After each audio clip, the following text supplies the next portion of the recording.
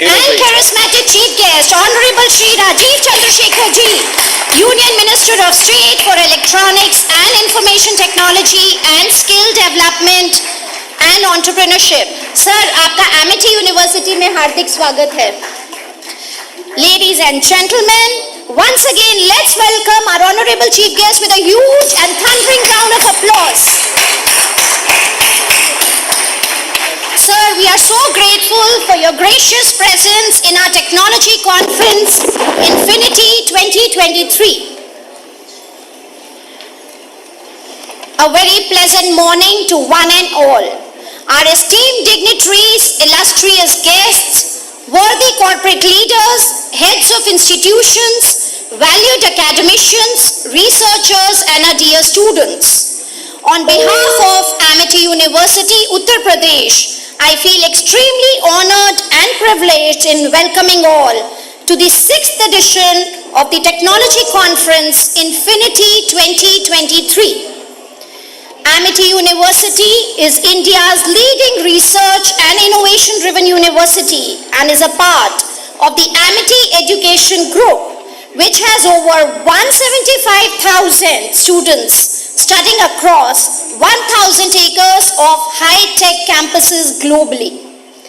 Amity Business School, the flagship institution of Amity University, Uttar Pradesh, works with a mission to create an ambience of academic excellence in which new ideas, research projects, leaders, and innovators of tomorrow emerge. Under the transformational leadership of our visionary founder president, Dr. Ashok K. Chauhan sir, our honorable chancellor, Dr. Atul Chauhan sir, our dynamic vice chancellor, Professor Dr. Balwinder Shukla ma'am, and our very inspiring Dean FMS and Director Amity Business School, Dr. Sanjeev Bansal sir, Amity Business School has continuously scaled unprecedented heights. Ladies and gentlemen, so well said. It's no longer the big beating the small, but the fast beating the slow. Business that embrace digital transformation can stay on the top by leveraging the power of technology to improve efficiency, reduce cost, increase innovation, speed, and above all, meet expectation of stakeholders. It is in this context that it gives me immense pleasure to announce that Amity Business School has conceptualized and organized Infinity 2023 on the very apt theme, Digital Transformation for Futuristic Businesses, Emerging Technologies, Leading Growth and Sustainability from 12th to 13th October 2023. In the two-day conference, we shall be witnessing the galore of panel discussions, deliberations, research paper presentations, and poster presentations. It shall surely provide a platform for eminent speakers from industry and government to share their experience, insights, and views on how organizations of future can leverage digital transformation to not only build resilience, but above all, to accelerate growth and enhance India's economy in all perspectives. Light is a symbol of brightness and prosperity as light expels the darkness. To make this conference a blessed one, we commence the event by lighting of the lamp, accompanied by an invocation dedicated to this light in our life. May I request Honorable Shri Rajiv Chandrasekhar Ji, our Honorable Vice Chancellor Ma'am Dr. Balwinder Shukla, and our Dean FMS and Director ABS Dr. Sanjeev Bansal sir to please participate in the ceremonial lighting of the lamp.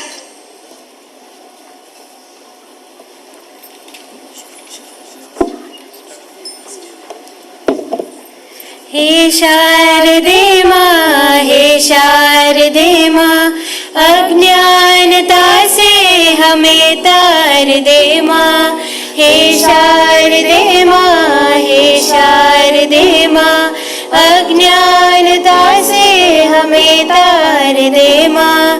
तू स्वर की देवी है, संगीत तुझसे, हर शब्द तेरा है, हर गीत तुझसे, तू स्वर की देवी है संगीत तुझसे, हर शब्द तेरा है हर गीत तुझसे, हम हैं अकेले हम हैं अधूरे, तेरी शरण में हमें प्यार दे माँ, हे शारदे माँ, हे शारदे माँ, अज्ञानता से हमें तार दे माँ।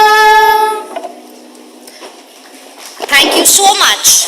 With the divine blessings and lighting of the sacramental lamp, the stage is now set for the 6th edition of the Technology Conference Infinity 2023.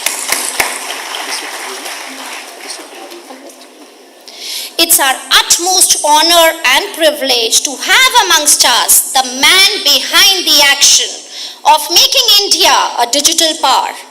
We are fortunate to have an accomplished and impactful leader like him, who has an unparalleled zeal and vision for new India and is truly an advocate of governance and technology.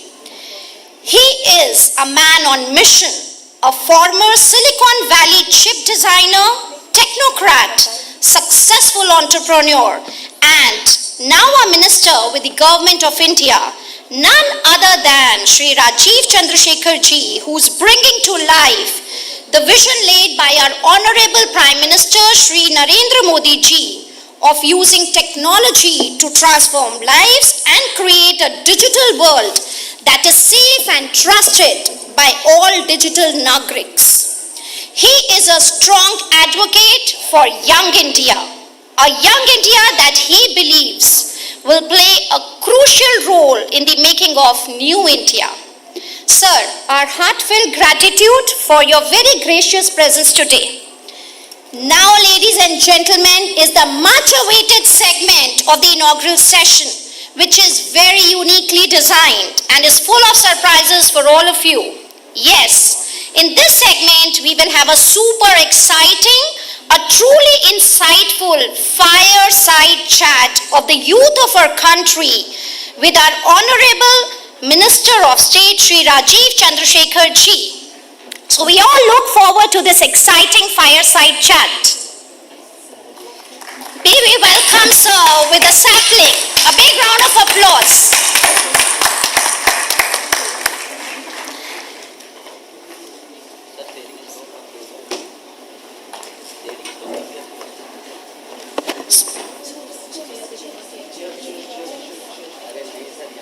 So we'll quickly start with a very interesting round of deliberations and discussions, a fireside chat session with our Honorable Minister of State, Shri Rajiv Chandrasekhar ji. May I request the youth of our country, the students, to please join us on the stage for this very, very insightful interaction.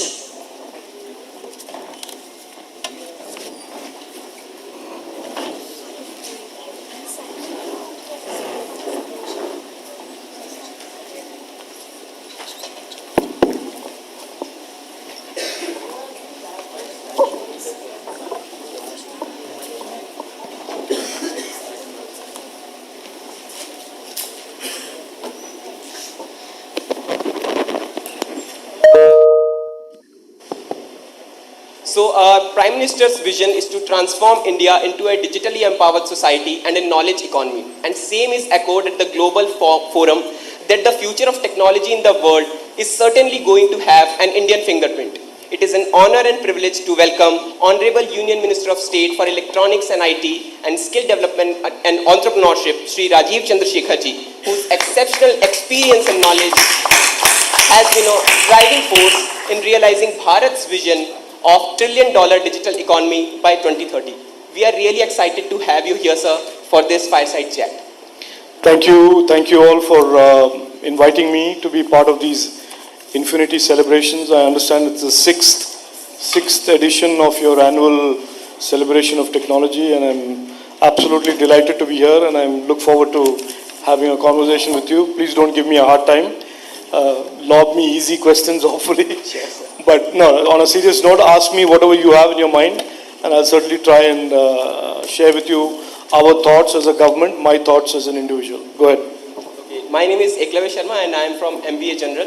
So, sir, seeing at your diverse career background, you started with electrical engineering, then computer science, then you worked with Intel to develop i486 chip, which finally led to the development of Pentium, and then you had a entrepreneurship career also, and then you are managing two crucial portfolios of the government. So, if you always had a clear idea about how you wanted to shape your future, or you just go with the flow? नहीं, this is a complete misnomer that people plan their lives. ऐसा कभी नहीं होता. But it is certainly true that in my case, every opportunity that I got, and I certainly got many opportunities, call it luck, call it hard work, call it a combination of all of that, I certainly put 150% into every opportunity that I got. So for a young student today who's looking forward to a career of either working or building something, I will certainly tell you that there is no clear-cut roadmap to success. I will only advise you as I can from my own life that there will be many opportunities that you will get. You have to choose them, pick them and go after them. So I was a chip designer. I never thought I would be an entrepreneur. I built India's first cellular company. I never thought I would do that. I never thought I would spend 18 years in politics and public life. I did that. I never thought that I would become a minister, but Prime Minister Narendra Modi chose me in 2021. So none of what I have experienced has been part of a plan. But certainly I can tell you I'm a Fauji's son, that there are attributes in everybody, every one of us. And those attributes have to be about hard work, determination, relentlessly pursuing your goals. And if that you have, then you will find that at the end of the day, the laws of nature and the world will throw opportunities at you and you can be successful. Rightly said by you, sir, that it's all about making the most of the opportunities. So, sir, you've been politically involved for more than 15 years now, and working with our Honorable Prime Minister, sir, it must feel like being under a global spotlight because the world is constantly observing the kind of steps that India is taking. So, given the impact that the Prime Minister has on the global stage, how does it feel like to work with him, and how promising does India's future looks like, or I must say, digital India's future looks like, given his vision? So, first of all, a small correction. I've been 18 years in politics. This is my 18th year. So that should tell you how old I am or how not old I am. But look, I say this, and this is my maybe 70th campus that I have visited and 70th group of students that I've interacted with in the last 2 years. I will say with all responsibility to you as a friend, as a colleague, as a minister, as somebody who's determined to serve and build a better future for you along with our Prime Minister, that you are the luckiest generation of students, luckiest generation of Indians in the history of independent India. And the reason for that is over the last 9 years, this entire narrative of an India, a country with great people, great potential, but always failing, has been transformed into a narrative by our Honorable Prime Minister of India, a country of great young people who have the ability, the confidence and the capability to shape the future in a way that is unprecedented and never imagined in the history of India. So I will tell you that you are the luckiest generation. Please believe it. I was a student once. I know the struggles of our generation. There are 3 members and there are many of your faculty who are from an earlier generation. You are certainly a generation of students that have unprecedented opportunities in front of you to succeed. In terms of working with the Honorable Prime Minister, I have had the good fortune of having interacted with and worked with some of the best and brightest minds in the world. Andy Grove, Bill Gates, Steve Jobs, Larry Ellison. I have had the opportunity to work Craig McCaw with pioneers in the areas that they have pioneered.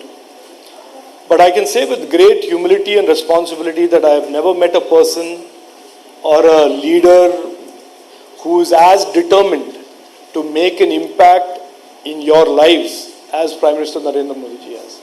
He works relentlessly, he works smartly, and he has created a framework that is not about the next 6 months, that is not about the next election, that is not about a few days of momentary impact, but it is about permanent, decisive, sustainable change, transformation in all our lives.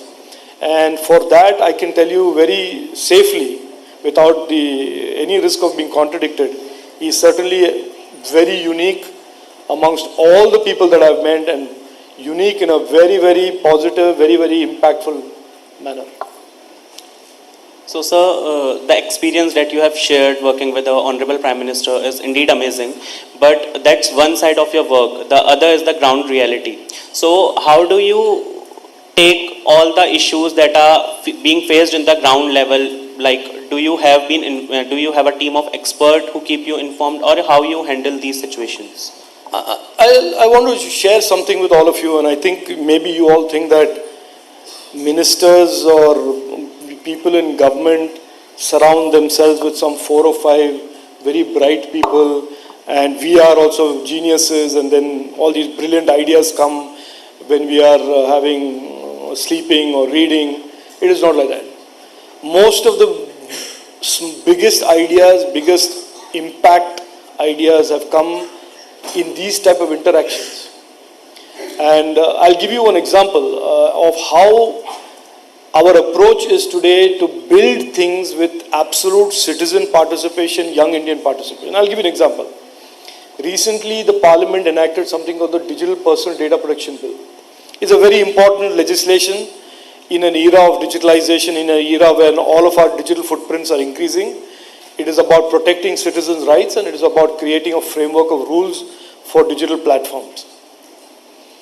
Every word in that legislation, such an important legislation, every bit of that legislation was formulated not by a minister and 3 bureaucrats, but by public consultation with thousands and thousands of people, young, old, lawyers, students. So I must tell you that the maximum impact that we make as government today, and the difference that we make a better impact than any other government in the past, is because everybody is involved in the ideations and the policies that we make. So it is not about thinking that one particular minister is brilliant and the other is not, or the other bureaucrat is brilliant and the third one is not. Our approach is, it doesn't matter. As long as we consult with and make every policy and every law and every rule for the people, by the people, of the people, which is the real essence of democracy. And I think you have seen that in our actions, in our Prime Minister's method of working, that is firmly ingrained and embedded as almost in the DNA of what our government is. Very rightly said, sir. So as there is a rise in AI technology these days, so there are very much risk regarding face scams as well as the voice scams, etc. So how the government is going to ensure that the use of AI only for positive purposes and make the use of AI safe? Yeah, so this is a very important question, and it's a good question, and not that the others were not good questions, all are good questions. But certainly the AI question is very relevant to our times, and I saw in the board outside that there are many projects that are being done on AI. There is a book that I recommend that people read. It's called The Next Wave, The Coming Wave. It's by a person who founded one of the first AI companies called DeepMind, and his name is Mustafa Suleyman. He founded a company in the UK called DeepMind. And his hypothesis, which I agree with, is that the next wave is going to be so deeply disruptive, and that wave is going to be almost certainly powered by AI. What you see as deep fakes in video deep fakes or audio deep fakes is only a tip of the iceberg.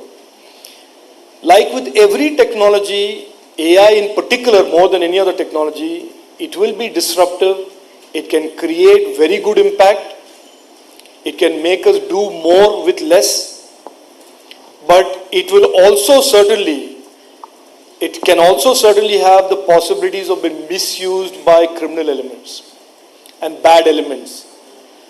So our approach is a new legislation called the Digital India Act, which is ready now for consultation and will soon start consultation, where we have created a framework for all emerging technologies, including AI, that lay down some principles that say that the technology can be used in any use case. However, that technology must not cause harm, must not be used for criminal purposes, must not be used to cause harm to any individual or a group of individuals. So our approach towards regulating AI or any emerging technology is not about banning, not about regulating use cases, but it is about regulating and creating guardrails that protect the citizen from any adverse use of that platform or adverse use of the technology. It is, as I say in my language, in the technical language, we will regulate AI through the prism of user harm and conversely, reciprocally, safety and trust of the user. In India, this is very important because today we have 83 crore Indians using the internet. By 25-26, thanks to the Prime Minister's investments in infrastructure, we will have 1.2 billion. 124 crore Indians will be using the internet, largest connected nation in the world, and there will be young and old, women and men, rural and urban, digitally literate, digitally not literate people who are all using the internet for their day-to-day work. And so it is our goal and our ambition and our mission and our duty as a government to make sure that they are all safe. Safe from misuse of AI, safe from misuse of social media, safe from misuse of any platform. So the Digital India Act will certainly lay down the guardrails of regulating AI through the prism of user safety and user harm. Sure, sir. On the same line of the deep fakes, so what government will do to ensure the CSAM offences should come to a halt? Yeah, good. Again, a good question. There is a statistic shared by the National Commission of Women, a National Commission of Human Rights with us recently, that 1 out of every 3 or 1 out of every 4 instances of surfing the internet or using the internet is for, believe it or not, it's a shocking statistic, for child sexual abuse material. It is a very, very, very bad phenomenon, and I'm using polite words, but it is an extremely unexpected, unacceptable aspect of the internet, and we are cracking down heavily on it. And we have only recently set out and sent out notices to YouTube, to Telegram, to X, which is Twitter, saying that if they do not proactively clean up their platforms on this very despicable type of content, very exploitative type of content, which make children the victims of exploitation, if they don't do that, we will proceed down the road of removing the safe harbor protection that they have under the IT Act and make them criminally liable under POCSO and every other legislation under the IPC. This message has gone out loud and clear to them last week, and we expect these platforms to be responsible platforms, focus on the safety and trust of every Indian child, and not have this phenomenon of proliferating and distributing CSAM material. It is a very, very troubling phenomenon of the internet, and I always tell people who talk about the internet that the internet has always been seen as a force for good.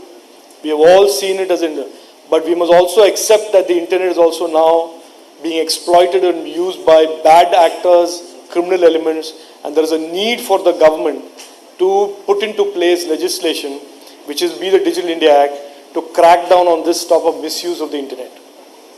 So we highly appreciate the initiative by government.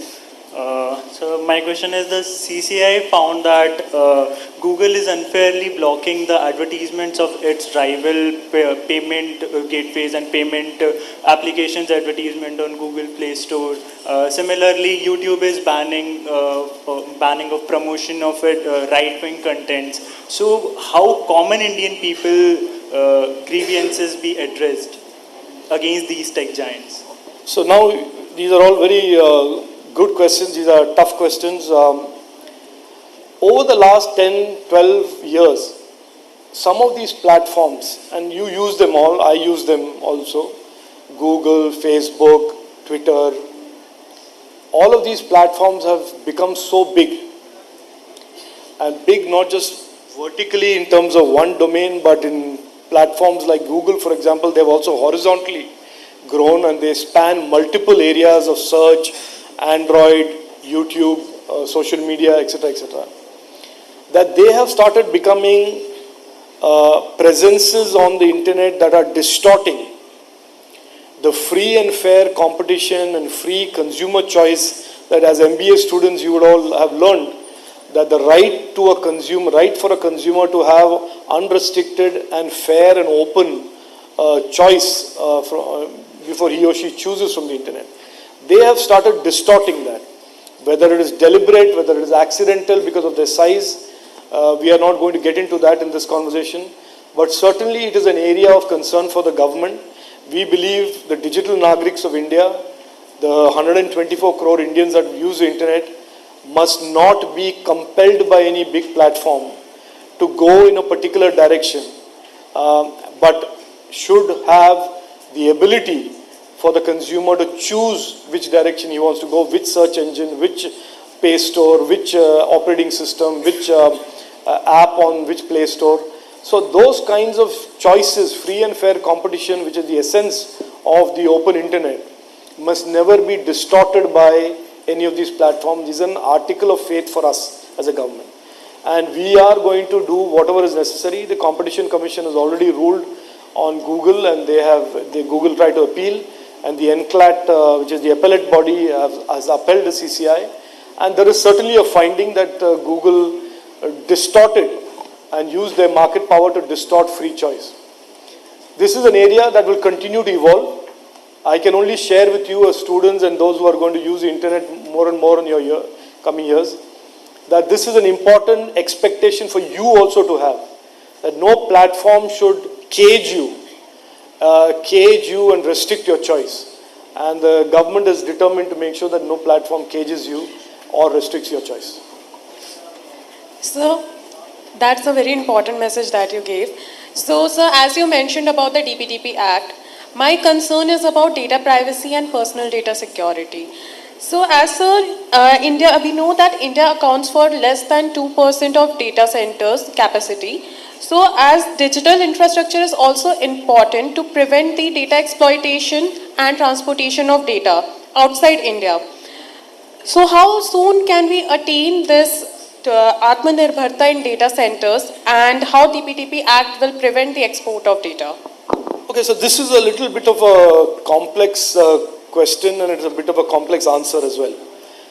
On one hand, there is a legitimate interest for us, all of us as citizens and government, to ensure that the cloud, which is today increasingly, you don't store on your device, you don't store on your desktop or your laptop, you store on the cloud, you process your data on the cloud. The cloudification of our world is increasing, and therefore should the cloud be all resident in on-premed in India, or can the cloud be across diverse data centers around the world? This is a interesting choice that we have to make. If I'm a startup and my application or my product or my solution depends on a cloud, whether it's an Amazon cloud or a Google cloud or an Azure cloud or an Indian cloud, I will say that I want choice. I don't want to be limited that I should only use Indian data centers. I also want to be able to use, if it's a better technology, lower cost, to use a data center somewhere else in the world. So that is one argument. The second argument is that, look, I am a citizen of India. My data, I don't want it being processed in a foreign geography where the DPDP Act does not apply, and therefore somebody can misuse my data. So these are seemingly contradictory goals. But with the DPDP, what we have said is that we will permit startups and companies to store the data and process the data overseas, subject to the DPDP Act and the obligations being applicable. And that if we find that any platform is storing the data and processing the data in a country where the DPDP Act rights of the Indian citizen are not being applied, then we can blacklist that country. So our objective is to allow the startups to have the flexibility to choose multiple clouds, at the same time ensure that no citizens' rights of data protection and data privacy is ever violated. So we have married both what we think are two contradictory goals, and the DPDP creates a much more modern, much more progressive approach towards processing of data and not limiting it only to India. But certainly over the next few years, if you find that many countries are saying, no, we will not enforce the DPDP obligations, we will blacklist them. Thank you so very much, sir. It was wonderful interacting. I know you have paucity of time also. Yes. So if you permit a final question from my side. Yes, you go ahead. All right. So it's not a question actually. I just wanted to tell my wonderful students here, who is your role model and what's your message to all these students here?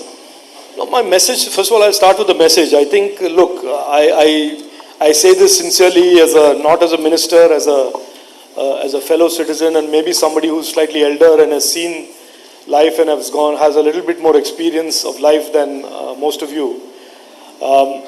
That the world today and the country today represents a huge number of opportunities for you.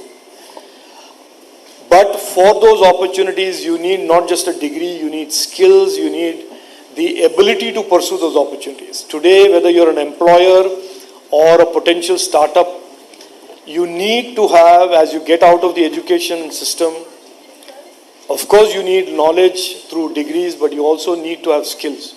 I would urge you that as you go through your degree program and study, that you also give yourself some skills, whether it is programming, whether it's coding, whether it's some digital design skills. But having those skills along with the degree makes you a much more competitive warrior, because it is a competitive place. There are many, many more opportunities than when I was an entrepreneur, but it is much more competitive than when I was an entrepreneur. In my days, maybe there were 5 people who thought about entrepreneurship and wanted to start up a cellular company. Today there are, and it was much more difficult, today there are 100,000 lakhs of you youngsters who want to go do the next big thing. And it is more competitive, and so really it is about smarts, being skilled, having talent and having some particular capability that your competitor down the corridor does not have. So I would urge that certainly, and it is a very exciting time. Don't ever think that it is only about jobs. It's also about jobs, it's about startups, it's about entrepreneurship. The other reason I say you're very lucky, and I want to share this with all of you, and especially the faculty. In 2014, and I want you to remember this, the Indian workforce was 42 crore people. 42 crore Indians went to work every day, earned a living and came back home to look after their families. Out of which 31 crore Indians in 2014 had no education, had no skills. That means 3 out of every 4 Indians worked without skill or education just 9 years ago. That is progressively changing, rapidly changing. So you are certainly very lucky generation where you have the ability to get skills and ability to get quality world-class education as in Amity University. In terms of my role model, I've been asked this question and I can tell you I have 50 role models. Starting from my father who's a Fauji, I saw him dedicated to the country. I have worked with some brilliant minds like Andy Grove, Vin Dham. They have been role models. I met a person called Craig McCall in the early days of my cellular entrepreneurship, who was the first wireless entrepreneur in the US, a completely crazy man. He was a role model. In politics, I have had role models, Atal Bihari Vajpayee ji, Advani ji, Narendra Modi ji. So I think you don't need to restrict yourself to one role model. I certainly haven't. And I think at every stage of your life, you will discover different types of people who will be a beacon of inspiration for you, and I think you should find them out. Thank you. Thank you so very much, sir. Before wrapping up, we will have a 1 minute of rapid fire round. Sure. So please, I'll ask that question. Go ahead. Sir, if not politics, then what career path would you have chosen? I don't know. I would have been a Fauji or I would have been a professor maybe. I certainly love teaching. or I would have been somewhere in some armed forces somewhere. That's my feeling. All right. One application that consumes most of your screen time? I mean, most politicians today, those in public life, we are unhealthily obsessed with Twitter, unhealthily obsessed with Instagram, unhealthily obsessed with Facebook. So those are all the platforms that we deal with. Tea or coffee? Tea. An early bird or a night owl? Early bird, very early bird. Your favorite pastime activity Reading. and a book you would recommend to everyone? Oh, there's hundreds of books. I mean, the last book that I read is this, The Coming Wave by Mustafa Sulaiman. It's certainly an excellent book to read about AI, those who like AI. If you want to read a book about entrepreneurship, there's a good book called The Second Coming, which is Icon. It's a book about Steve Jobs and his second round of entrepreneurship. Or there's another book that I recommend, Money Out of Thin Air. It's a book about the story of Craig McCaw, the man who built the wireless sector as we know it in the world today. So your inspiration? I answered that question. You are my inspiration as much as anybody else. I think the young students of India today certainly inspire me a lot. Like I said, this is my 70th campus almost. And everywhere I go, the energy, the confidence that I see. I'll just share a story with you. I was in Bengaluru recently. A young group of engineers from a college has set up a company called Digitantra. Absolutely wonderful company that does mapping of objects in space. That could be from 1 centimeter to a large meteorite or a large debris in the space. 3 young guys from engineering college, computer science students, who built what is called the Orbital Collision Avoidance System. 23 years old, absolutely inspiring. So BGMI or Call of Duty? Call of Duty. Sir, India or Bharat? Bharat, 100% Bharat. And the last show you watched? Last show? Yeah, web series that you have watched. I don't know if I watched any. I'm watching something now called The Rise and the Fall. I watched 2. One is about WeWork. It's called We Crashed. It's about the company called WeWork and how that startup soared and fell. And I'm watching another one called The Rise and Fall of. It's called vaping, I think. It's a rise and fall of a vaping company called Juul. I just started that yesterday.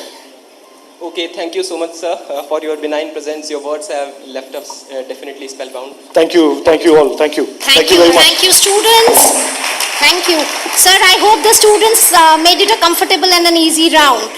Sir, thank you so much, sir. With the vision of our Prime Minister and with leaders like Rajiv Chandrasekhar ji, we are sure that India is on a progressive journey to be a digital power which is safe and empowered one.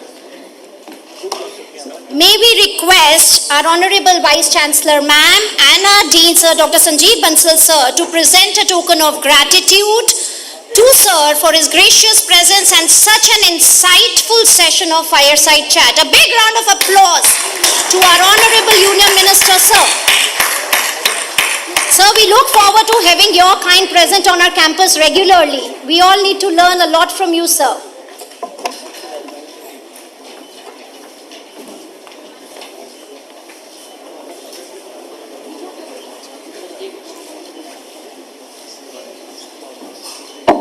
Yes, this calls for a thundering round of applause, ladies and gentlemen, for such an exciting and energetic fireside chat.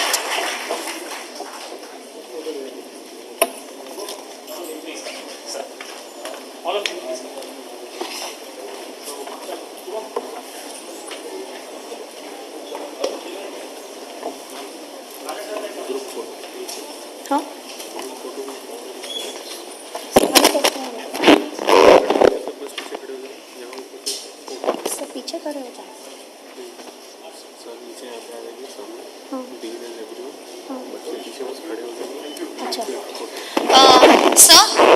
sir they are requesting of a group photograph of minister sir with the youth of our country. Sir is requesting, if they are saying if sir stands here and all the students stand that side. I think that's truly a leader of the youth, leader of the new India, a leader who loves interacting with the youth.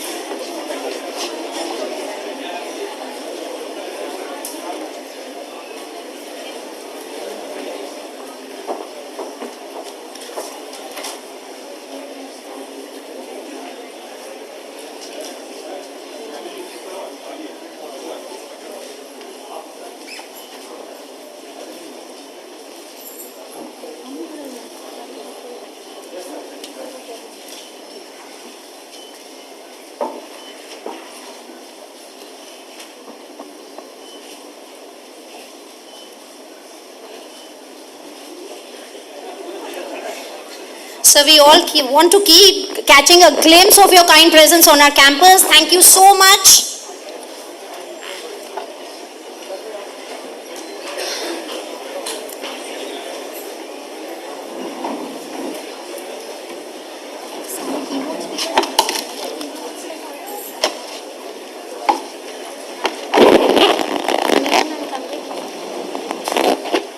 We request everyone to please be seated.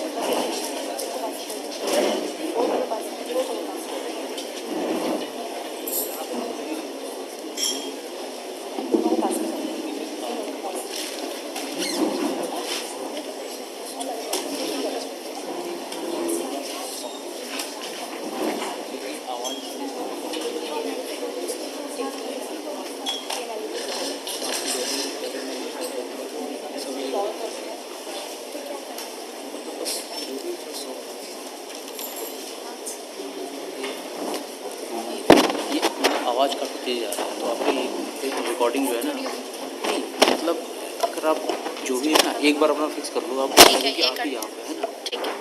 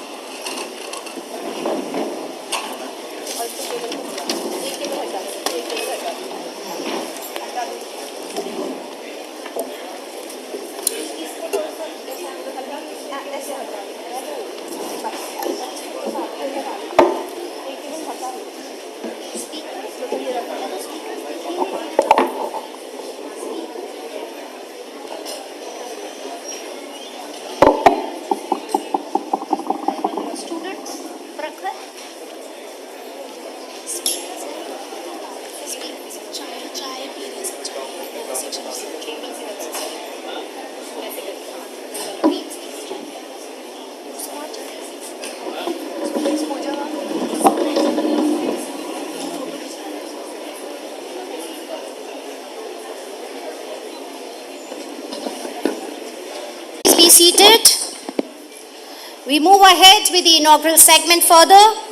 An outstanding administrator, a brilliant academician, a vivid researcher, and a far-sighted visionary leader, none other than our most beloved and honorable Vice Chancellor Ma'am, Professor Dr. Balwinder Shukla Ma'am, who is very well known for her multifaceted insights, humility, and leadership skills.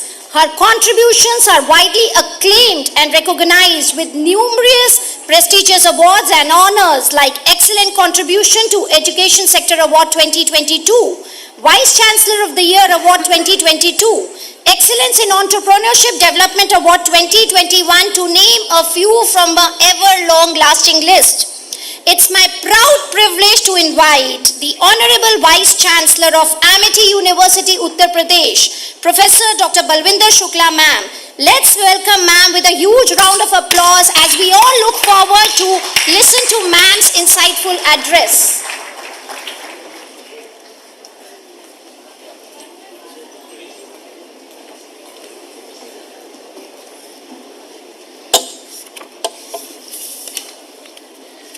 A very esteemed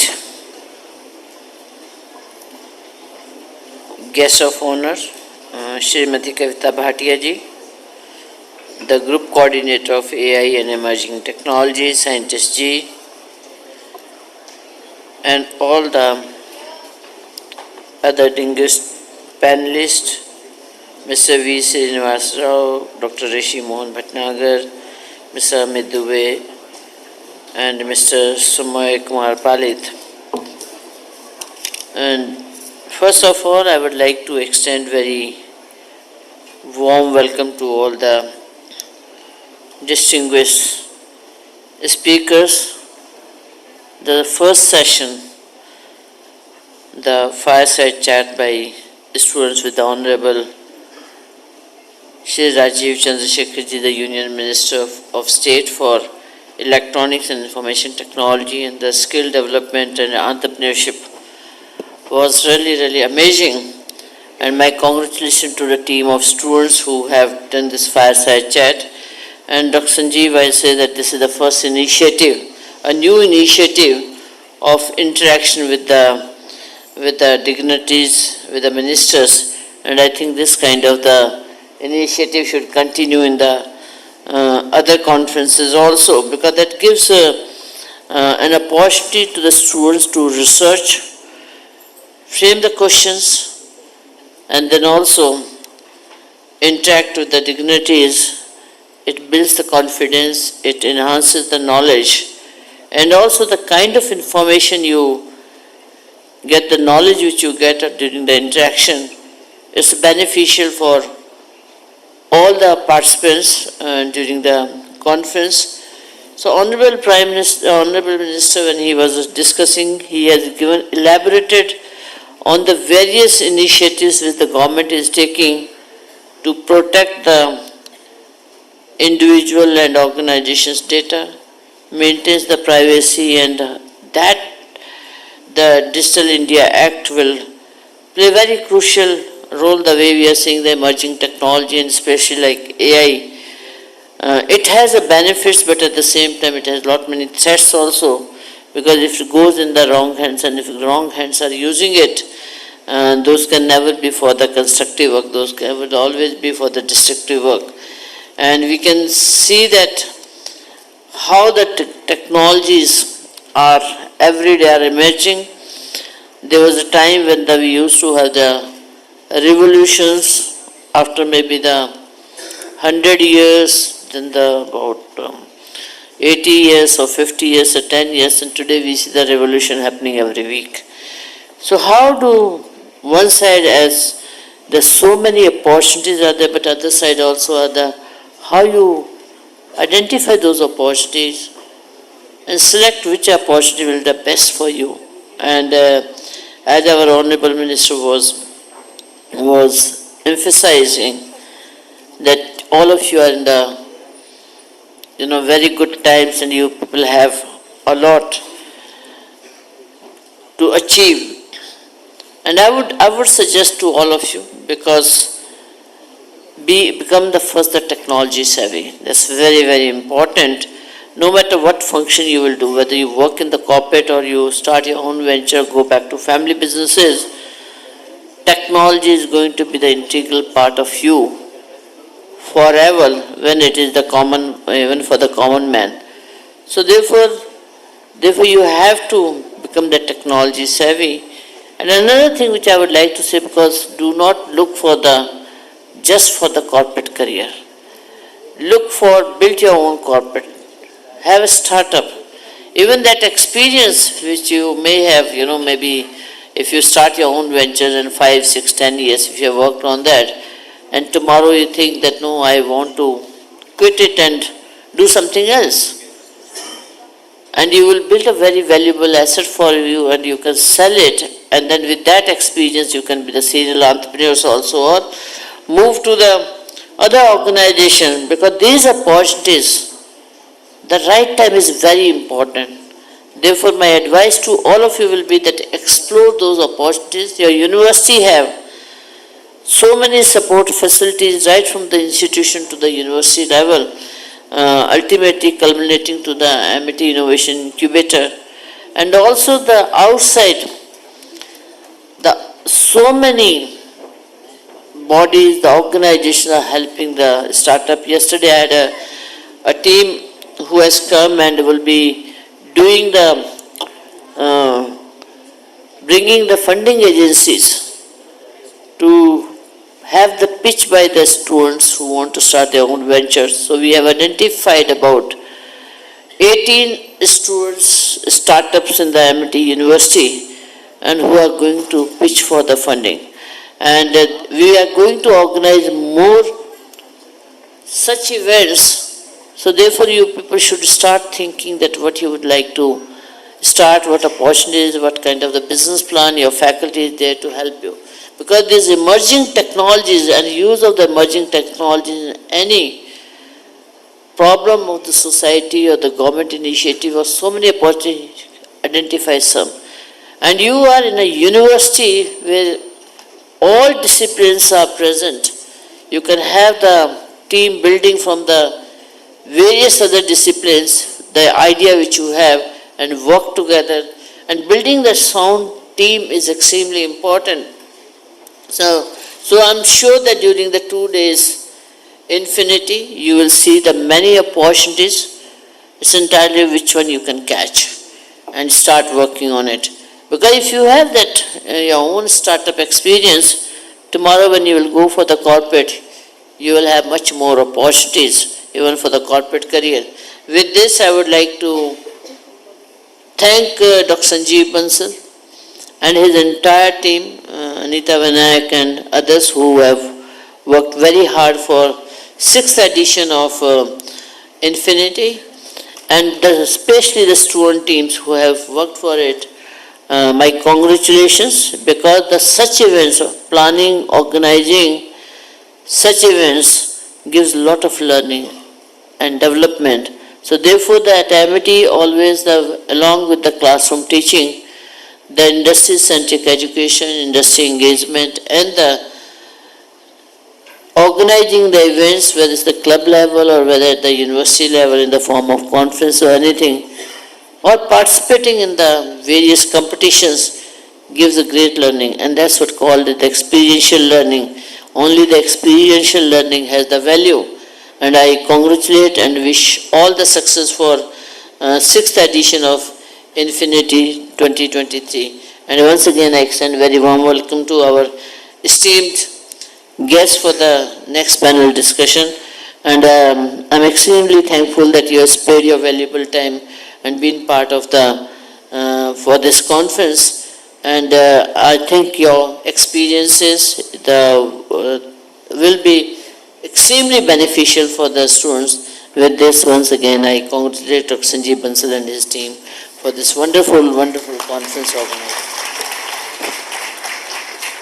Thank you so much, ma'am. You are always a guiding light, a source of encouragement and support for all of us.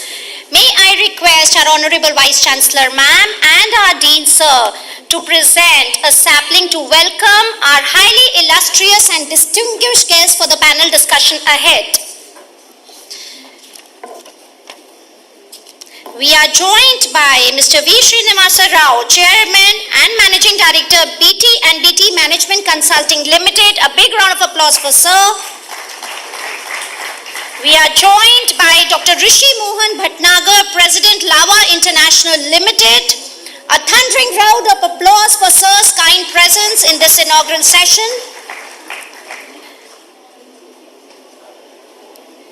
It's a proud privilege to have with us Mr. Amit Dubey, Cyber Security Expert, Economic Council of India. A huge round of applause, ladies and gentlemen, for his kind presence in this inaugural session.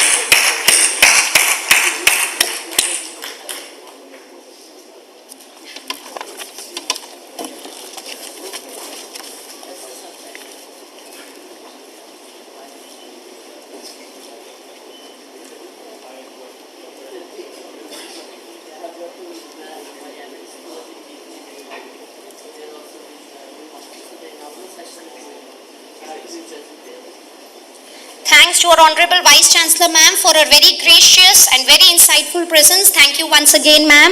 Thank you, ma'am. Okay. We have with us Ms. Renu Singh from MyGov India, Ministry of Electronics and Information Technology. Ma'am wants to make a very important announcement for our students. Let's welcome ma'am with a huge round of applause, ladies and gentlemen. Thank you. Thank you so much for warm welcome. So, I would like to play the video, please. I would request, ma'am, please play the video. So, please go through the video. I have a very small announcement, and this is for all of you, everyone who is sitting in this auditorium. So, anybody who is playing the video?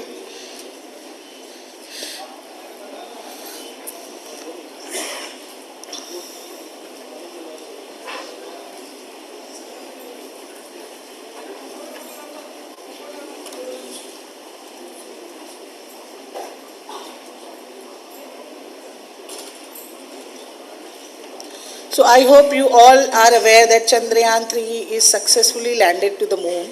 And while PM Sir's visit at ISRO, Bangalore, PM Sir has announced a one Chandrayaan 3 Mahaquiz, which has been hosted on mygov.in. MyGov हमारे Chandrayaan mission को लेकर बहुत बड़ा quiz competition launch करने वाला है। MyGov portal पर हो रहे इस कंपटीशन में अब तक 15 लाख से ज्यादा लोग हिस्सा ले चुके हैं। MyGov की शुरुआत के बाद यह किसी भी क्विज में सबसे बड़ा पार्टिसिपेशन है। Participated in so much in the quiz, space quiz that we have hosted.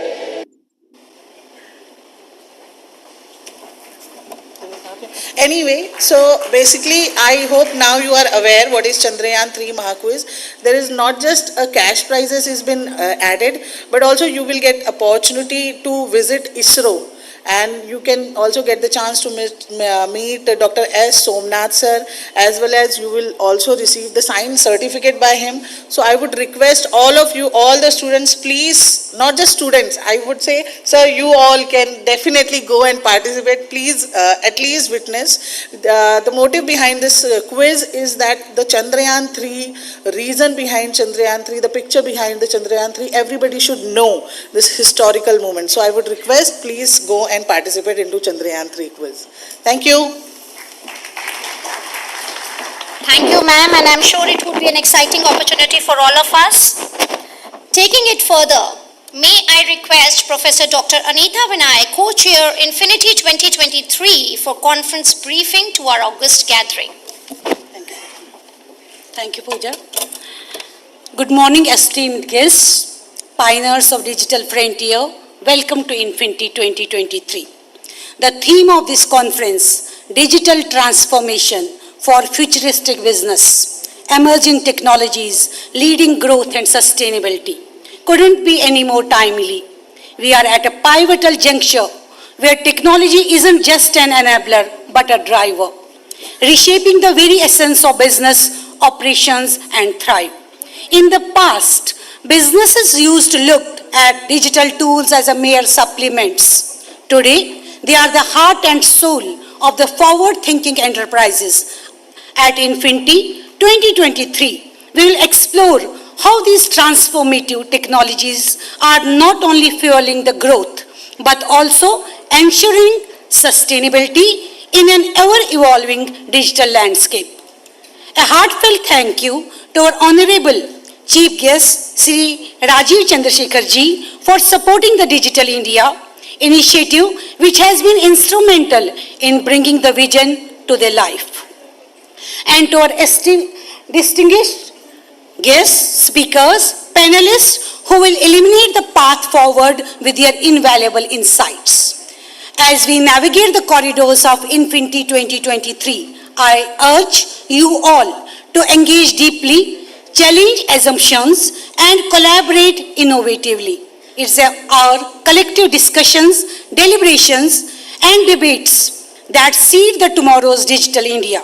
It will revolutionize the life of all Indians. As we gather here today, it is essential to acknowledge the incredible strides that India has made in the field of information technology in this year 2023. Our nation continues to be the forefront of innovation, pushing the boundaries of what was impossible yesterday. India has achieved a major breakthrough in the field of quantum computing with the potential to revolutionize many industries, including medicine, material science, and artificial intelligence. Artificial intelligence too has made significant impact and inroads into the healthcare sector this year, as we have seen AI-powered diagnostic tools and predictive analytics significantly improving the patient care and medical research all over the country.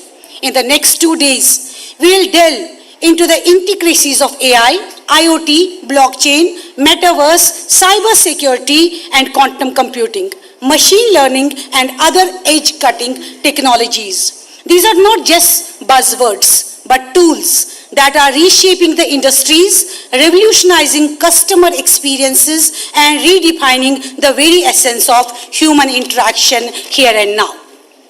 In the spirit of this conference, we must recognize that the true power of innovation lies not only in the technology itself, but in how we harness it to address pressing issues of our time. These issues are climate changes, social inequalities, healthcare disparities. These are global challenges that require collective technology-driven solutions. At Infinity 2023, we are just not spectators of digital revolution, we are active participants as well, architects of change and creators of future that is sustainable, inclusive, and equitable.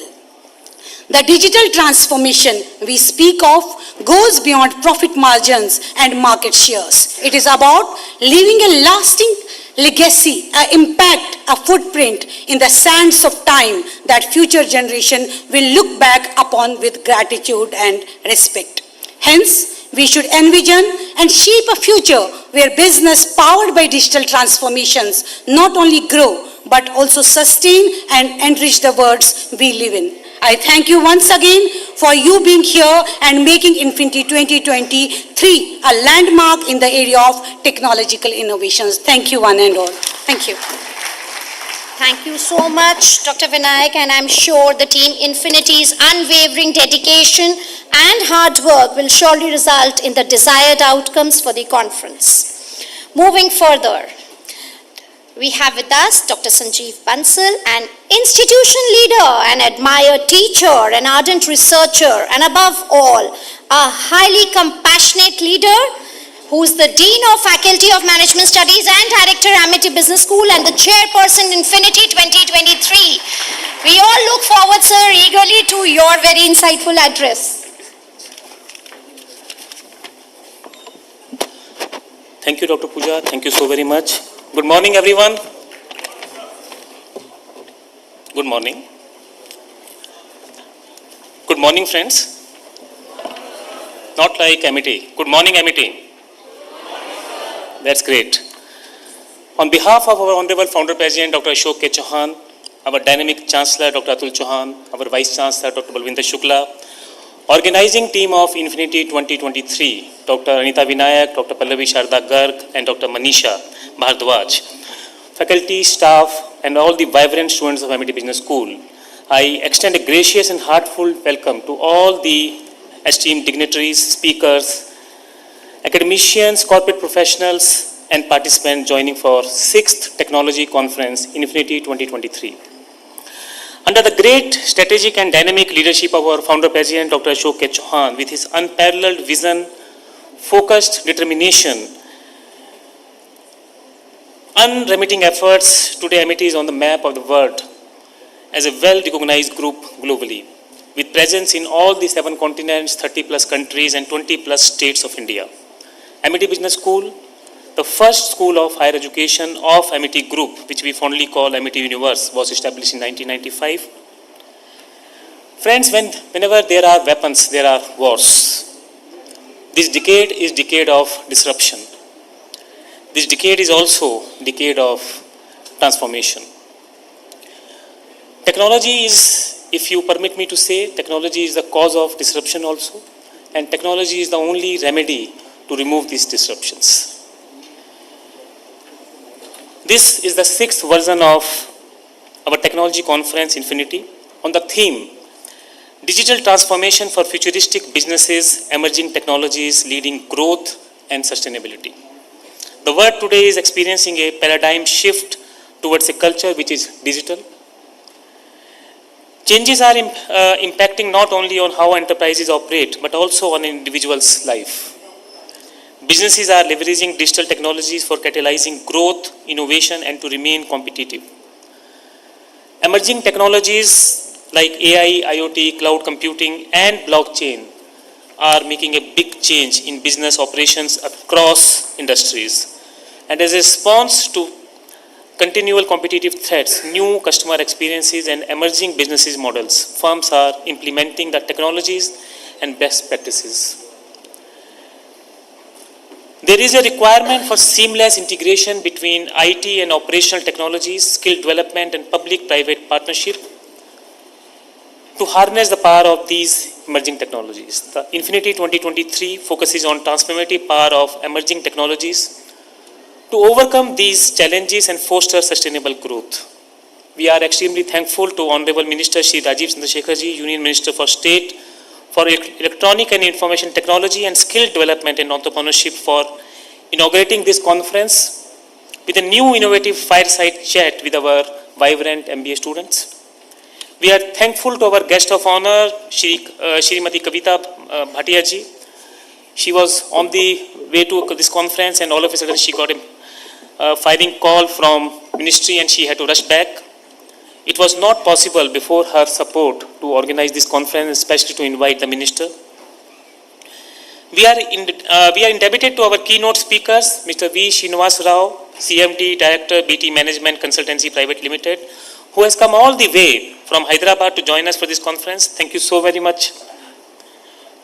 Thank you so very much, sir. Shri Rishi Mohan Bhatnagar Ji, President, Lava International. So, yes, no, and finally, yes. But kindly we could welcome you, sir. Thank you so very much for being here. Mr. Palit, Executive Director HR for our old associate Indian Oil Corporation, was almost certain to be here. He has just conveyed his regret. He would be joining us if possible. And finally,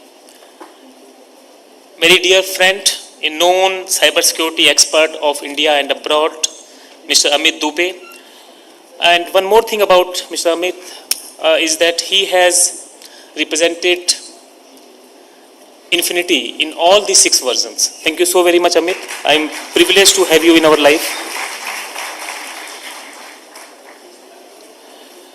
We are all very happy and excited as today we are having blessings of our Honorable Founder President, Dr. Ashok K. Chauhan, and our Chancellor, Dr. Atul Chauhan, sir, who are our monitoring and guiding this entire conference throughout. We are grateful to all our well-wishers, our Vice Chancellor ma'am, all the faculty and staff. I am thankful to all. A heartful welcome to all joining for Infinity 2023, and I am very sure these 2 days are going to be very exciting and full of learning to all of you. Thank you so very much. Thank you, sir. And sir, we are also equally sure that with your leadership and guidance that these 2 days will be captivating and knowledgeable for all our stakeholders. moving ahead to a very exciting, very energetic panel discussion. It's our immense delight and honor to have amongst us Mr. V. Srinivasa Rao, Chairman and Managing Director, BT and BT Management Consulting Private Limited.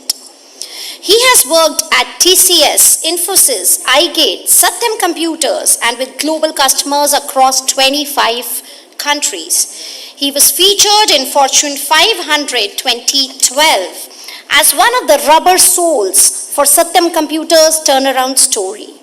He is an executive coach, consultant, and an advisor to CXOs, government officers, and senior executives on business digitalization. May I request Mr. Rao to share his valuable insights on the theme Tech Harmony, ensuring our digital and human worlds coexist. Sir, we eagerly look forward to your insights. Good morning. Energy is very low. So how many people heard about the industry revolutions? Anybody? First, second, third, fourth, fifth. Anybody heard about industry revolutions? I'm sure you know that the economy is dependent on industry revolutions, right? Whatever economy, you are all from MBA, right? So you should know how the economy is built, right? So the first industrial revolution started with the steam engines. Steam engines and textiles, handlooms, all these industries play a very vital role. The second industrial revolution, it took 200 years, around 1900 or 1920, which was driven by what? Any guess? Electricity. Electricity has become a driving force for the economy, creating new jobs, new industries, and there I think the manufacturing also took a lot of space there. So what is the third industrial revolution? Any guess? It just took 70 years, 60 to 70 years for third industrial revolution, where electronics and information technology played a very vital role. After that, just it took 20 years, right? We come to fourth industrial revolution. So that's where what? Ma'am talked about the artificial intelligence, machine learning, whatnot, right? The digital twins, 3D printing, blockchain, Internet of Things. All these technologies have become the driving force for countries and also the businesses and industries. You from business needs to understand there is a paradigm shift. What is that? Technology is not just an enabler, which you have been talking about for many decades, right? And I am ready to have the debates and discussions. The technology has become now a driving force for countries and also the industries and businesses. How many people agree? Agree or disagree? Yes or no? Let us have some discussion. Technology is a driving force or enabler? How many people say enabler? It's only just supporting entity. Or it has become the heart and soul like ma'am mentioned, right? So if you don't understand the difference, then you will have challenges in this fourth industrial revolution. Fourth industrial revolution started in 2000. Now already we are in fifth industrial revolution, 2020s, right? So if you don't understand the basics of these industry revolutions, then you can't really prepare for the future. That's where first point I would like to tell, right?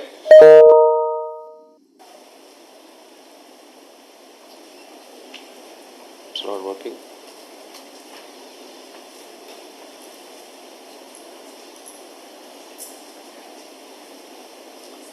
Yeah. So look at there, why it has become a driving force, I think you need to understand. In the past, the technologies were siloed. So if you talk about information technologies like the technology which deals with all data, that's where this TCS, Infosys, Accenture, IBM and all came. Okay. The second one is very interesting. You look at the communication and collaboration technologies. How many people heard about 5G? Right? Now 6G is also in the offing, right? and also you have short-range transportation networks, and the collaboration technologies like video conferencing, right? The social media, telepresence, all those things came. The third one is operational technologies. What are they? If you go to any industry today, everything is automated, right? Okay, those are all called operational technologies. In summary, what I'm trying to tell here is, these were siloed in the past. Now they are married. When all these technologies got married, the capabilities got multiplied. An organization or country can utilize those capabilities tremendously. When they were, I mean, it's like a power of the group, right? A power of the team, what you say. Here also, when the technologies come together, we call it as a modern cyber system. Okay? So that's what the technology has become now driving force. When all these information technology, operational technology, communication technologies, collaboration technologies, and then what is that? Biotechnology also, right? And other technologies, nanotechnologies. When all these things talking each other, communicating each other, collaborating each other because of the internet and other technological innovations, the power has got multiplied. That's where the business guys needs to understand what new capabilities are emerging with this convergence, then how I can drive and manage the businesses. Okay, so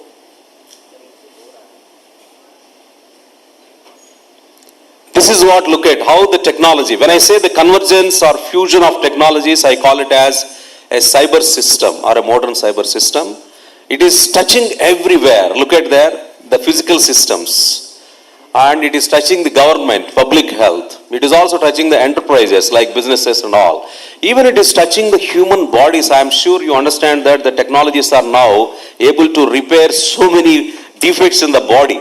Okay, I am not getting into the details. That means the technology fusion, that means the cyber system is touching the physical, the manufacturing industries, the governments, and the businesses, and also human bodies, right? That's where it has become a very powerful thing. So today we are in a digital economy, right? Yes or no? Digital economy. That means whatever the technologies we are talking, why it is called digital economy? Because the technology has become a driving force. The fusion of technologies are driving, and the new jobs are getting created around these technologies. These technologies are creating new business models. These technologies are creating new industries. So that's where the economy is totally dependent on this fusion of multiple technologies. Okay, now I'm going to quickly run through. My objective today is to tell you, it is very easy to say that technology is going to change the world, but is also seriously going to impact the human lives. My subject today is that. Okay? The first one, with these technologies, the most important thing is we are able to give life to things. Is it possible? Is it possible to give life to things? What is life? You can sense, you can think, you can communicate, or with your experience you can even predict what is going to happen in future, right? So don't you think you see today the self-driving cars? What does it mean? Am I not giving life to that? There is a washing machine which can do itself the job, it can sense, it can communicate, it can think, right? Or it can even tell I will take 20 minutes or 15 minutes. So when you are able to give the life, what is going to happen? I can give life to this chair or not? Can I? You are sitting there, if you are sitting in a wrong posture, the sensors will tell you through your mobile phone, hey, you are sitting in a wrong posture, please sit in the right posture. Or after 15-20 minutes it will say, I think you are going to get the back pain if you sit like this in the next 25 minutes. That means I am giving life to the chair is able to sense, think and communicate. I think this is the most dangerous thing. In future, you are going to have not just the human workforce, you will have the digital workforce. A chair is a worker, a robot is a worker. They are able to do the work what the human beings are able to do. I think this is the one major change is going to happen in the world. It's not just the human beings, it's also the digital workers. The population of India by 2047, I expect it is 300 crores. It's not just 160. The reason is the rest of the population is digital workers. So the next one. Living in imaginative, immersive and imagine. How many people heard about, ma'am talk about metaverse, augmented reality, virtual reality? Anybody heard about it? So now itself the social media has created an extraordinary value. And it also created a lot of negative impact, right? Do you agree? Now imagine you wear a VR headset and you get into a world which doesn't exist outside. You know that the power of virtual reality and augmented reality, right? That means a non-existence you can create as if it exists in the computer. Then wearing that VR headset and VR suit, you get into that computer. You play the roles what you can't play outside. The danger there is, you are going to live in an imaginary world, probably 70 to 80% of the time which doesn't exist. You will get impacted. If it is used positively, fine. Okay, I want to become a don, or a mafia don, which is not possible outside. But I can become a mafia don in an imaginary world where I create. It is a VSR world. And I can get in there, I can do whatever I want. After all, it is an imaginary world. And imagine, there is always the brain get impacted. What is the activities I do maximum my time, right? Your behavior get impacted. There is a danger. You are living in two worlds and very confusing thing. Physical world is different from imaginary world which doesn't exist, but you are living maximum time there. That is going to impact us.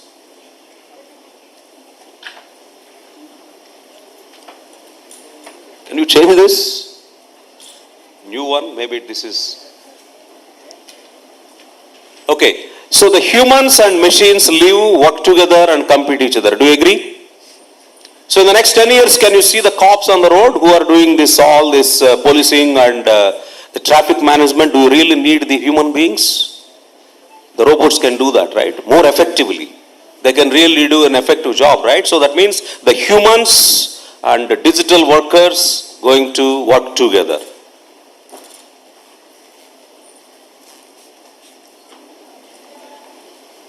Okay. So after Corona and this COVID, you know that you can do the work from anywhere, anytime using any device, right? In the past, the conventional industries like manufacturing and all, they never used to do that, right? So you sit in US and you can work from India. You agree? So don't you think this is going to change the whole dynamics? So I don't care whether you are working in Russia or Germany or Japan, it doesn't matter. I don't need to depend the people sitting in India. Tomorrow I want to have a product development to be done. I can get it done from expert in Russia.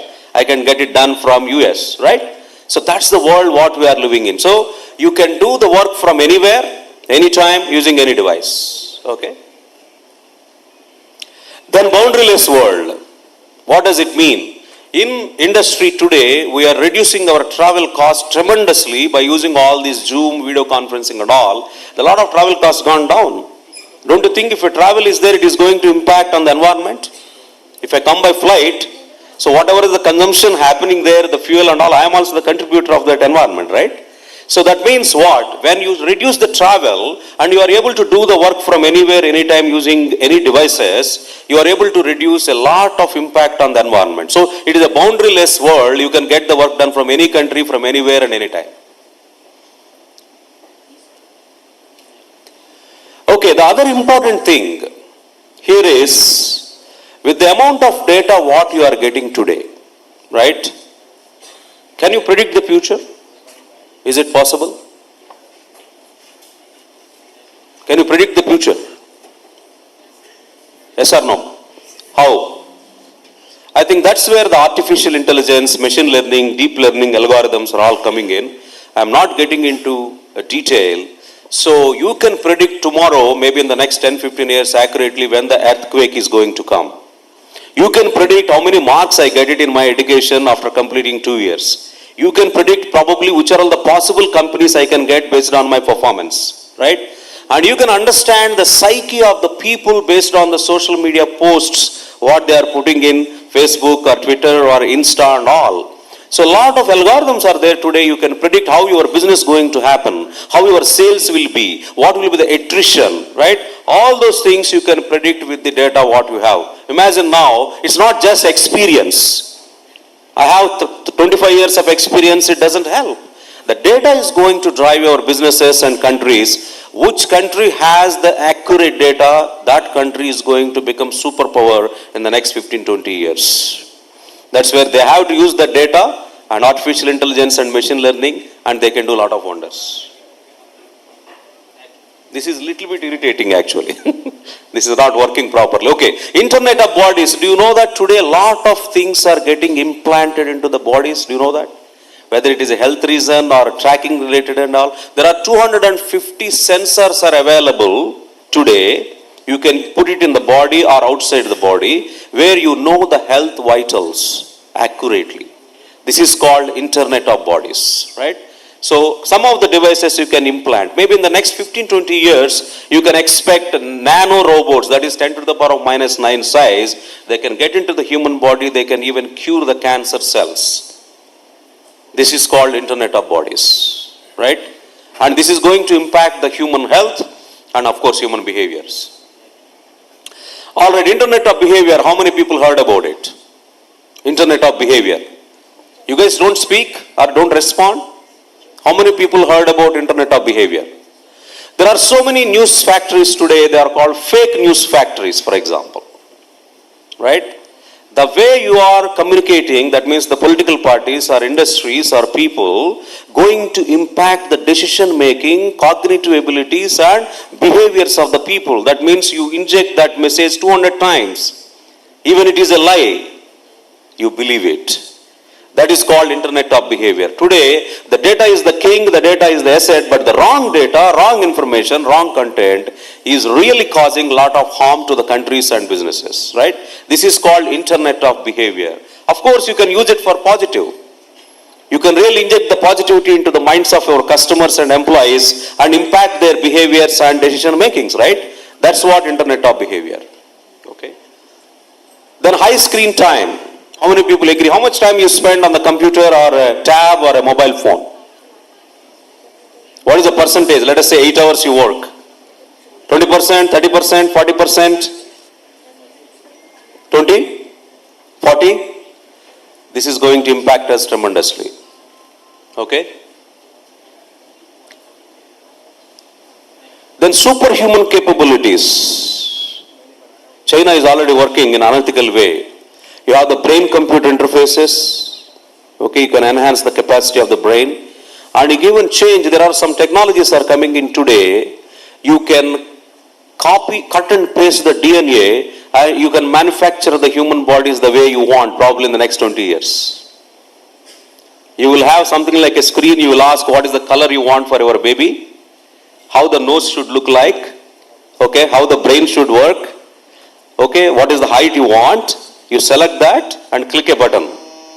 Then complete DNA engineering happens and you will get a baby of what you want. Or the other thing is inherited. Today, whatever, I think the parents give not only just money, right? They also give diabetics, they also give the cardiology problems, they also give, and the inherited problems are so many today which is coming from the parents.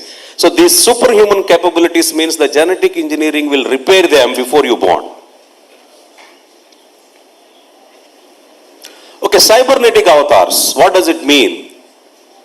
Japan started 2050, there is a moonshot goals. What they are doing, I am sitting here, but my avatar, which is like a robo, it could be a robo, physical robo, right? It could be in Hyderabad, it could be in Delhi, it could be in Bombay. At same time, I am there at 4 places.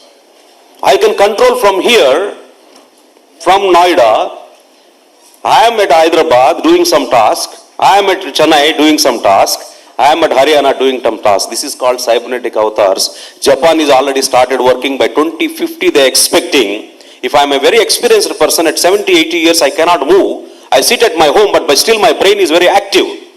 What I can do? I can have my avatar at multiple places and I can really pass that experience and get the tasks done physically. That may be a physical robo. But my cognitive skills are there in that robo, I am able to control from a central place, right? Then, most importantly, you heard about the high-speed transportations, right? Hyperloop or air taxis, drones, they're all coming in, right? Even if you go to the Dubai, I think today already you have air taxis, right? Okay, and also the autonomous cars are coming in, and in the logistics, a lot of companies are using now driverless vehicles to deliver the goods to your homes, right? The next most important thing is the personalized experiences, right? Today it is very much expected. I am not getting into that. It's not like you can offer the services. Okay, if I want a product tomorrow, chair for example, I don't want the same chair. Here all 400 chairs are same. I don't want that. I want my own style chair. I want my own car, which having different features. It is a personalized. Even the medicines are going to become personalized. There is nothing like you take a Dolo. No. My DNA is different. My genetics are different. Get personalized medicines. Right? All right, so this is what I think, let me conclude. So just summarizing now all the things what I mentioned, you are going to give life and you are living in a different world which doesn't exist. Humans and machines working together, and then you can work from anywhere, anytime using any devices. It is a boundaryless world. You can predict the future. You can have internet of bodies, internet of behavior, high screen time, superhuman capabilities, cybernetic avatars, high-speed transportation, personalized experiences. Let me conclude with the last slide. But with this world now, what I spoke, you have to change a lot. The countries have to change a lot. Okay, Elon Musk is saying that if you don't regulate artificial intelligence, human extinction may happen. The robots may become more powerful than humans. If not now, maybe after 50 years to 100 years, right? If they become more powerful, you're gone, right? So I think the most important thing, let me conclude. So what you need to do is, okay, let me not read out that. If you are living in a physical world and imaginary world, realize that don't sit in that world like 80%. Today I asked how many people using screen time. What is the percentage? Tomorrow what happens is, today you have a mobile phone when you are taking the lunch, when you are taking the dinner and all, mobile phone, right? Tomorrow what happens? All family members will have this VR headset at home. Imagine that. Then everybody putting the VR headset, and what they do? It's like a mad guy is doing it, touching this. Somebody coming from outside and see that you have VR headset, you have VR headset, you have VR headset. Everybody in their own imaginary worlds, and they don't connect each other even at home.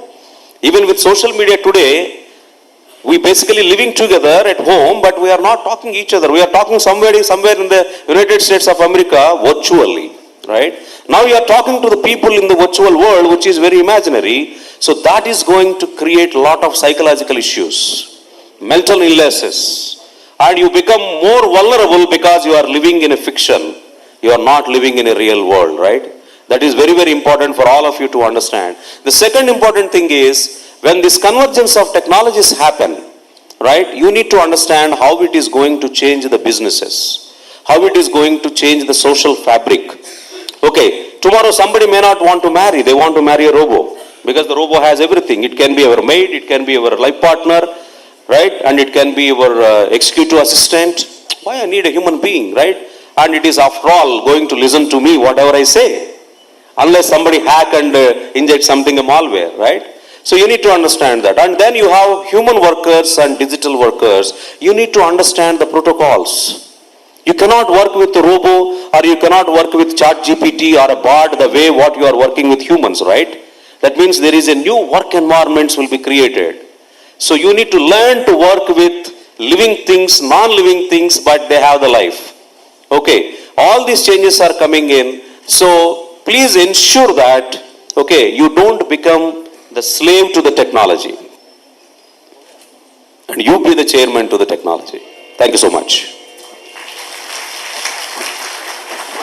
Thank you so much, sir, for such far-fetched insights, positivity and infusing energy. Sir, I would just like to state, on one end, you've shown us a future which is full of curiosity, full of surprises, going to the end that we as humans will be able to design the faces of our children, including their height and so many other things. But at the same time, if we are not prepared, it can be a little scary situation too. So at the end of the day, we all need to be masters of technology and be prepared. A big round of applause for Sir for his such wonderful insights and taking us into the future. We are immensely pleased to be joined by Dr. Rishi Mohan Bhatnagar, President Lava International Limited. He is a proven business leader with 25 years of industry experience in the technology sphere.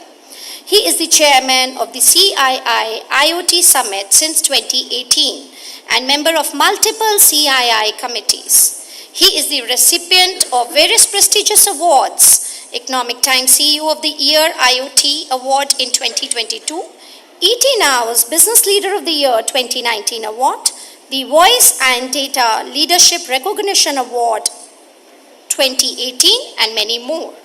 Sir, we look forward to your insightful address.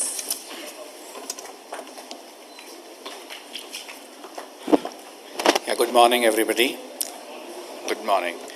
So, thank you, Sanjeev ji. Thank you, Anita ji. And many congratulations to MIT Business School for organizing this event. I think I am coming for the second or the third time. And I was in Aries when I came earlier. And this time I am in Lava. I recently joined Lava. And when Anita ji, was talking to me and inviting me, that was a time when I was in a different organization. And we are so much dependent on the technology that I confirmed it was in my calendar, but when I joined Lava, it was not in my calendar. And my office booked me somewhere else. So when Sanjeev ji wrote an email and invited me, I could not correlate, and I thought, it's a different invitation. And I said, no, I don't have time, I will not be able to come, I'm already booked. And then Anita ji called me and she said, you promised.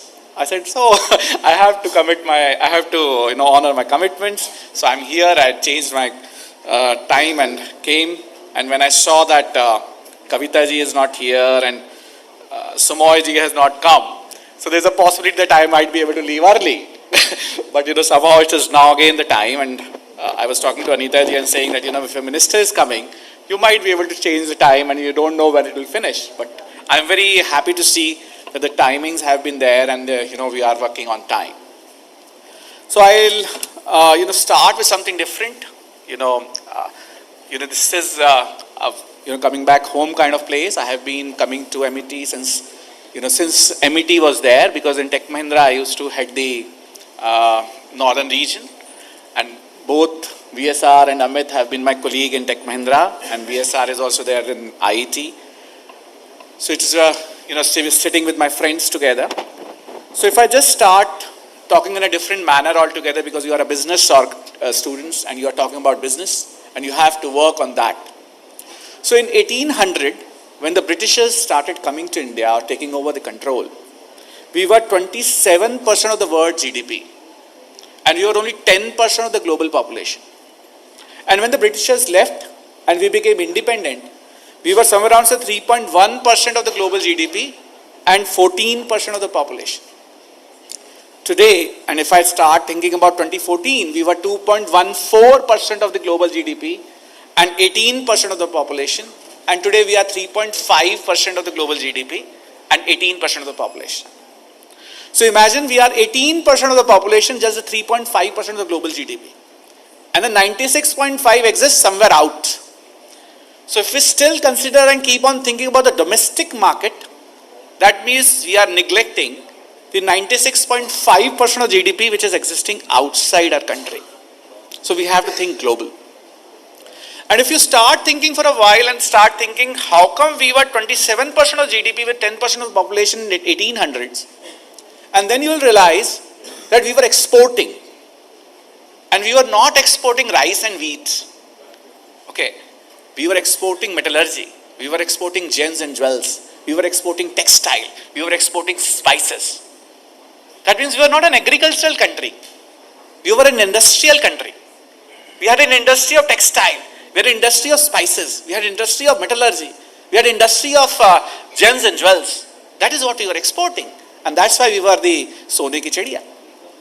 Slowly, all these industries started collapsing. And we were getting more and more dependent on the foreign world. But today, when we have a different kind of environment, we are trying to recreate that. We are trying to innovate. We are trying to see how we can recapture what is the legitimate portion of the GDP of the globe, what we should work on. We are 18% of the world population. We should definitely have not less than 18% of the global GDP. And that should be our target. And that's how we are trying to grow as a country. Now, because now I am in an electronics manufacturing company, and Lava being one of the only Indian mobile brands. Okay, so we continue and we work on the 27% of the feature phone market. And if you think and imagine a feature phone with the keypads, it's somewhere around say $15, 1,000 rupee or 1,200 rupee, and we have to make margin on that. We are not a charity organization. And at that level of phone, you need to give a camera, you need to give a vibration, you need to ensure that things work. Okay? And that is a segment, if you are going to add 50 rupees, they will not buy. Or it's very difficult, it's the bottom of the pyramid. And there we need innovations. There we need to see how can we continue. And that can happen only when you are not dependent on the outside world for the design and many other things. And if you are able to design it in-house, if you are able to do things inside, and then only you will be able to innovate. That means the mantra for capturing the 18% of the global GDP will be when you're going to start designing in India and using your own Indian platforms. I'm not sure how many of you understand this, but the global IT spending is 5 trillion US dollars. Okay? And how much India exports? The largest SI of the world, which gives 30 million people jobs. We export only 200 billion. That means we are hardly 4% of the global spend in the IT sector. So where the other 4.8 billion goes? The 4.8 billion goes in each and every laptop which you buy, and you pay Microsoft a license for the Windows. Any Apple mobile laptop you buy and you pay license fee to Apple. Any Android phone you buy, you give license fee to Google. As a result, while we are the largest SI of the world, the overall revenue contribution or the global contribution on our revenue is hardly 4%. And if you like to take it and get into the next 96, that means you will have to have an India operating system. You have to have very different kind of things, and you have to start thinking on those lines. And now if you start thinking that how is UIDI, the Aadhaar platform is made, and then you start thinking about the UPI, then you start thinking about eSanjeevani, then you start thinking about Navik. All of these things are in open source, so we are not paying any license fee to anybody else. They are in-house grown platforms, and that's the way forward. That's the way we all have to think. In a similar fashion, at Lava, when we started thinking about and selling the smartphones, we had to take all the design and all the components from China or anywhere else in the world, because we are not manufacturing, we are not designing. And as the Honorable Minister also said in his message about Lava, we are the only company which is now designing our own smartphones. Okay? And the first India-designed smartphone will be out in the first quarter of next year. That will be 100% designed by India. Our team sitting in Noida. Okay? So we are trying to create a complete ecosystem of all the components. We are trying to create all the platforms in India so that we can start capturing the global GDP part, what we really believe we should. We are getting into the smart products, something like, the headphones and other which are required for the mobile phone. We are trying to work on seeing how can we start working on the laptops and tablets, and we are going to manufacture. We have our own laptops and tablets. So slowly you will start seeing that we will start capturing with the ecosystem of electronics, and we are going to manufacture more or less everything. But when you start doing it, there's a need for the government to support. And I'm not sure how many of you understand this, but the government started working on the production-linked incentives for the mobile phone and electronics market and many other industries.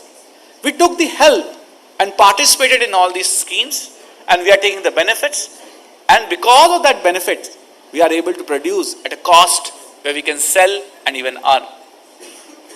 So this whole ecosystem creation, design in India creation, and the way we can grow forward is the mantra for future. And that's the message which I really want to give to all of you.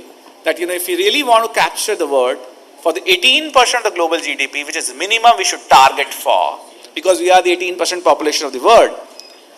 In that case, we need to get into the design level, the components, the platforms, the content.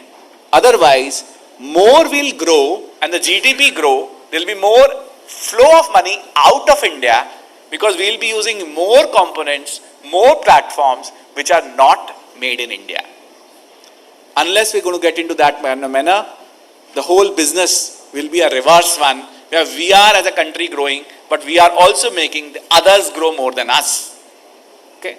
And that will be not a good scenario. We need to see how can we generate more money for our own country and our own people, because that's our highest priority.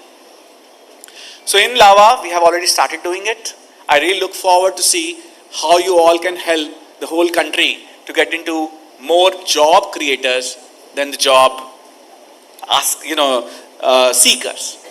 As a team, I have seen MET being such a premium institute where the two students have been really trying to see what entrepreneurship they can bring.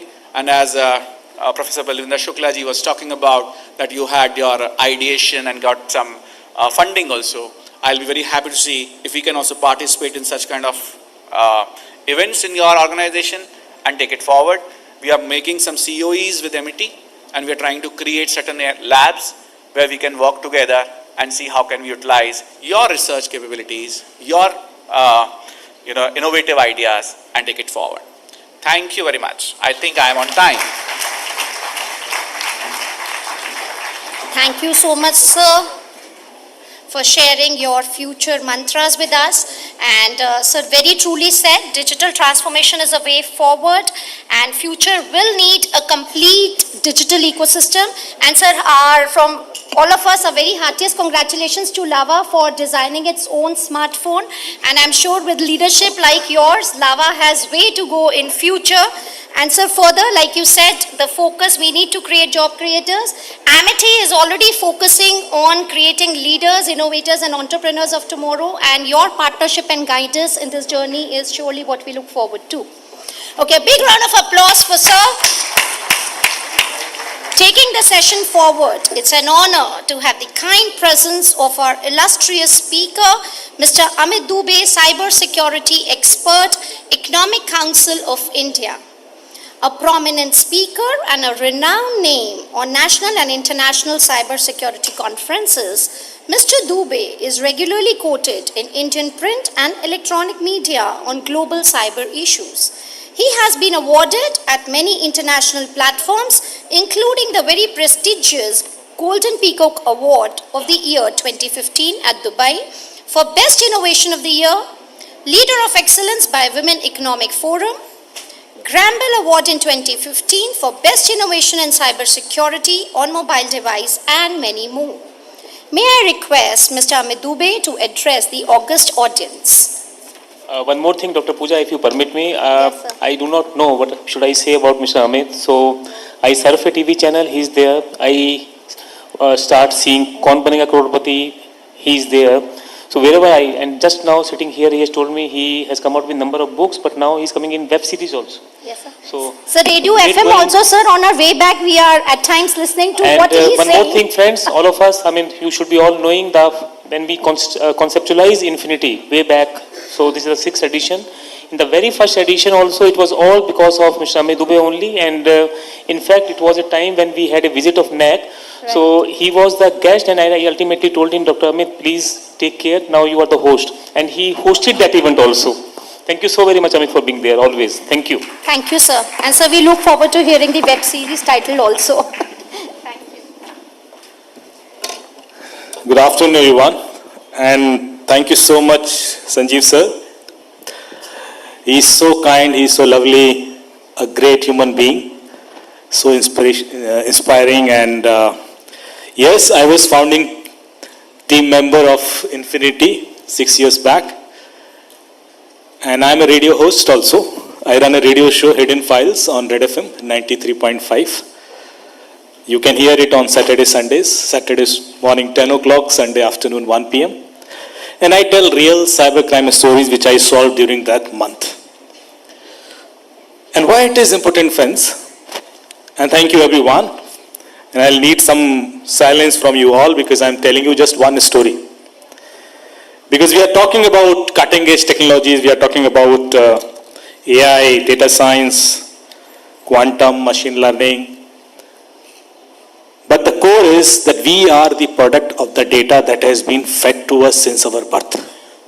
We are the product of the data. बचपन से लेकर आज तक जो भी data हम feed कर रहे हैं ना, हम उस डेटा का product.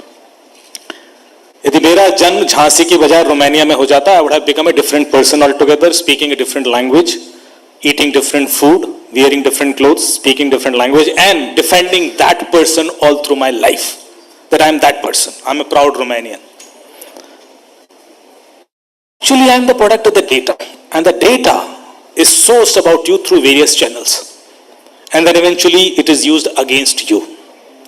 If you go and check on Facebook or Google or anywhere, आप Play Store पर जाएं, Facebook क्लिक करें, Play Store पर, then show the details of that application. There will be a section called what all data Facebook has been collecting from your phone since last many years. And you can see that that kind of data they have been collecting is actually not required. They know very personal thing about you, like your political alignment, your sexual orientation, your in religious bent, everything, whatever you think of, and they capture it. And they have accepted it. Now, I'm not talking about locations or application data and all. Very personalized information they have been collecting, but why were they collecting it? Are they want to sell you car or toothpaste or something? No. The objective is something bigger. Actually, they want to control your mind. Because we are the product of the data. If they can manipulate, if they know more about you, they can manipulate your decision-making capabilities. They can influence you to that extent that you will act according to their wish. And that is something which is very dangerous. When Chinese applications were banned from India, WeChat, do we know that what was the valuation of WeChat? It was $500 billion. Do we know what is the GDP of Pakistan? $250 billion. अब तो उससे भी कम होगा. So one application from China, it has more valuation, more value than the entire Pakistan earns in a year. This is the power of data. When this application is free, they are not charging anything from you. Do we know the valuation of WhatsApp or even Facebook? Just Google it. When WhatsApp was acquired in 2013, it was valued $19.3 billion at that time. 10 साल पहले की बात. And $19.3 billion is such a huge money that many conglomerates that we know, those are running since last 75 years, 80 years, having 60, 70 companies, their individual wealth may not be like that. So Noida 106 थाने में एक case आया, a startup company, sponsored or supported by Mahendra Singh Dhoni, and this guy reached to police station and he requested कि मेरी एक problem है, that I am continuously getting DDoS attack. तो थानेदार confused हो गया, यार DDoS attack तो हम क्या करें? No, you have to solve it. This is a problem. I am getting DDoS attack. Do we know DDoS attack? DDoS attack, if you have a server, somebody will continuously send requests to that server from different other nodes. And eventually, the number of requests that you are receiving will be more than the capacity of the server will hang or it will crash. So you will not be able to run your operations. And that kind of attack is called distributed denial of service attack. So he says that somebody is deliberately doing it and this person is in the police station. Police थानेदार confused कि यार ये मैं कैसे help कर सकता हूँ इसकी. फिर वो धोनी का फोन आ गया उनको कि कुछ तो कीजिए. कमिश्नर साहब का फोन आ गया. फिर कमिश्नर साहब का फोन मुझे आया कि यार कुछ करो यार, ये DDoS अटैक हो रहा है. So I called that person. I said, okay, what is happening? वो कह रहे साहब DDoS अटैक था. तो मैंने कहा एंटी DDoS सिस्टम लगाइए, प्रॉब्लम सॉल्व. बोले है, लगा रखा है, एंटी DDoS सिस्टम भी है. तो मैंने कहा फिर कैसे हो सकता है? कह रहे because this is genuine traffic. Because normally anti DDoS system में क्या होता है, इट आइडेंटिफाइज द एनोमली कि ये सारा ट्रैफिक किस IP से आ रहा है और उसका पैटर्न निकाल के उन IPs को ब्लॉक कर देता है. But if the traffic is generic, if it is coming from different people, natural resource entities, तो वो उसको ब्लॉक नहीं कर पाएगा. मैंने कहा ऐसे कैसे हो सकता है? मैंने कहा डेटा दीजिए, आप मुझे लॉग दीजिए. He shared with me the log, and when I mapped that log, I found that most of this traffic is coming from NCR region, Noida, Delhi, Gurgaon, Faridabad. मैंने उसमें से 22 मोबाइल नंबर IP एड्रेस बाहर निकाल लिया जो नोएडा के थे. जब IP एड्रेस आ गए, then I requested to operators to get their mobile numbers. I called those people. Why are you accessing this website every day? They say, we don't know about this website. We never accessed it. I said, no, you are accessing it multiple times. It's continuous request going. No, we don't know why it should be accessed. And this is an agri-tech website. Then I was confused that ये हो क्या रहा है? इसका मतलब इनके mobile hack हैं. इनके मोबाइल से रिक्वेस्ट जा रहे हैं. I got all those mobile phones, scanned it, and I found that there is a malware called Cloud9. You can note it down. Cloud9 malware, which is a browser plugin malware. It was installed in all those phones. And if you have a Cloud9 malware in your phone, somebody can send requests from your browser remotely, and it can also do many more things. But why these guys? अच्छा, Cloud9 malware is owned by a Russian APT group. तो एक Russia का APT group एक startup के पीछे क्यों पड़ा हुआ है? और that too by hacking so many mobile phone simultaneously. फिर हमने देखा Cloud9 फोन में इंस्टॉल कब हुआ? इनके बीच में कुछ कॉमन पैटर्न है क्या? All these users those are infected. Is there any common thing among them? There was nothing common. Different job group, different education, different location, सब कुछ डिफरेंट, कुछ भी कॉमन नहीं मिला. तो मैं देखा ये इंस्टॉल कब हुआ इनके फोन में. When I checked, I found different dates and time when it was installed in their mobile phones. Then I called them. क्या आप इस दिन कहाँ थे? And if you know, through Google dashboard, you can check your locations of last 15 years, every second of locations. So we checked this location of last 15 years of that time जब ये malware उनके phone में install हुआ. So we found that all of them were in Connaught Place at that time. Different date, different time, but सबके सब थे Connaught Place में. मैंने कहा भाई साहब क्या कर रहे थे आप? बोले we were in a restaurant having meeting or something. So everybody was in that restaurant for sure during that time. So हमारे सेंट्रल दिल्ली के DCP हैं सचिन शर्मा जी. इसका सर चलिए देखते हैं. तो रेस्टोरेंट में गए, खाना खाया तो वहाँ वेटर आया, उसने कहा सर कोविड के बाद से मेनू कार्ड बंद है and you have to scan this QR code to get the menu card. हमने स्कैन किया, मैं समझ गया यही खतरा है. जैसे एक पॉपअप आया, मैंने ओके किया PDF खोलने के लिए वो, क्योंकि मेनू was this thing was loaded on their website. When I checked through my laptop, my mobile phone was infected through Cloud9. So actually that restaurant's website was vulnerable. Somebody's hacked that website, inserted in a script. Now whoever will scan that QR code, actually that website is getting accessed and their mobile phone will be compromised. But who did it? तो हमने website का log देखा कि किसने access किया, किसने script डाला, वो सारे IP निकाले. We got all VPN IP addresses, Netherlands, Finland, different locations. Then somebody suggested me कि सर ऐसा भी तो हो सकता है कि जिस बंदे ने ये किया है, he would have visited this restaurant once to test कि ये काम कर रहा है कि नहीं कर रहा है. मैंने कहा हाँ यार बात तो सही है. तो मैं उस रेस्टोरेंट के सारे बिल के रिकॉर्ड निकलवाए, CCTV फुटेज भी देखे हमने कि कोई पैटर्न दिख रहा है क्या उसमें. जिस दिन से वेबसाइट हैक हुई वो डेट हमें पता थी, उसके एक हफ्ते पहले से एक हफ्ते बाद का सारे बिल्स देखे गए, देखा कुछ पैटर्न है क्या उसमें. Then we got a pattern कि एक लड़का है जो हर दिन आता है और मसाला डोसा और चाय पी के चला जाता है, 1-1.5 घंटे में रहता है. CCTV पे वो भी मिल गया उसका. उस लड़के को ट्रेस किया गया, यहीं के एक इंजीनियरिंग कॉलेज का स्टूडेंट निकला, उसको पकड़ लिया हमने.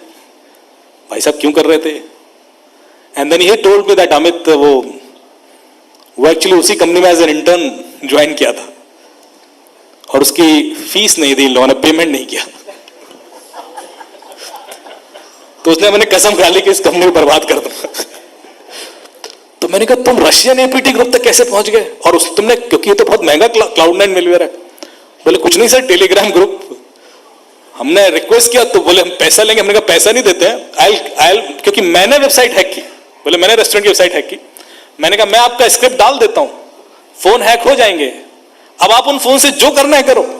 मेरा इतना सा काम कर दो, deal. So basically these Russian APT groups, they were doing multiple things, mining भी कर रहे थे उन डिवाइस से, बहुत कुछ कर रहे थे, but इसके लिए वो एक DDoS अटैक कर देते थे daily.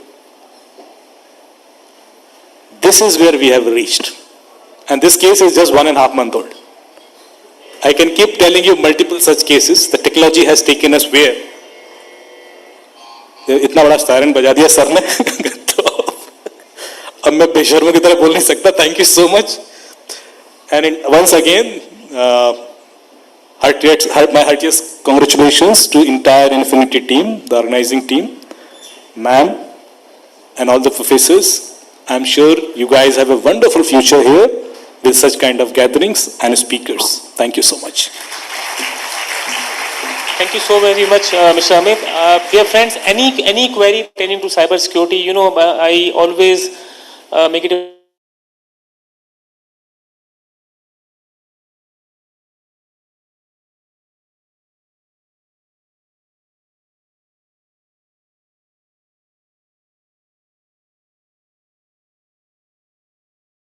to ask, then we can have 3-4 questions before we end the session. Anything related to Facebook, WhatsApp, and any doubt, I am very sure if I request Mr. Amit to speak about, he can just tell you certain things which you may not be totally aware of. And all of you must be in a kind of trap for sure.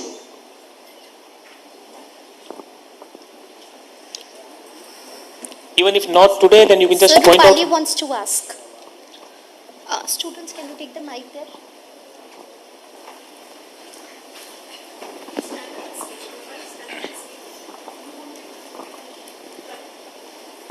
Hello. In fact, you know, yesterday one of our staff member only came to me and told me about one trap which is going there, which is very popular among, you know, cybersecurity people, Amit is knowing about, where she was being trapped and she has to pay 90,000 rupees just because of nothing, where she was being trapped by somebody posing as custom official. So these are the kind of things. Yeah, please go ahead. First of all, it's a very enriching and exciting story that you have told us. Thank you. Sir, I just wanted to ask, similar to what happened in your story, since most restaurants ask us to, scan a QR code whenever we go there. They say after COVID that we are not even providing a physical menu. So is there anything that I can do on an individual level to protect myself from all of these malwares that you have talked about, such as Cloud9, so that it does not happen to me or any other company which is actually doing some good work? So you can install an application called Mobi Armor. Mobi Armor, it is on Play Store, App Store and Google Play Store. And you can scan any QR code through that. So it has an internal sandboxing system. It will execute that link or website or anything, whatever you are accessing. In that first, will show you some preliminary information. If it is dangerous, it will alarm you. Stop it there only. Don't click it further and avoid it. So that's the right way of handling it. Thank you so much, sir. Thank you, sir. Thank you, Rupali, for asking a very relevant question. It will be beneficial for all of us. And sir, on behalf of all, sir, I would say you are a very, very engaging storyteller. And the way you unlock the mysteries behind the cyber Because sir is requesting, so I'll tell you a few quick things. How many of you know about OTP hack? आप OTP चुरा सकते हो किसी का? मैं 15 तरीके जानता हूँ. ऐसे बैठे बैठे OTP डालूंगा बिना फोन टच के. 15. I'll tell you one. Okay. But don't hack others, WhatsApp, Gmail, Facebook. You can hack anything like that. But don't do that. It is just so that you can save yourself. Okay? And whatever I have learned through criminals. Because every time I solve a case, I learn a new modus operandi, some method to steal OTPs or some technical vulnerabilities. So I truly believe criminals are innovators, though innovators are not criminals.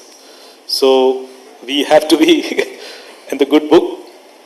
So one such method is, suppose Pankaj ji is here, he is a very renowned IoT expert from Tech Mahindra. He has been accompanying me, thank you sir. Suppose he knows me.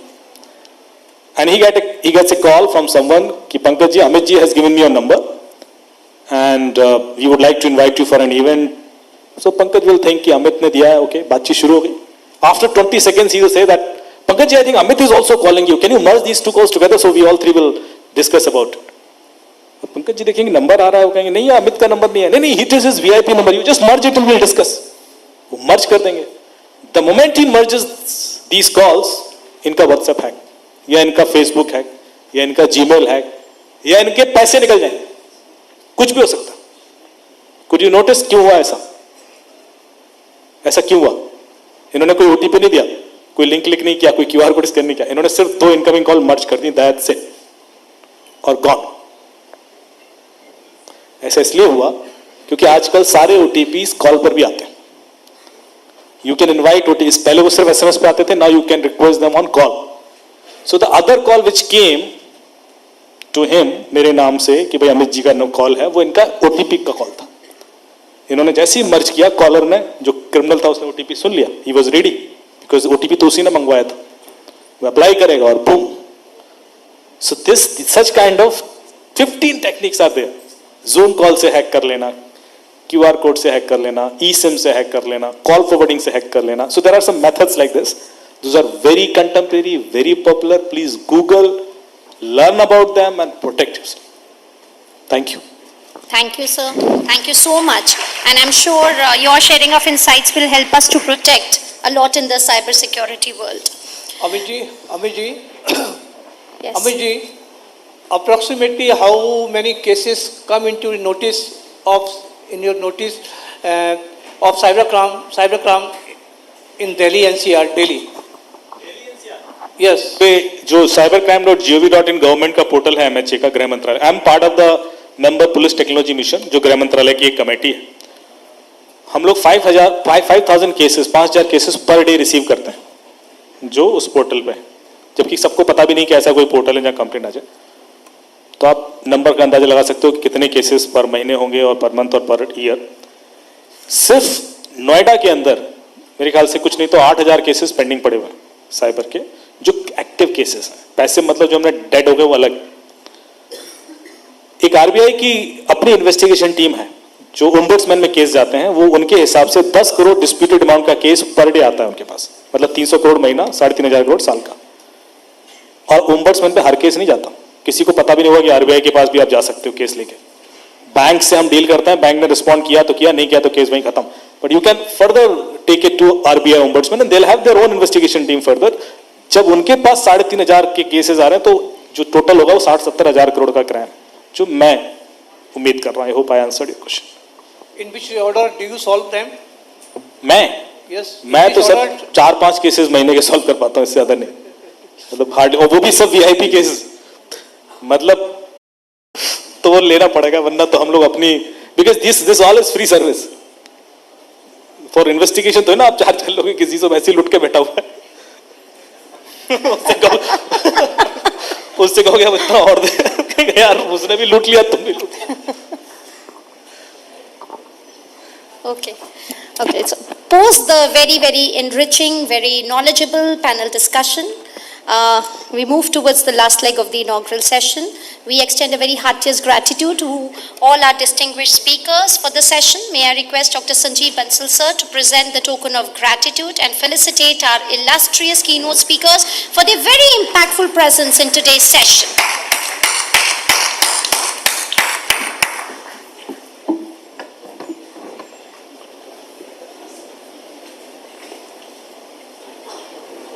Thank you, Amit sir, for joining us today and sharing your knowledge through a very engaging story and in a very powerful manner. Thank you so much for your kind presence.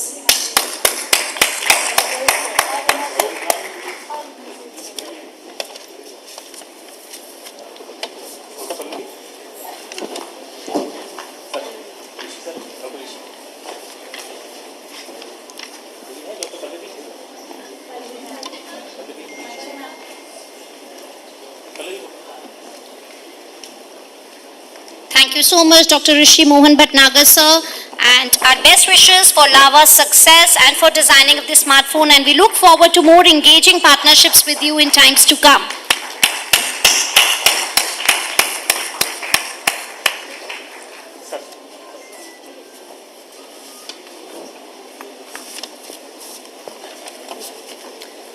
Thank you so much, Mr. Srinivasa Rao, sir, for your very gracious, very courteous presence in our campus. We look forward to a mutually engaging relationships in times to come. A big round of applause for sir.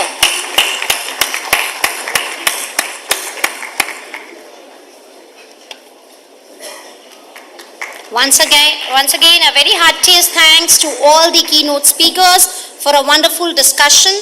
May I now request Dr. Pallavi Shadagar, convener Infinity 2023, to propose the vote of thanks.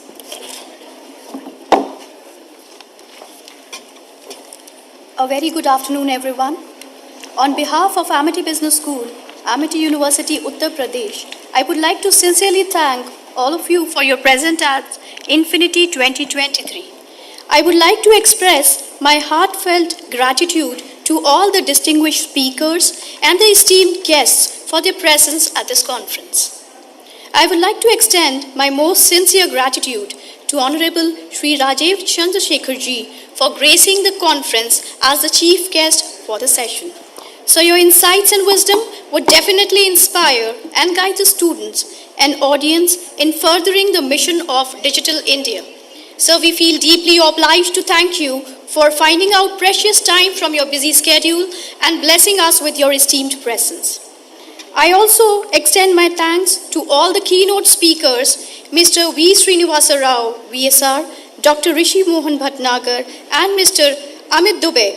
Your deep deliberations have enriched our understanding about the latest technological advancements. Thank you for gracing the conference and sharing your precious insights. I would like to extend deepest thanks to Honorable Founder Sir, Dr. Ashok K. Chauhan, and our respected Chancellor Sir, Dr. Atul Chauhan, for their blessings and guidance. I would like to thank our respected Vice Chancellor Madam, Dr. Balvinder Shukla, for her constant support, guidance, motivation, and directions for making the event a great success. I would like to take this opportunity to specially thank our beloved Professor Dr. Sanjeev Bansal Sir, Dean FMS and Director ABS. Thank you, sir, for this opportunity and your constant guidance in organizing this conference. I would also like to thank our sponsors and partners for the conference. We are grateful for your support. We all look forward to some fruitful discussions and insightful sessions over the next 2 days. Thank you once again. Thank you, everybody. Thank you, Dr. Pallavi, and we look forward to a very engaging, engrossing, and the 2 days panel discussions and paper presentations ahead. Thank you, everyone. Thank you, audience, for being so kind and so patient. Thank you all.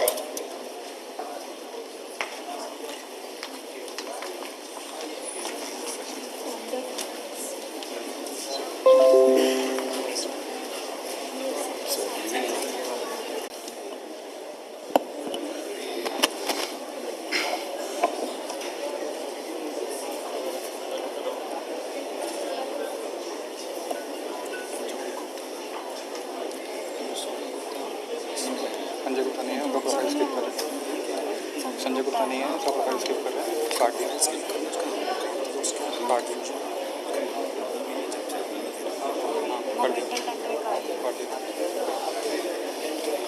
Next 1 minute we start.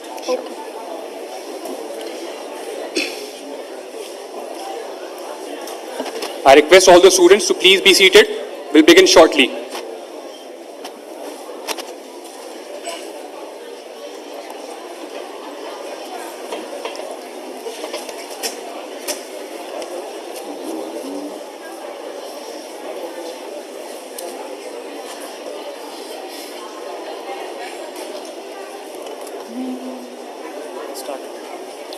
A very good afternoon to one and all present here. On behalf of Amity Business School, I, Khushi Jain, along with my co-host Alok Kumar Shukla, would like to take this opportunity to welcome all our coveted dignitaries present here today for this plenary session of Infinity 2023, the 6th Annual Technology Conference on the theme Digital Transformation for Futuristic Businesses, Emerging Technologies, Leading Growth and Sustainability.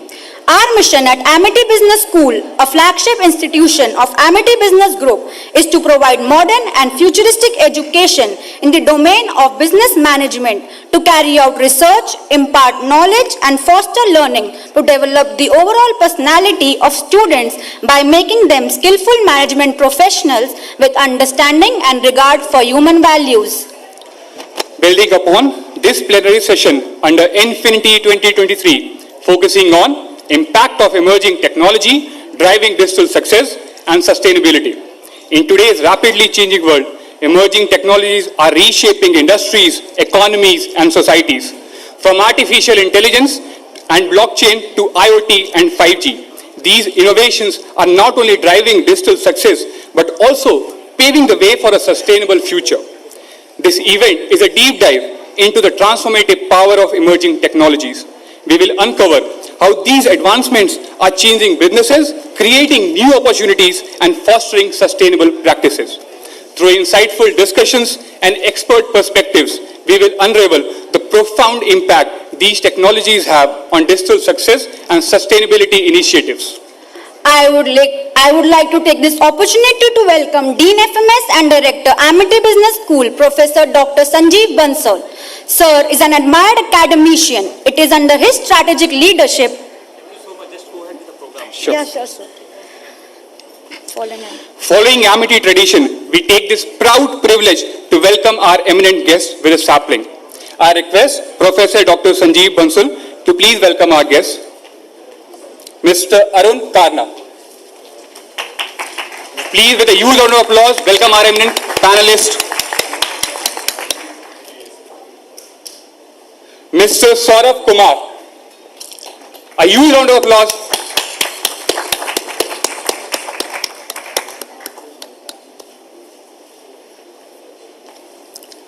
Dr. Sushil Meher. With a huge round of applause, please.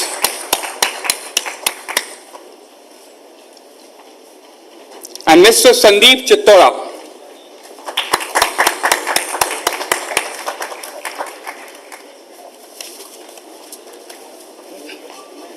Thank you, sir. I take this opportunity to introduce the session chair and moderator for panel, Mr. Arun Karna, Managing Director and CEO, AT&T Global Network Services Private Limited. Mr. Karna is a highly experienced technology business leader with more than 34 years of experience in the telecoms and IT industry. He has been with AT&T for more than 23 years and is currently the Managing Director and CEO of AT&T Global Network Services India Private Limited. He is the Regional Vice President, North India Council at the Indo-American Chamber of Commerce. He is a member of the B20 Task Force on Technology, Innovation and R&D. Additionally, he is core member CII Delhi State Tech Panel. He was recently elected as the chair of North Region Council, Gurugram at NASCOM. In his previous assignments, he has worked with well-known brands such as SCL, HP, Modi Olivetti and BT. He holds a PGDBM specializing in marketing and finance from IMT Ghaziabad and BE from Pune University. Thank you so much, sir, for gracing this session. We are delighted to welcome Mr. Saurabh Kumar, co-founder and COO of FinTech and Blockchain Association. He is currently working as blockchain financial specialist and managing corporate relations at EST Global INC. He is responsible for collaborations with the intergovernments and global organizations for borderless banking solutions. Mr. Saurabh is a blockchain financial specialist with expertise in finance modeling, project management, communication management, and project implementation. Specialist from prestigious organization, Government Blockchain Association, USA. He worked as an intern in ONGC, IIT Kharagpur, Indian Economic Trade Organization, and non-governmental organization. Thank you for agreeing to be part of this session. We are privileged to have with us Dr. Sushil K. Meher, Head Medical Informatics at AIIMS Delhi. Dr. Sushil K. Meher is heading health IT groups at AIIMS Delhi for last 30 years. He is also heading the technical group for making a paperless and filmless institution. He was Honorary Joint Secretary IAMI during 2010-11 and Honorary Secretary during 2012-13 and President of IAMI during 2014-16. Currently, he is working in AI in an oncology project funded by MEIT and nodal officer for SNOMED CT project implementation in AIIMS, New Delhi. He is supervising data center management, business continuity, network infrastructure and IT security of AIIMS. I am sure our students will cherish your deliberations, sir. I take this opportunity to introduce Mr. Sandeep Chittora, Technical Director, KPMG India. Mr. Chittora is an accomplished professional known for championing Industry 4.0 and bringing technology to people. As a Technical Director at KPMG India, he drives digitalization in industries, focusing on Industry 4.0, industrial IoT, artificial intelligence, machine learning, and additive manufacturing. With over 17 years of experience at Siemens, he held various leadership roles. Mr. Sandeep is recognized as an awarded young leader in energy efficiency by CII. He holds a PGDBM in Finance and Operations from Management Development Institute, Gurugram, and Masters in Technology from IIT Bombay. We sincerely appreciate your presence, sir. Khushi, I'm sure, just like you and me, our fellow classmates are eager to listen to our eminent panelists, who are a source of inspiration to all of us present here today. We now request Mr. Arun Karna to take over the session. Sir, please. Kindly have a huge round of applause. Kindly have a huge round. Please welcome sir with a huge round of applause. Thank you for such a warm introduction. Folks, right at the back, can you see me? Can you see me? Okay, I know I'm vertically challenged, so if you can't see me, otherwise you can always follow my shining pate, okay? Okay, and didn't we have a scintillating inaugural session, didn't we? Yes? Yeah, so a big round of applause to our eminent speakers who really got off to a great start in the inaugural session. Well, good afternoon, everyone. Big thank you to the Amity family, including the Amity leadership, distinguished guests, students, ladies and gentlemen, colleagues. Thanks so much for having me here for the Amity 6th Annual Technology Conference, Infinity 2023. As you heard, my name is Arun Karna, and it's my honor and privilege to welcome you all, some of the most accomplished experts from the industry, and they all come from diverse backgrounds here on the stage, and it's my honor to welcome this elite panel. So once again, I'll sort of go through the names. Mr. Saurav Kumar, co-founder and CEO of FinTech and Blockchain Association, FAB. Mr. Sandeep Chittora, Technical Director, KPMG India. And Dr. Sushil Meher, Head of Medical Informatics, AIIMS Delhi. Welcome all. And before I turn to our elite panel here, I want to take just 5 quick minutes to set the context for the discussion today. So a few weeks back, I had the privilege of attending the B20 Summit as a precursor to the G20 Summit. So B20, to explain, as the business track on the G20 engagements. And what we heard from the global business leaders in that session is that there are 3 intersecting forces which are basically transforming the world and shaping the future of the world, right? And I believe that the interplay of these 3 forces would drive the digital success and sustainability of our world for the foreseeable future. So what are these 3 great forces? The first one, of course, no surprise, is the massive digital and AI-led transformation. So I would say digital transformation is the linchpin of a sustainable future. The digital landscape powered by AI is reshaping industries, redefining customer experiences, and reimagining business processes. The digital transformation imperative extends beyond merely adopting new technologies. It's a total shift, a fundamental shift in mindset, culture, and strategy. And the beauty is that all these new emerging technologies which are shaping our future, they all work in a combinatorial fashion. So whether it's AI, ML or blockchain, IoT, edge computing, quantum computing, they don't work in isolation. They work in a combinatorial fashion, and that's how the magic happens. So I would like to touch upon very briefly some of these critical emerging technologies which I believe would be shaping our future. So the first one, of course, is the AI and ML combo.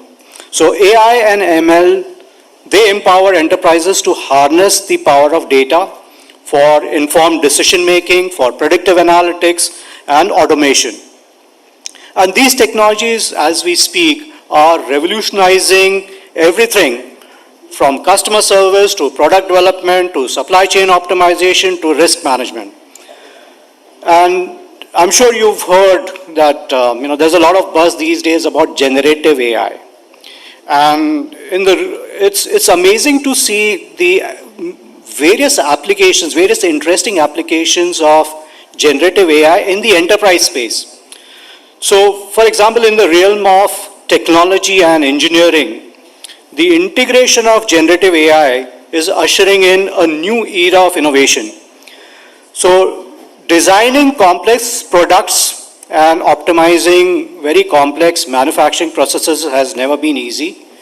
But in this area, generative AI is proving to be a very powerful ally because it can generate countless design iterations and simulations which result in products that are not just efficient but often unimaginably creative.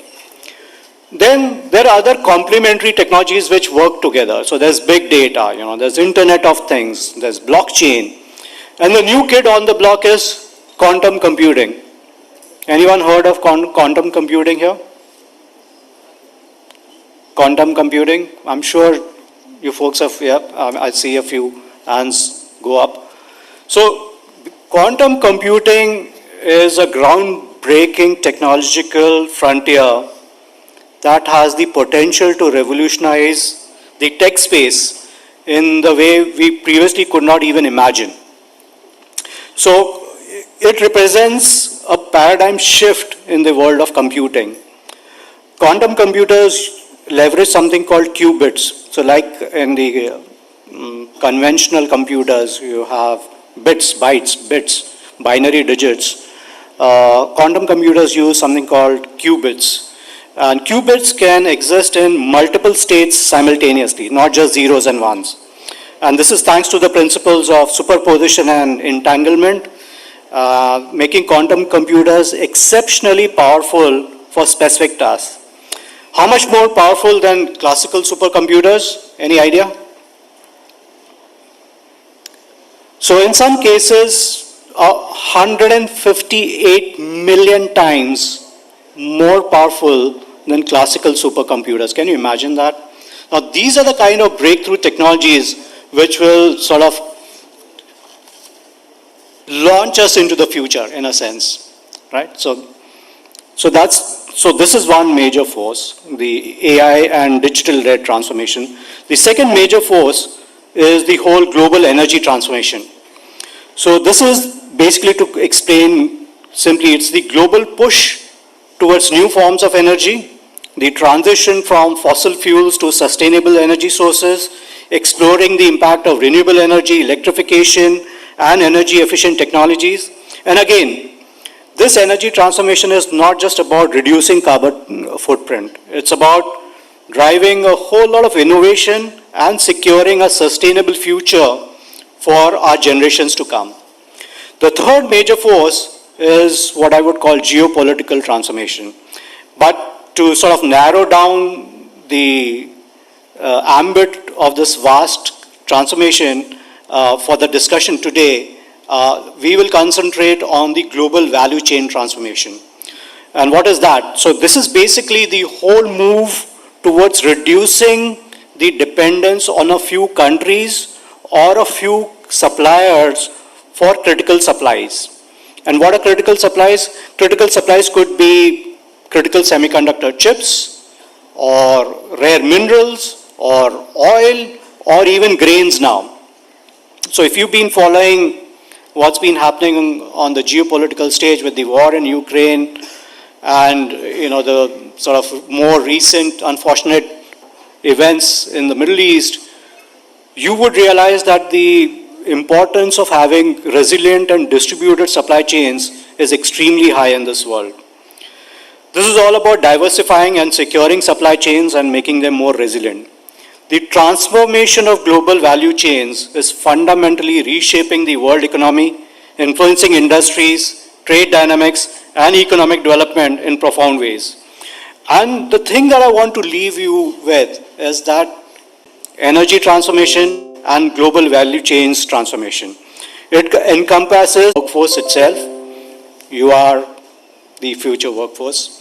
There is a critical role of reskilling and upskilling in preparing the workforce for the digital future, the challenges and opportunities such a future would offer. The future-ready world would thrive on the foundation of a skilled and adaptable workforce like yourselves.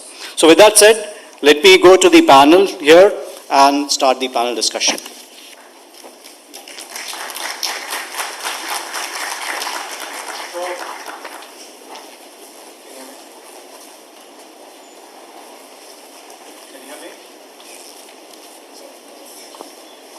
Hi, can you hear me? Okay. You're good, thank you. So maybe start with you, Saurabh. You are sort of a poster child for young success. You are a blockchain financial specialist with expertise in finance modeling, project management, communications management, project implementation, and you are responsible for collaborations with the intergovernments and global organizations for borderless banking solutions. So can you provide examples to our young audience here of successful blockchain applications that have significantly impacted not just finance, but also aspects like supply chain management and healthcare? Thank you so much, sir. So, sir, when you were explaining about the technology, I was carefully listening. So, sir ने पहले ही explain कर दिया था blockchain and all the technologies. So, I will keep it as simple and क्योंकि ये business school है, I will not go more towards the technical aspects.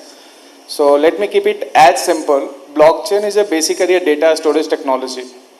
Okay, so जहाँ भी डेटा इन्वॉल्व होने IBM और मस्क ने कोऑर्डिनेशन से global trade को इम्पैक्ट करने के लिए एक टेक्नोलॉजी बनाई. उसमें क्या हुआ कि when we talk about the global trade तो यहाँ पर डिफरेंट स्टेक होल्डर्स आते हैं, starting from the government, ports, international barriers, then we will have the agencies which has to rectify, which has to diagnosis everything. Like जब आप जाते हो तो उसमें केमिकल ट्रीटमेंट हुआ कि नहीं, क्वालिटी मेजर्स हुआ कि नहीं, तो डिफरेंट टाइप ऑफ डॉक्यूमेंटेशन होते हैं. सो जैसे कि इंडिया का जो स्टेप था ईज ऑफ डूइंग बिजनेस, जहाँ पर वो टाइम स्पैन को एकदम कम करने की कोशिश कर रहे थे, फ्रॉड हो रहा था, वहाँ पर जो अननेसेसरी डिले हो रहा था उसको हटाने की कोशिश की. सेम थिंग ग्लोबल ट्रेड में IBM और मस्क ने कोलैबोरेशन करके एक टेक्नोलॉजी बनाई जहाँ पे आप स्टार्टिंग से लेकर लास्ट तक मॉनिटर कर पा रहे हो कि you will have the containers में उन लोगों ने Hyperledger technologies, IoT sensors सारे के यूज करके उन लोगों ने क्या किया कि starting from the port to the end result, उन्होंने क्या किया, दे कीप ऑन ट्रैकिंग कहाँ पर फ्रॉड हो रहा है, कहाँ पर अननेसेसरली डिले किया जा रहा है, किस पोर्ट पे जानबूझ के लेट किया जा रहा है, ताकि वो मॉनिटर कर सके और इस प्रोसेस को इफिशिएंट कर पाए. How many of you know कि ग्लोबल ट्रेड का क्या परसेंटेज सी रूट के द्वारा किया जाता है?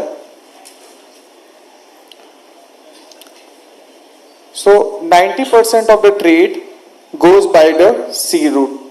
अब यहाँ पे अगर जब IBM और मस्क ने जो कोलैबोरेशन से जो टेक्नोलॉजी बनाई, ये इम्पैक्ट करेगा ग्लोबल ट्रेड को. 15% से ग्लोबल ट्रेड इनहैंस करेगा और it will impact the global GDP by 5%.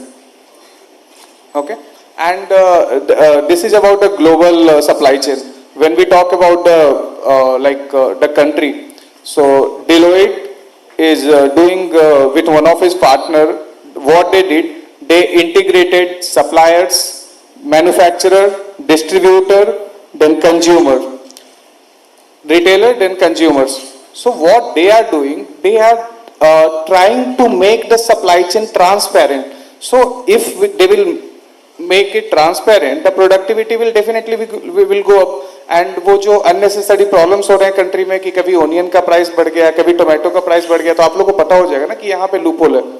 And if you will work on this part, you can solve those problems.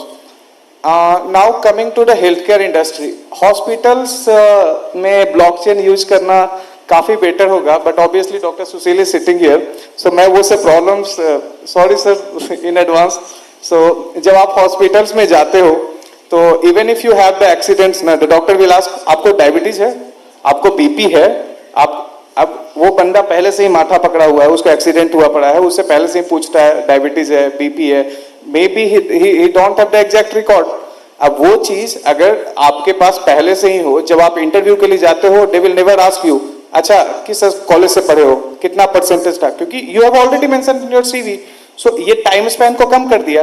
Same thing जब आप एक इंटरव्यू के लिए आप टाइम स्पेंड कम करना चाह रहे हो, and those are the emergencies issues जहां पे किसी की लाइफ जा सकती है, वहां पे आप टाइम वेस्ट कर रहे हो कि ठीक है आप बीपी क्या है, डायबिटीज क्या है, ठीक है ये टेस्ट करवाओ, वो टेस्ट करवाओ. You all have the social media profile updated. अच्छा आज यहाँ गए घूमने, but what about the health care? आपका बीपी क्या अभी चल रहा है, आपका ये क्या चल रहा है, अगर वो एक डेटा स्टोरेज पे पहले से ही मौजूद रहे तो डॉक्टर्स के लिए इजी होगी ना. Even if you are sitting at home, they can access your data and they can tell you, अच्छा सर आपका बीपी बढ़ा हुआ है, you can follow this or you can follow that. So वो चीज हेल्थ केयर इंडस्ट्री में भी काफी प्रिवेलेंट है. जैसे कि बहुत सारे ऐसे जजमेंट्स आए थे, जैसे मुन्ना भाई एमबीबीएस में देखा ना कि एक्सीडेंट हुआ तो छोड़ो, लिखना बंद करो, जाओ डायरेक्ट वहां जाओ. So they are trying to reduce the time span so that the process will be easier. They can save many lives there. इसके बाद जो प्रॉब्लम आता है, they are coping, right? So similarly, even drugs के लिए, medical drugs में they are doing counterfeiting. So how you will recognize that? अब आपको कौन सा दवा दे दिया गया, बीच में चेंज कर दिया गया, how you will stop that problem? So that can be solved by using the blockchain. Now coming to the last, अब आप सपोज करो कि आपका जब फर्स्ट टाइम एक्सीडेंट हुआ था तो आप हॉस्पिटल एक्स में थे. अब नेक्स्ट टाइम क्या हो रहा है कि जब आप हॉस्पिटल वाई में जा रहे हो, सपोज करो कोई भी प्रॉब्लम हो, तो दे आर आस्किंग कि अच्छा प्रीवियस डेटा क्या है, अगर नहीं है तो फिर से टेस्ट करवाओ. आप हॉस्पिटल एक्स के पास जा रहे हो, वो बोल रहा है कि नहीं हम क्यों डेटा देंगे, हो सकता है उसने आपको मिसलीड किया हो सकता है आपका वो इंजरी नहीं हो, बिल बनाने के लिए कर दिया हो. So they don't have the proper record, और they can give the excuse कि अब तो डेटा खत्म हो गया, हमारे पास डेटा जो होता है वो 3 months तक होता है, उससे पहले का होता नहीं है. सो you again have to do from a start कि चलो ठीक है अब स्टार्टिंग से फिर से करो, टेस्टिंग करवाओ, वो सब करवाओ. What if those two hospital data are interoperable? आपका जो डेटा है वो एक्सेस आपके पास हो, so you can definitely give the access. कैसे गूगल ड्राइव में आप अपना कंटेंट रखे रहते हो, अपना नोट्स, और कोई फ्रेंड मांगा तो उसके पास एक्सेस देते हो. Similarly, you can give your healthcare data access to any hospital which you want. Okay, so you will have the control on your own data. Let's say the research institutes keep on talking with the hospitals for getting their results so that they can perform research. So and they are getting benefited by using their data unnecessarily. Okay, so if you will have the access of your data, you will say that okay, if I want to give, that is totally your consent. If you want to give, you can give. If you don't want to give, the hospital doesn't have that access कि वो data दे दे आपके बिना access के. ठीक है.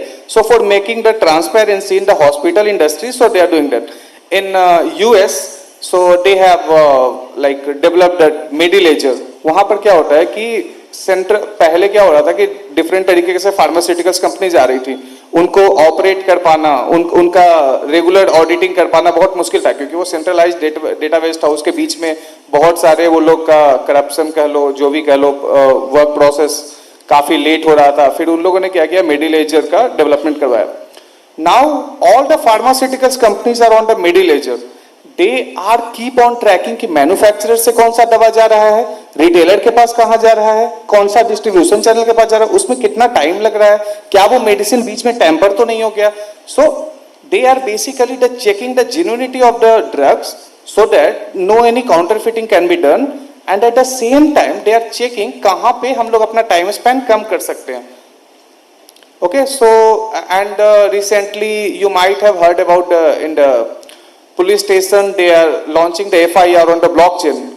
क्योंकि ये अभी सबसे ज़्यादा प्रॉब्लम है. Politicians का कॉल आया. It will register on the blockchain so that no one can erase, no one can play with that data. कोई उसको चेंज नहीं कर सकता बीच में क्योंकि वो डेटा रिकॉर्ड हो चुका है. Now it will be the police responsibility that they will check, they will verify that whether the complaint is right or wrong. अगर वो रॉन्ग है तो उसको नल कर देगा, बट अगर वो राइट है so they have to register the FIR. But पहले क्या हो रहा था कि पुलिस स्टेशन क्या कर रहे थे कि कुछ भी वेरिफिकेशन के नाम पे बोल दिया कि हाँ ठीक है ये जेन्युइन नहीं है तो वो हटा देते थे FIR. But even that data will keep on be there in the database. आप जाके उसको चैलेंज कर सकते हो हाई कोर्ट में या फिर कहीं पर भी. So even in the police sections this all are the like if I will keep on explaining the application of blockchain, so it has the endless opportunity. So I will wrap up with this. No, Saurav, I think you know, in a very short time, you've highlighted some very interesting aspects and applications of the blockchain technology. So, you know, for the students, you know, it's not just about cryptocurrencies. As Saurav explained, it has massive use, you know, in supply chain management, for example, getting the end-to-end view of the whole value chain. And in healthcare, of course, the applications are myriad, proving the provenance and genuineness of drugs, critical drugs. And of course, I'm sure Dr. Sushil will have a word or two to say about that. But also, you know, being able to share medical records, healthcare information safely and securely with trusted sources, and therefore reducing the wastage of time in critical situations. So, and in police work, I mean, and as for lodging FIRs in a you know, in a deterministic manner, in a genuine manner. So, thank you for your insights. Sort of very interesting. Thank you. So, since we have started off by talking about healthcare and medical records, who better an authority than Dr. Sushil. So Dr. Sushil, you once said, and I'm quoting, these are Dr. Sushil's words, that the first objective of AIMS is actually teaching, okay? Second is research, and the third is patient care. And you know, you've been with AIMS, doctor, for more than 31 years now, and you've practically built its medical informatics capabilities through your own hands. You've worked on it at a fundamental level and you built it with your own hands. So, you know, as an expert, how do you see emerging technologies like AI and ML transforming healthcare delivery and patient outcomes while also supporting sustainability in healthcare systems? Okay, I am very thankful to the organizer, especially Dr. Anita and their team, to inviting me, such a beautiful and very tech-savvy peoples where they are organizing this event. And I'm honored also for this, to be a part of this panel. Anyway, I'm really happy to speak to you about my experience, my knowledge, and what the India is looking for it and what world is looking for it. I have visited more than 80 countries. I have given many lectures in medical informatics. In India, we do not have any course. It is called medical informatics or health informatics. So it is looks very simple, but it is not simple. Healthcare is one of the health informatics is the constituted of 4 components. Fourth one is the genomics. When you do the test, take the genomic codes, they can tell you that the root cause of disease. So the things has transformed in such a way. But when you go for genomics, still date people have not adopted it because the cost is very high. One next generation sequencing machine which cost you around 20 crores, and the data which generated from their port, the machine port is 100 gig, and 100 gig infrastructure within your network to store in your storage, it is a big challenging for every organization because it is very cost to the organizations. So anyway, now we come to the AI and what do you want, AI and ML. Okay, machine learning. I have around 5 projects. One project is going to be released, means the model has to be released very soon. Early prediction of breast and ovarian cancer. Do you know the cancer, if you go to the Japan, the cancer rate is less. And when you go to the Peru, the cancer rate is very high. This is the data which is available in the WHO website. Why? We are middle part of that. 5 in 1,000 people, they are prone to the cancer right now in India. If we talk about the urban area, it is about to be 26 out of 1,000. If we talk about female, it is about 57 out of 1,000, those who are facing the breast cancer and ovarian cancer. And these projects, already we have in a final shape. The data we have taken it, we have got a lot of challenge for collecting the data because India is a very versatile, different type of genes is available. If you go to the south, the genes is different. If you go to the east, the gene is different. The central people, they have different.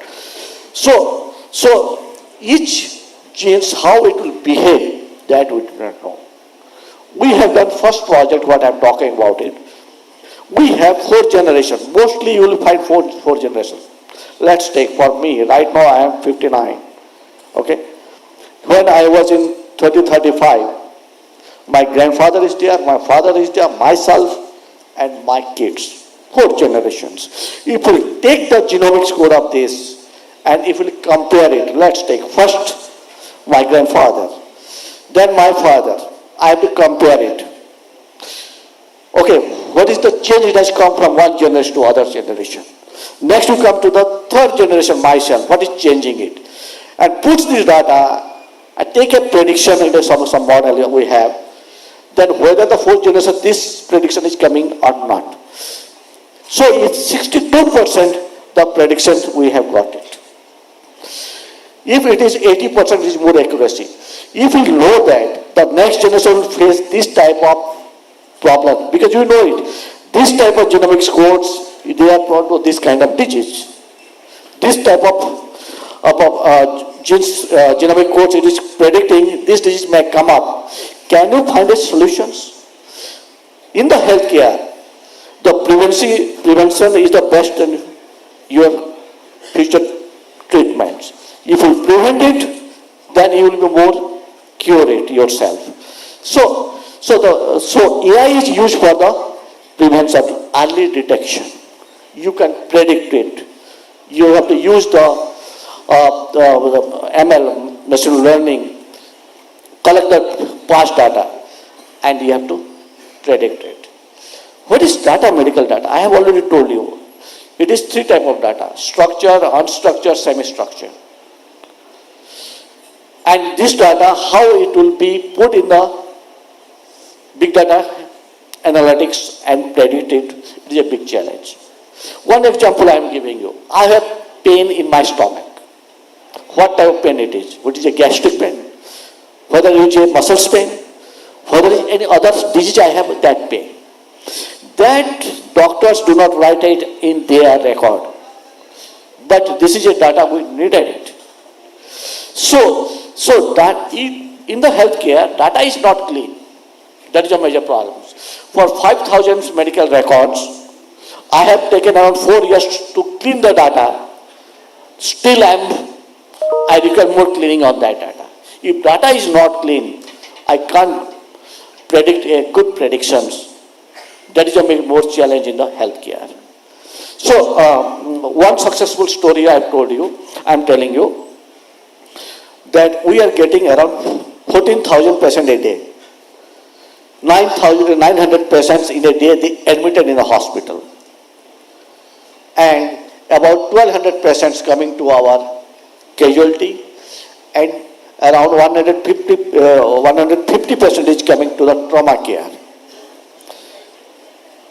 So what we have seen is that 14,000 patients in a day, how to manage it, and my demand is around 48,000 a day. Demand and supply has a big gap. And where demand and supply is a big gap, definitely people will try to hijack your system. Either in a backdoor methods or something you will put in this system. Because they are sick and they are suffering a chronic disease and life-threatening disease. And they need a treatment in AIMS. They want a quality treatment and the right kind of treatment. In these cases, we have to manage this 14,000 fair manner to get all the people who deserve it, they need it, and first come, first service basis. Of course, that we should not. So we made a model that how we can predict it, that what type of patient will come in which month or in which season, so that our more manpower, more infrastructure will be in place. One regression analytics, we have done it, and you can't believe it, 90% accuracy we got it. That's amazing. And one prediction I will tell you, again I'm telling you, that every 4 years Delhi facing some epidemic. Mostly it is dengue. That predictions models is successful, and next another epidemic may come. It is next year, but the government is taking maximum steps that dengue, to prevent dengue, what to do. The MCD and the other workers, they are working on it. So that's why if you have a predictions, you can act accordingly. Right. And I'm talking about the cancer. If the predictions will be done, then 99% cancer will be curable. One thing is, again, it is released for the breast cancer, I'm talking about it. That one technology we have developed with IIT Delhi, that thermal scanner bra. Because somebody has some issue from their breast, they do not disclose to anybody. And when they disclose at that time, there is no time to cure for that. The thermal scanner bra, privately the patient or the lady will wear it. It is connected with the one laptop. It will be scanned, and these thermal scanners, it is giving a such type of photographs. We can predict it around 92% of the breast cancers. And it is going to be available very soon in the market. Right now, the manufacturing process, it has been started, and already more than 5 lakhs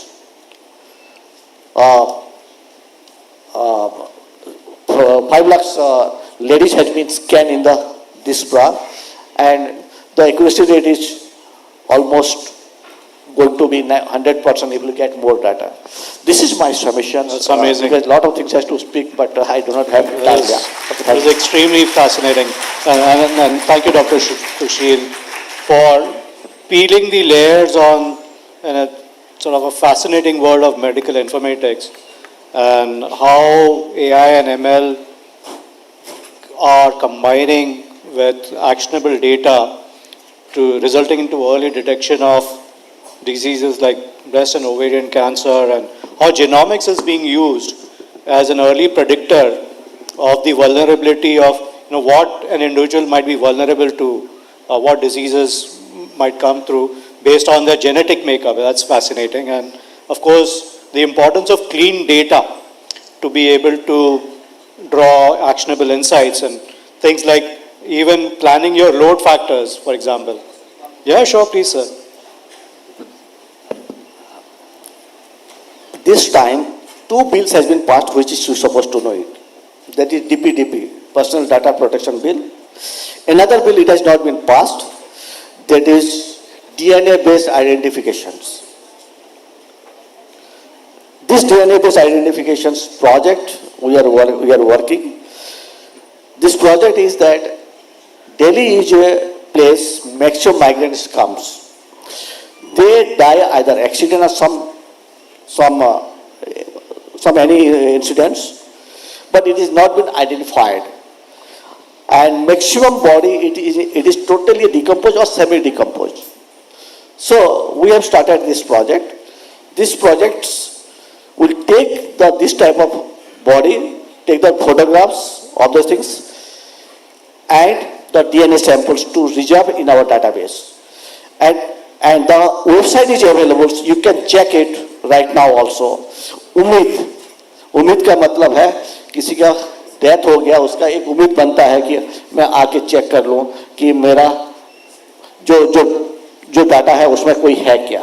And already we have identified few patients, few bodies, because those who are coming, either he is a relative or long distance relatives, their DNA and the body's DNA is lot of changes is there. We have to make a models. We can predict it that this body belongs to this. And this is the website is Umid. You can put in the Google, you can get it. And based on this, when we have demonstrated in the ministry, they have planned that we're supposed to have a DNA identifications built so that you can implement it. Amazing. Thank you. Amazing. Great. Sandeep,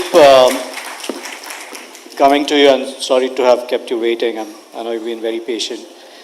You were awarded Young and Emerging Leader in Energy Efficiency by CII, so that's amazing.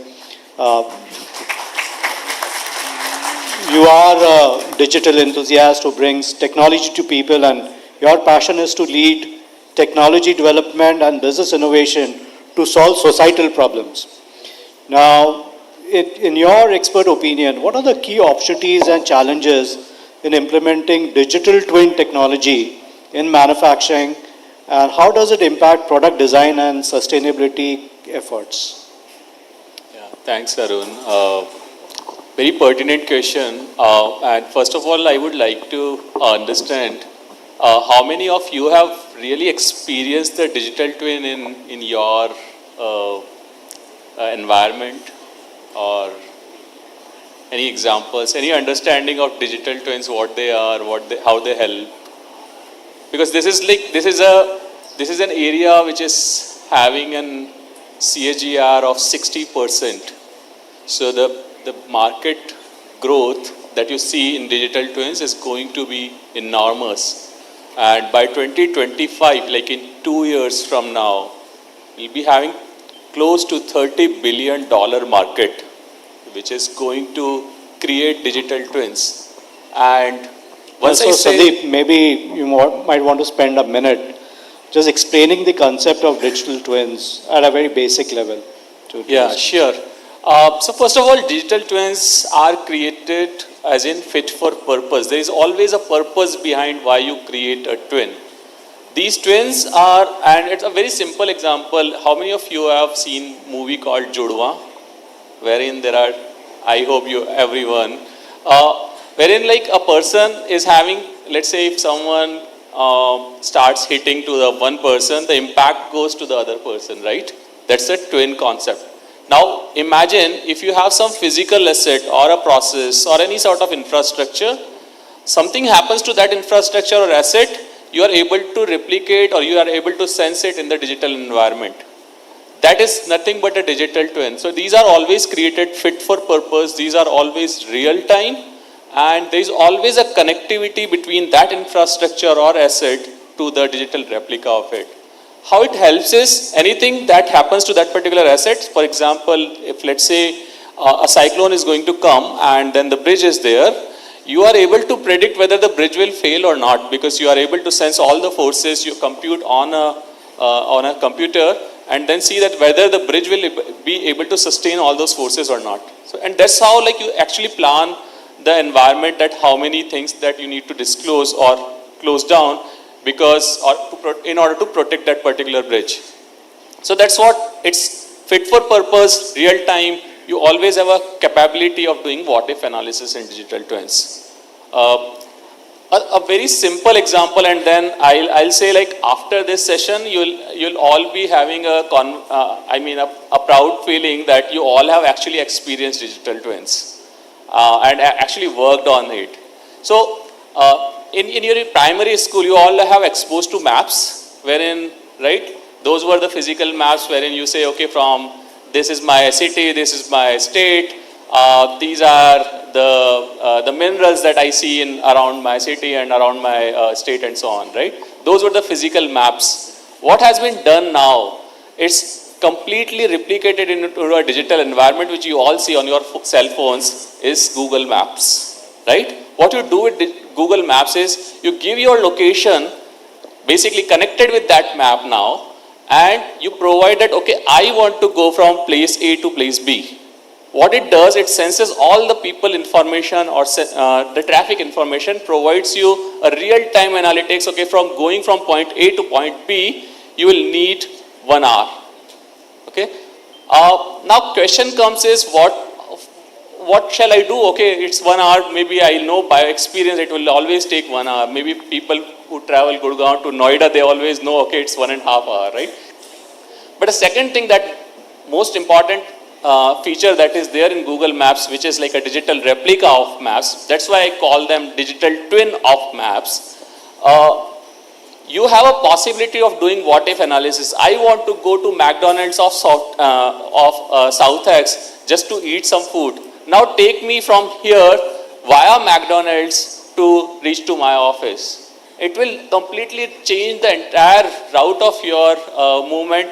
It will allow you to pass through that, and it will give you, now it's not going to be 90 minutes, but it's going to be, say, about 2 hours and 15 minutes. And now you can decide whether you want to really go to South X or take food from somewhere else. That's how it is changing the lives of people, and that's where you'll see more and more digital twins are getting emerged. One more simple or beautiful example that we have seen is during the lander landing in Chandrayaan. There was no possibility of connecting the information coming from that particular lander to remote location in Bangalore. So what has been done was, from the past records, most of the images of moon have been captured. Now, once those images have been captured, the AI, ML and the machine learning part was actually embedded in the lander, and then these images were scanned once it was seeing from the top, okay, this is the surface of the moon. If surface is flat, I can land softly over here. And that decision making was being done or implemented itself in the lander. And that's how the power of these digital twins comes in, because that surface was modeled completely, and then you see, okay, now I can softly land over this. And that's how we were successful in doing the soft landing of this. Future and going forward, maybe we will have human twins, wherein like you have a complete human replicating yourself and saying, okay, like now I can sense my heartbeats, I can sense my blood pressure, I can sense my physical movement, weight, maybe also cholesterol and all. And then it starts predicting that in case if you run or if you start eating such food and don't move, maybe you are prone to have such kind of health issues or so on. So that's where like what we see is these digital twins is going to actually capture a whole lot of applications, and that's where we find that these are more and more exciting as we see their application to people and society. The challenges, I think you asked about the challenges. What we first see is as you start thinking about how to really capture the data. So first point that comes is, how do you really capture the data, whether that is meaningful or not, whether you can make sense out of that is not. So that is one part, how you will really collect the information, collect the data. Second is, once you created a twin, is it going to be scalable or is it going to be for one particular application? That's also typically industry thinks that if it is not going to be scalable, probably you will not get so much of benefit. But if it is going to be scalable, then of course you start utilizing in multiple fields. So for example, like in image analytics, these are getting analyzed or used in various industries. You start doing a quality control, you start doing a people recognition, you start doing surface recognitions and so on. So a simple application of image recognition, it starts giving multiple solutions to you. So that's where, like you say, if it is scalable, then of course you start thinking that, okay, maybe this is something what you should do. Most of the application that we think nowadays is brownfield. And in a brownfield environment, you don't have really the past information and you start collecting data from very late. For a greenfield applications, of course, it's not that challenging. But for example, a person is aged already 40 years. Now you start seeing like, okay, what kind of diseases this person will be having will be a challenging rather than if a person grows and like right from the age of 18 or 12, maybe you start collecting the information about him or her. So that's the third one. And fourth one is, of course, people and talent. More and more people start understanding about these technologies. Of course, we'll see a lot of growth emerging in these spaces. That's what I think these four things are most critical in order to have an implementation of digital twins. Great. So Sandeep, thank you so much for explaining the concept of digital twins in a very simple and interesting manner. And I would suggest to the budding managers here that please go and read up on the concept of digital twins and cyber physical systems. If you Google that, you will get rich source of information on these very interesting aspects. And when you go out in the wider world, you would find that there are many such ready applications in the industry, especially when it comes to areas of Industry 4.0 and digital manufacturing. And if you have any doubts thereon, of course, I'm sure Sandeep would be here to help. Sure. Feel free to reach out. I mean, of course, these are some of the topics which we always want to discuss and learn from you as well, what you think about them. Sure. So that was a fascinating first round, and please give a big round of applause to our panelists here. And I think if we have, thank you. And how much time do we have? Do we have more time? No? Yes, sir. If you want, sir, we can have you. So no, what we would love to do is, since we haven't had a chance to interact with the audience, so I would like to invite questions from the audience here. And please, when you're asking a question, please raise your hand, and also preferably name the panelist to whom the question is addressed. Yes, please. Good. Can we get a mic to the young man here? So please state your name, also what question you have and to which panelist is it addressed to.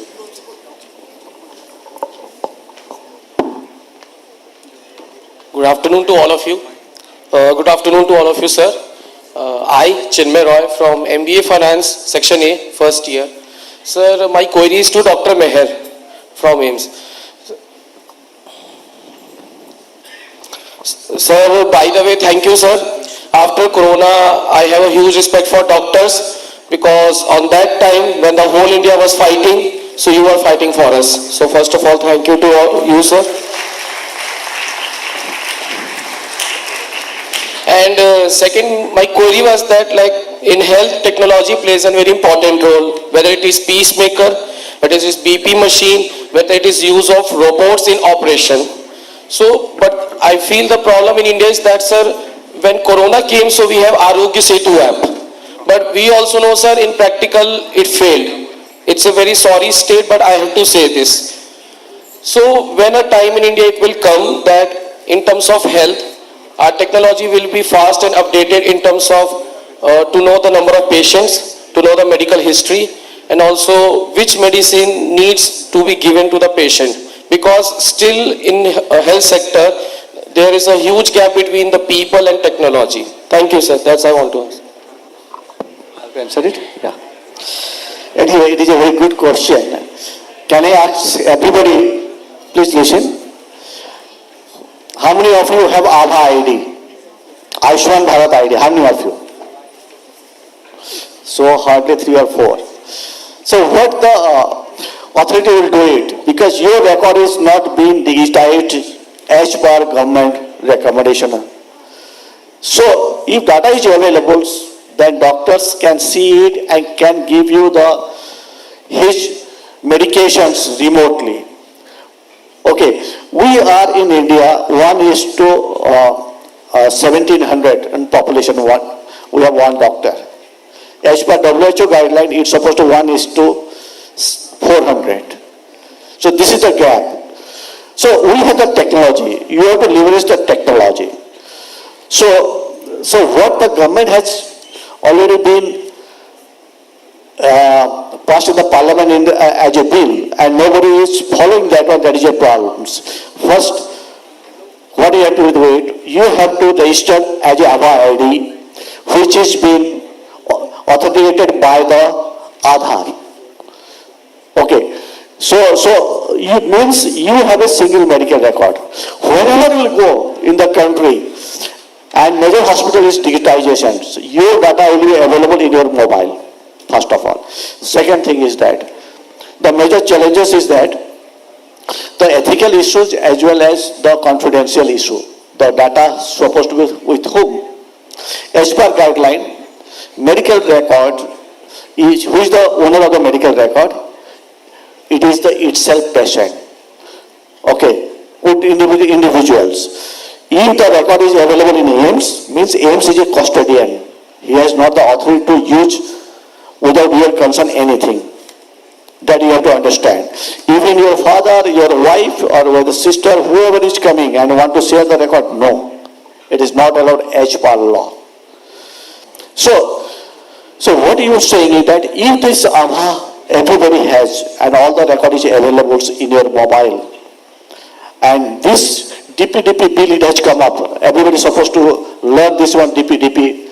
It is better for you because it is not only for health, for everybody. So there is just some guideline which is recommended by us, that data how can be shared and what is your rights on the data, that is already mentioned there. If that will follow, then healthcare has another issue, is that ethical issue, then another law has to come up. And that is also government in the process to do it. But they are waiting for the DPDP, but DPDP has been just in the August it has come up, and as per recommendation, it will be commissioning from 1st of November. So these are the things that is coming up very soon, but data is supposed to be available. That is the Aadhaar, it will help you out. Thank you. I'd like to add to that. I think calling our Arogya Setu as a failure is a bit extreme. I wouldn't say that. If you look around the equivalents in the world, you would be hard put to find anything which is even approaching an equivalent platform. Now, it's not maybe perfect. It depends on how much digitized data is available and how much of it can actually be used for such public applications. But I would say overall, India can be reasonably proud of its public digital infrastructure. Not just Arogya Setu, but the whole India stack, which draws from Aadhaar, but then goes on to other applications like UPI, Beam UPI, and the others. So I would say calling it a failure is a bit extreme. Of course, a lot of improvements can be made, and like Dr. Sushil pointed out, some of the concerns around how data can be culled and used.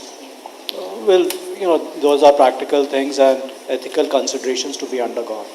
But, I mean, you would be hard put to find any equivalent platform anywhere in the world. That's my take. I'm a very proud Indian, sorry. Sir, just one important thing I am talking about it.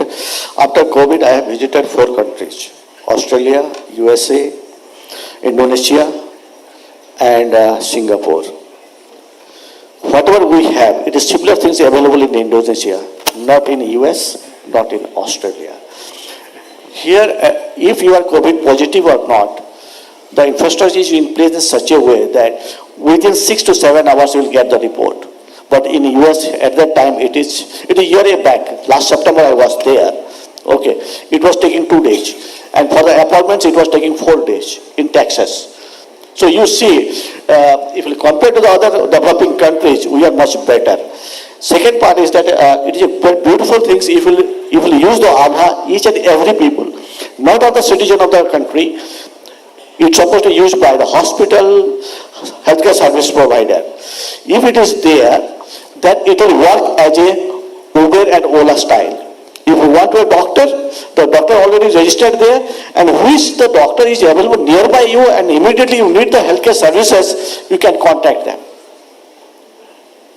So that platform is coming up very soon, and government is very serious on it, that they have to come with a large platform. But healthcare, you can't force to anybody. Health is your rights, what you want to do or not. Right. That is a major challenge, yeah. Thank you so much. Any other questions, please? Sir, we'll get short on time. Okay, so we're being told we are over time, so thank you so much for listening to us so patiently, and thank you for your participation as well, and thank you, a big thank you to my esteemed panelists. They are fairly senior and busy people, and for them to come here all the way and give us interesting insights on the topic is truly amazing. Thank you all. To you. We, Khushi and Alok, along with all student and faculty members of Amity Business School, would like to express our sincere gratitude to all the panelists for giving an excellent coverage on emerging technologies and your presence on our campus. We request Dr. Anita Vinayak and Dr. Palvi Sharda Garg to please come forward and present a token of our appreciation for all the panelists.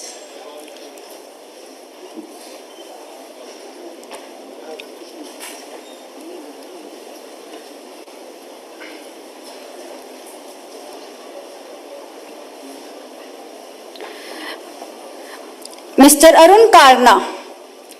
Please, with a huge round of applause.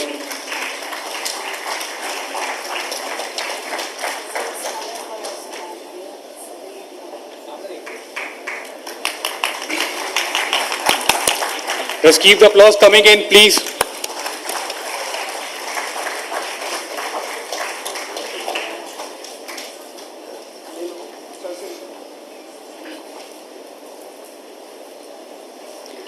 Mr. Saurav Kumar.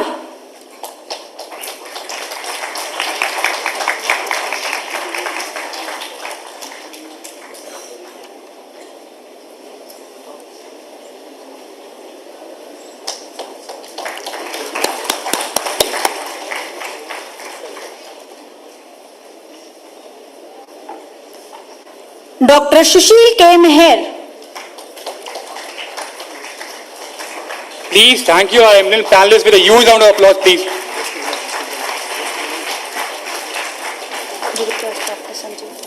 We also request Professor Dr. Sanjay Bansal, sir, to please join us on stage.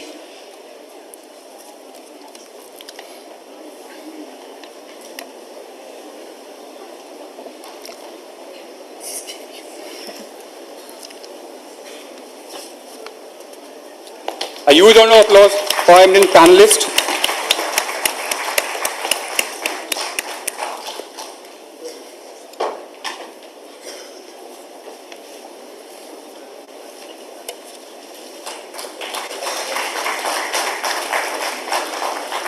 Mr. Sandeep Chitoda.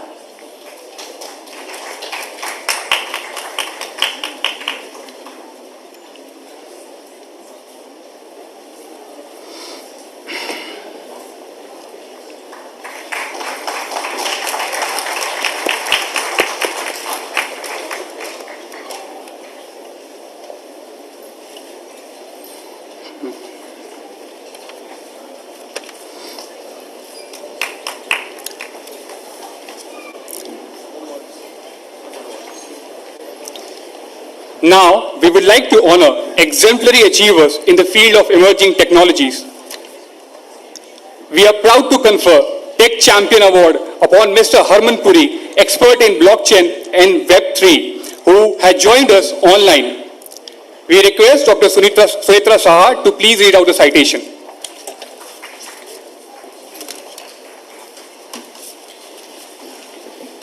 We honor Harman Puri with Tech Champion Award during Infinity 2023, 6th Annual Technology Conference for his immense contribution in the area of blockchain technologies in India and abroad. Mr. Harman Puri is a prominent figure in blockchain and Web3, recognized for his visionary consultancy and educational commitment.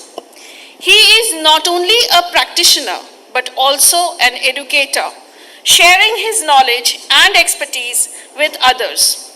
He has advised major blockchain enterprises and shared insights with students and faculty through workshops in esteemed institutions like NITs, Amity University, Noida, and many other prestigious colleges of the country. Harman's leadership in organizing the Web3 Summit in Punjab showcased his impact on India's Web3 ecosystem. His literary achievements were compiled in the book Why Blockchain, which has been embraced by universities and is now a revered text in academic curricula and is further solidifying his influence and contributions to the world of blockchain and technology. It is with utmost respect that Amity Business School, Amity University, Uttar Pradesh confers Tech Champion Award upon Mr. Harman Puri. Thank you.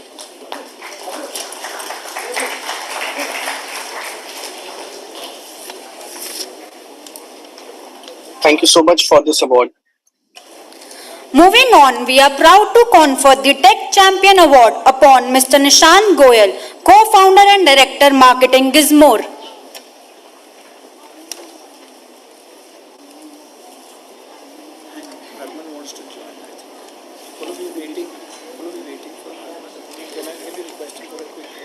We are waiting for Mr. Harman to join online with us.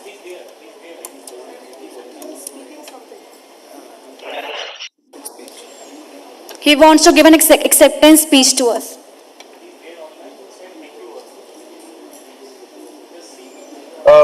Am I audible? Yes, yes.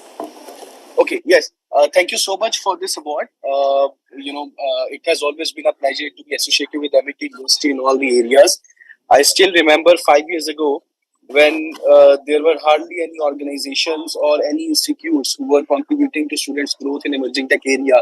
And MIT was one of the pioneers, or I'll say one of the few universities who started blockchain even at that time. So I'm really glad that I have been given a chance to contribute to MIT's ecosystem. And I'm really thankful for this award. Looking forward to more such associations in the future. Thank you so very much for acceptance, Mr. Harman. I was told that you are on airport right now, so looking forward to meet you soon. And we are in the process of getting your MOU also signed. Looking forward. Thank you so very much for acceptance. Thank you, sir. Thank you so much.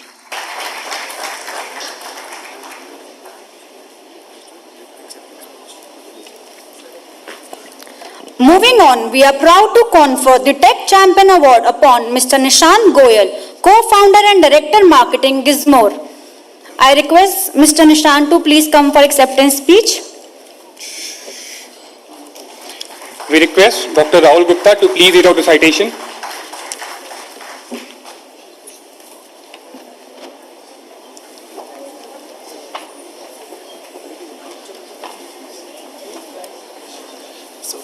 We honor Mr. Nishant Goyal with Tech Champion Award during INFINITY-2023, 6th Annual Technology Conference, for his immense contribution in the area of marketing and account management in various IT corporations. Mr. Nishant Goyal is the co-founder and director marketing Gizmore. He is a proud Amatian and an alumnus of IIM Ahmedabad, having more than 2 decades of experience in marketing, e-commerce and entrepreneurship. Worked with brands like Samsung India and Vodafone Australia. He bootstrapped Gizmore in 2018 from his Provident Fund savings. Gizmore clocked turnover to 60 crores last year and aiming to cross 100 crores in this financial year. Nishant loves new challenges and believe if you enjoy your work, then you never have to work ever again in your life. In quotes, people's charmer, he practices art of relationship management. What magic leadership building can do, money can never. It is with utmost respect that Amity Business School, Amity University, Uttar Pradesh confers Tech Champion Award upon Mr. Nishant Goyal.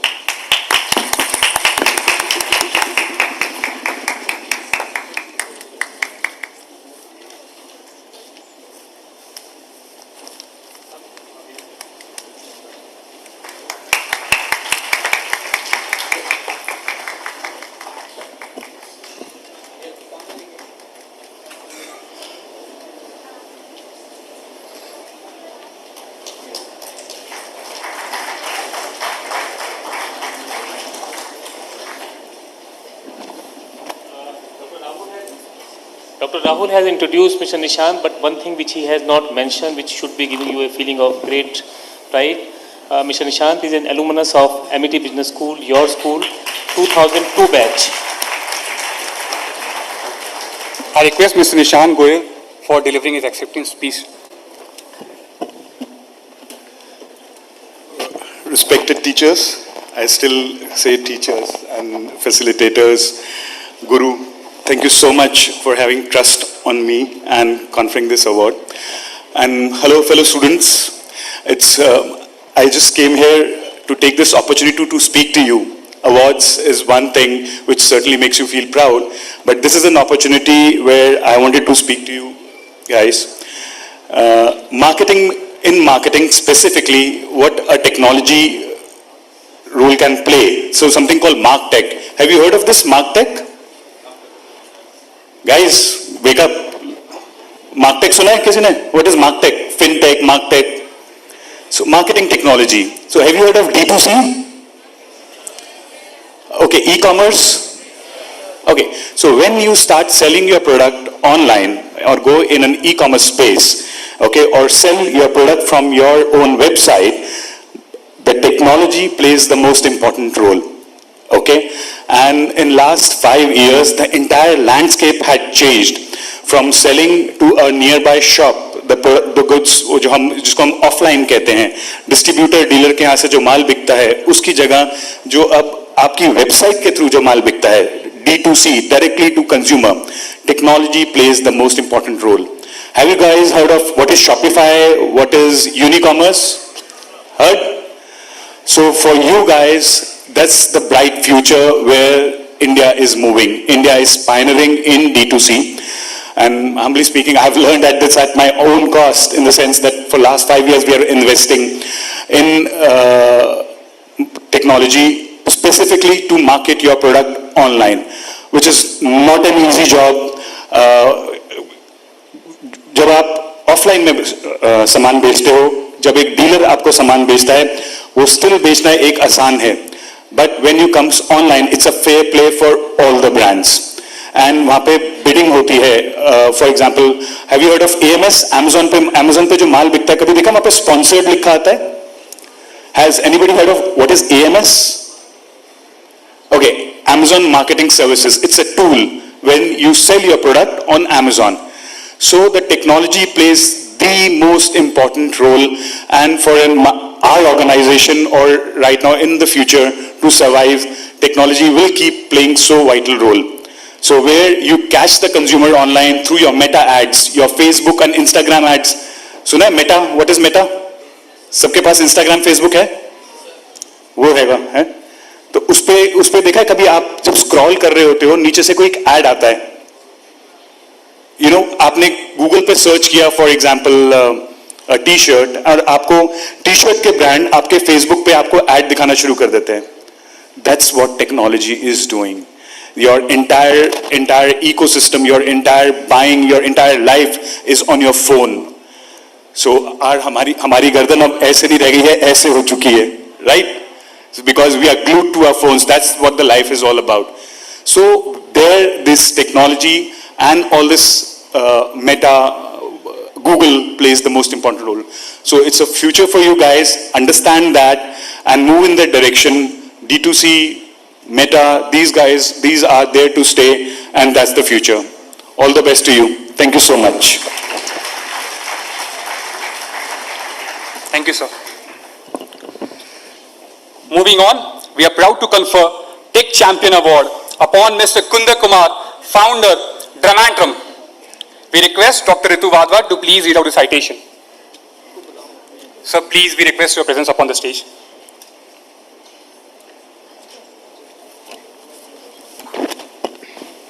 Thank you, Alok. We honor Mr. Kundan Kumar with Tech Champion Award during Infinity 2023 6th Annual Technology Conference for his immense contribution as executive coach, an entrepreneur, and content strategist. Mr. Kundan Kumar started his career as an L&D trainer with TCS for leadership transformation and business decision making, eventually falling in love with the job. He has been collaborating with individuals and early professional skills improvement over decision making, problem solving, use of self as a change agent, leadership, system and design thinking. In 2015, he co-founded and now heads the creative agency called Dramantrum. He calls himself anti-CEO as he does not agree with the power play of the CEO rule book. He believes in creating an organic and human-centric organization and hence pursue the vision to be the happiest, profitable organization on the face of the earth at Dramantrum. It is with utmost respect that Amity Business School, Amity University, Uttar Pradesh, confers Tech Champion Award upon Mr. Kundan Kumar.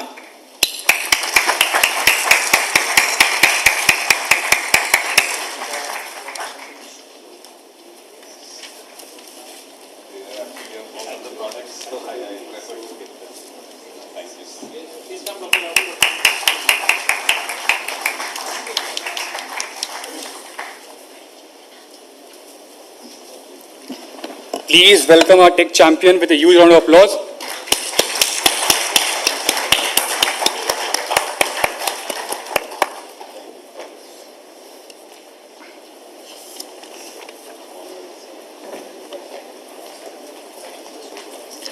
Thank you, sir. Sir, we request you for acceptance, please, sir. Hello, everyone. Good afternoon. Okay, so I didn't prepare anything. I was not aware about this. So I'll keep it very candid. I know it is a technology conference. I'm a very human guy. And always I get this question about human versus technology. So in very short, I'll say that please use technology as human enabler rather than as a competition. Humans are amazing till you trust on them. You push humans onto, in an unsecured zone, they are the most dangerous one. So I use technology, we use mostly around the behavioral side of humans, as in how exactly technology is enabling us. And I'm happy that I'm here now. So thank you so much. I want to keep it very short, and I love the award, and I really wish all the best to all of you, the futures of India. All the best, guys.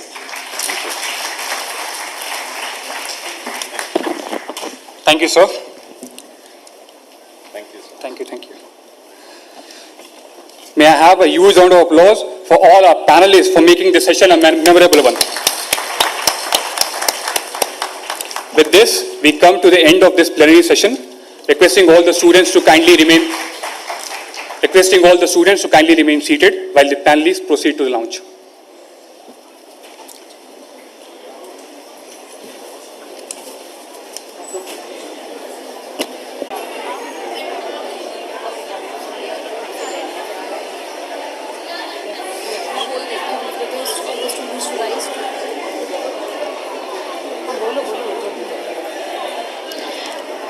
I request the audience to kindly rise and greet the guests.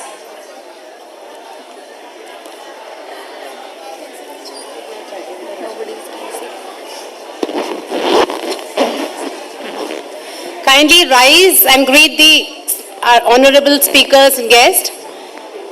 A big round of applause, please.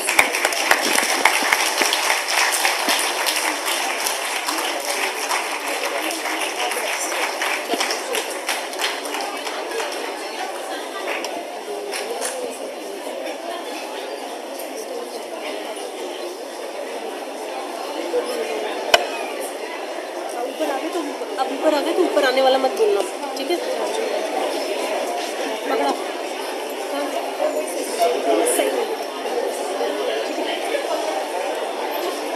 Start कर दो बेटा Can we all be seated down quickly? Requesting all the students to be seated.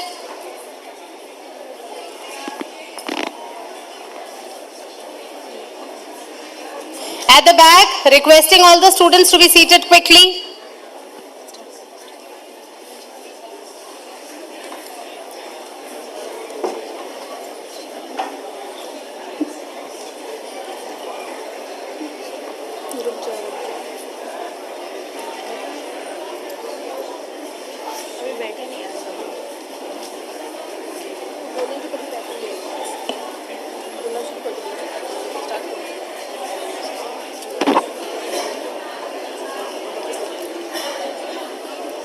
Please settle down, everyone. As quoted by Agatha Christie, the secret to getting ahead is getting started. With this, I, Vanshita, along with my co-compares, would like to greet a pleasant afternoon to each one of you present here. Under the strategic and visionary leadership of our respected founder president, Dr. Ashok Chauhan sir, our dynamic chancellor, Dr. Atul K. Chauhan sir, our very inspiring vice chancellor, Professor Dr. Balwinder Shukla ma'am, and our most beloved dean FMS and director, Amity Business School, Professor Dr. Sanjeev Bansal sir, the university has scaled unprecedented heights. On behalf of our charismatic leaders of Amity, we would like to extend a very warm welcome to the esteemed guests, dignitaries, speakers, faculties, and the students on this sunny afternoon of the 12th day of October 2023. Welcome to the 6th Annual Technology Conference, INFINITY-2023, which is captioned as Digital Transformation for Futuristic Businesses, Emerging Technologies, Leading Growth and Sustainability. Amity has always been very encouraging in helping students finding their unique identity in this complex world. Amity is an institution driven towards excellence, leadership, and research. We at Amity Business School believe and follow this mission and have a rich history related to the research-driven projects and innovation. We all have gathered here for panel discussion too. The theme for the discussion is Catalyzing the Future, Power of Generative AI in Business Transformation. In today's rapidly evolving business landscape, technological advancements are continually reshaping the way companies operate and compete.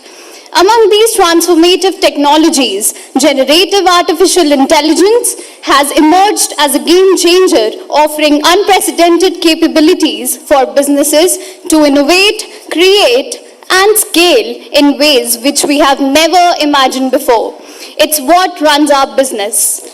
Now, I request Honorable Dean FMS and Director Amity Business School, Professor Dr. Sanjeev Bansal sir, to felicitate all our guests with a sapling as per Amity tradition. Our session guests for the day are Lieutenant Colonel Alok Shankar Pandey. We welcome you, sir. Our next guest includes Dr. Sandeep Pagay, Technopreneur and Founder, Axospark Technology Private Limited. We welcome you, sir. Mr. Mithilesh Singh sir, Co-founder and CEO, Meditech Innovations. We are grateful for your presence, sir. Mr. Niket Shivhare, Business Solutions Specialist, Hexaway Technologies.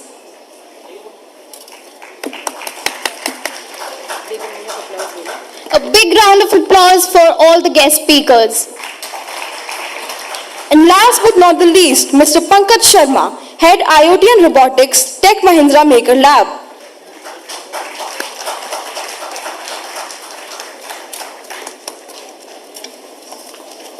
Just 1 second. So again, Kate from 2010 batch of MIT.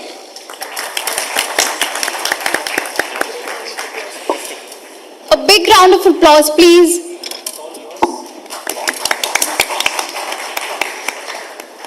Now we would like to introduce our audience to the panelists. Our very first guest is Lieutenant Colonel Alok Shankar Pandey, AGM IT and CISO, Dedicated Freight Corridor Corporation of India Limited.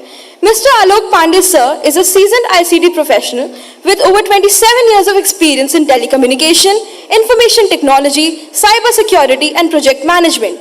Currently, he is serving as AGM IT and CISO at Dedicated Freight Corridor Corporation of India Limited. He excels in leading diverse teams and completing mission-critical tasks in VUCA environment.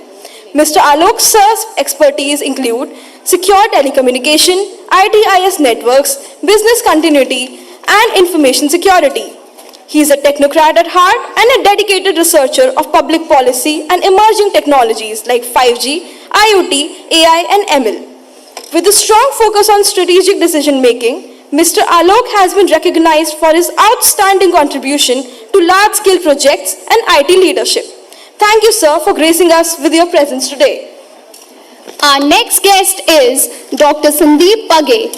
Dr. Sandeep Page, sir, did his PhD from IIT Bombay and worked at Cadence Design Systems, Noida for close to 25 years. In the electronic design automation domain at Cadence, Mr. Sandeep sir worked in the area of front-end verification. Mr. Sandeep sir has recently founded Axospark Technologies Private Limited and is working in the domain of machine learning and generative AI with specific applications in the EdTech domain. Mr. Sandeep sir has 8 US patents from his stint at Cadence and has filed patents in India and the US from his current work in the EdTech domain. Thank you, sir, for being here.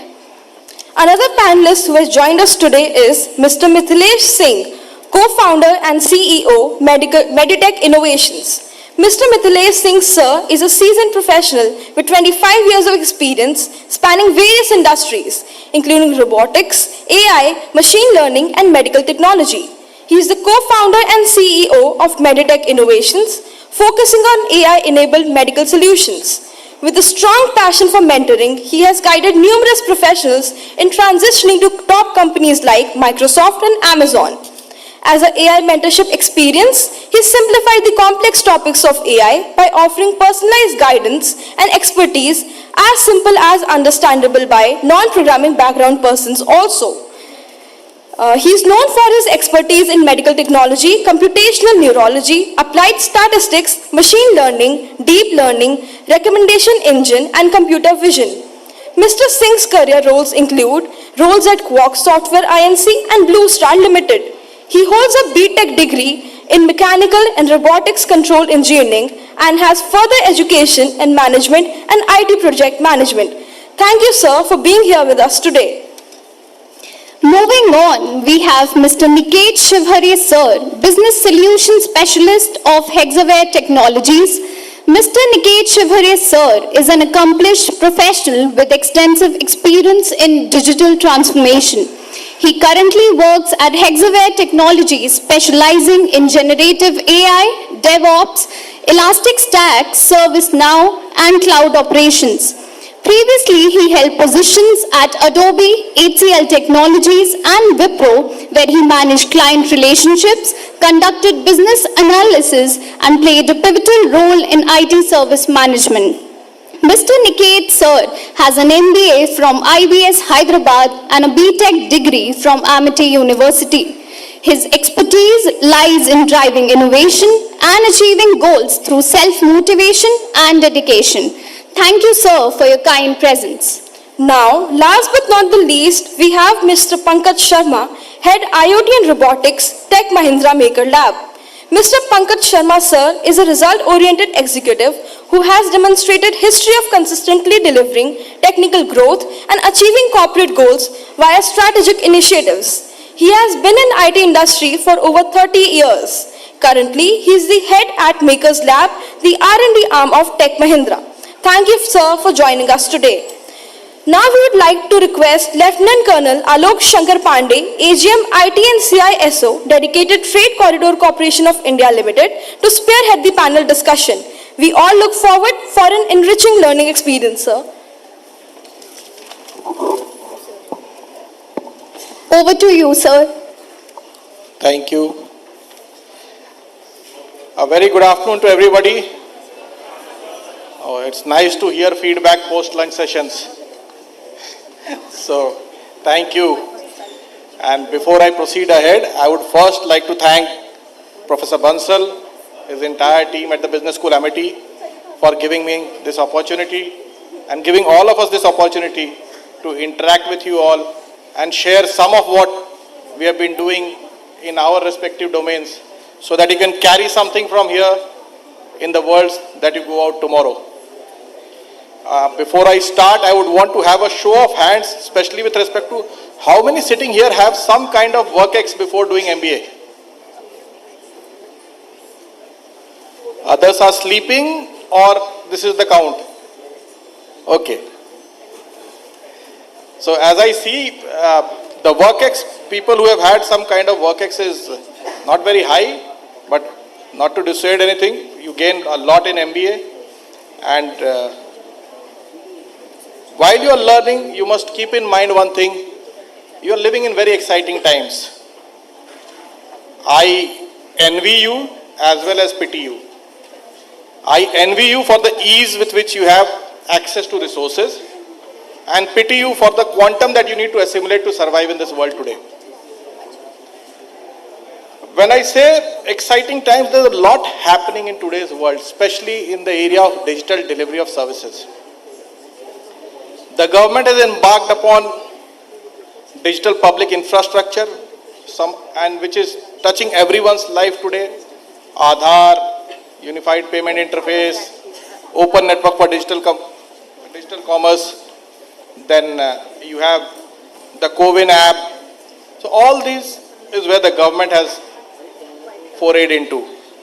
The private sector was never to be left behind, has not been left behind. And private sector has put its contribution in terms of e-commerce and associated platforms, which again touch your day-to-day life. So, all of these are basically targeting at creating a USP for themselves and getting a differentiator so that they can garner a particular share, particular market share first, as also target the end customer, consumer, or citizen services. Most of these solutions revolve around innovative use of data. And artificial intelligence that we are talking of today is also a wonderful innovation on utilization of data. How many of you know when was the word artificial intelligence first coined? Anyone? When was the word artificial intelligence first coined? Any takers? A yes or no, both would do. So you don't know, okay, great. The word was coined in 1963. John McCarthy, he is called the father of artificial intelligence. 1963 the word was coined, the idea was thrown open to the world, and we are sitting in 2023 discussing how AI can transform businesses. What do you think took this much time, 60 years, from its inception to the point where we are today? Any takers again? Anyone would like to take this question? Why this 60 years? 60 years because of the times that you live in. A lot of technological advancement has happened in multiple fields. Starting from the computational capabilities and the kind of data centers that have come up today, to the device ecosystem, the connectivity, the 4G and 5G, almost ubiquitous connectivity throughout the country, 1.2 billion mobile phone users, 800 million internet users. So you have an entire infrastructure which has come up. And over last 10 years, 15 years, the computational power has grown exponentially, and so has the cost of storage come down. So commoditization of storage has helped the cause a lot. Then you have the endpoint ecosystem which has come up, which is very essential for everyone to be able to at least avail any of these kind of services.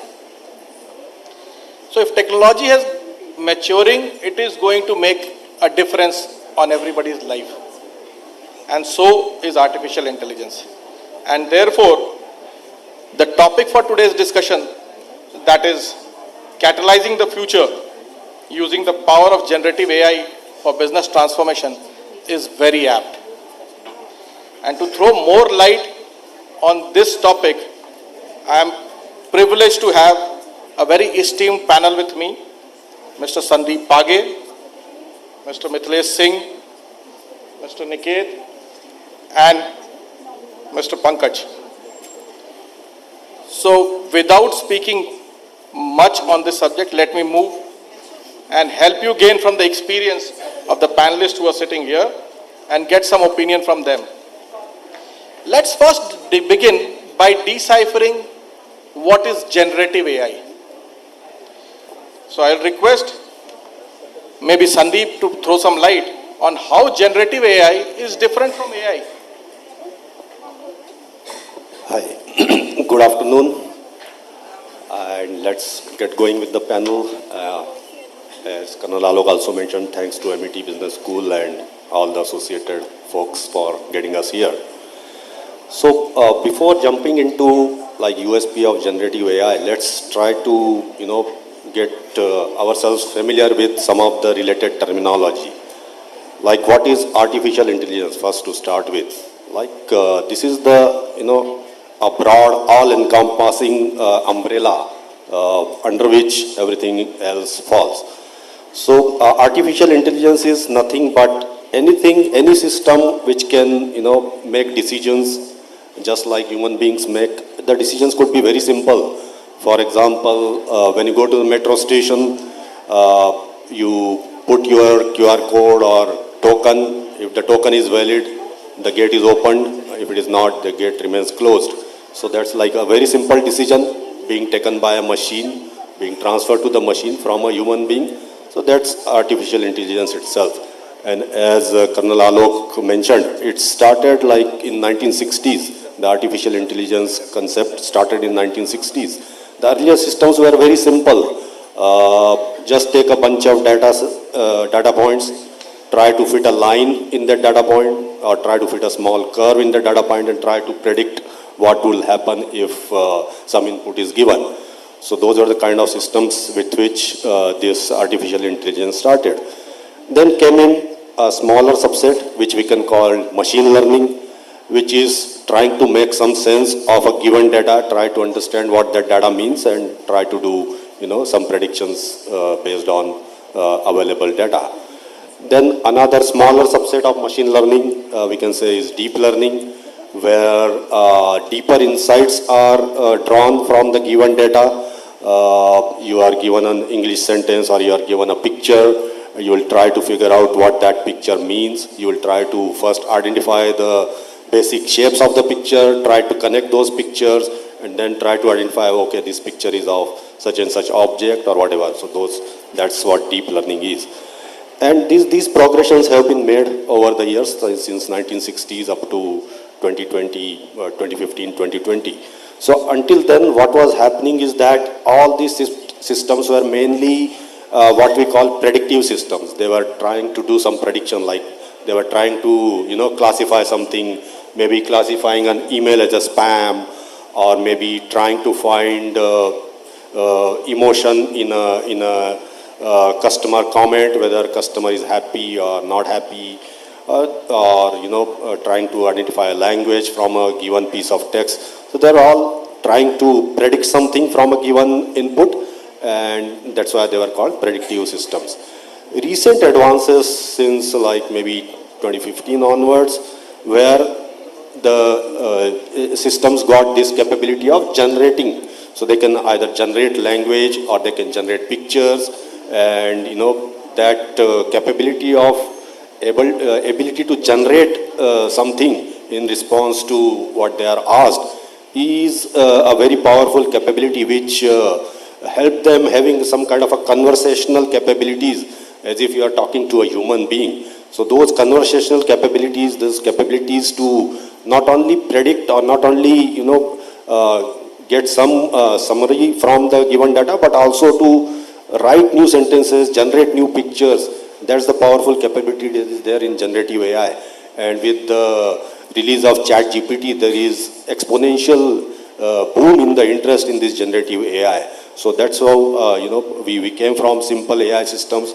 We went to machine learning, deep learning, mostly predictive systems, and recently now we have generative AI, which has capability to generate stuff, and that gives it a lot of powerful capabilities. So that's. Thank you, Sandeep.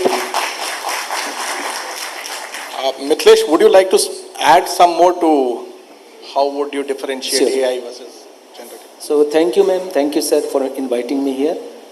And I really feel happy to see all the students, because my profession is mentoring as well as giving the training to the students also. And most of my students are either final year students or having some 5 to 6 years of experience and interested to make transition in artificial intelligence field.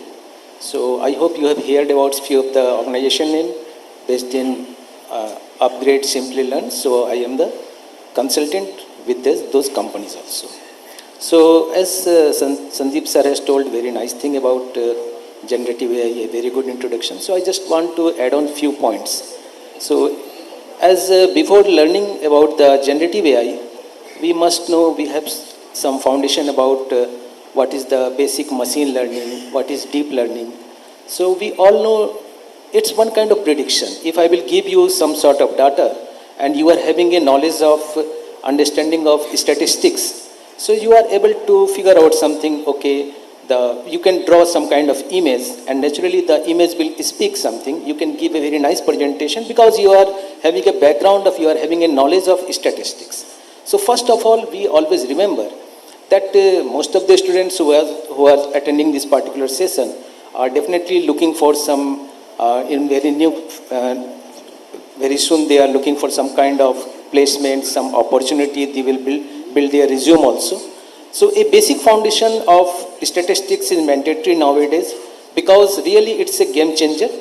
And the second thing, machine learning is nothing but getting the information from that data. So data is everything. If you have a good data, output will be good. If you will input a garbage, naturally the output will definitely be a garbage. So the machine learning is prediction from the data. Now why nowadays this generative AI so popular? Everyone is asking about generative AI, generative AI. The reason behind is three. First one is the availability of open source softwares.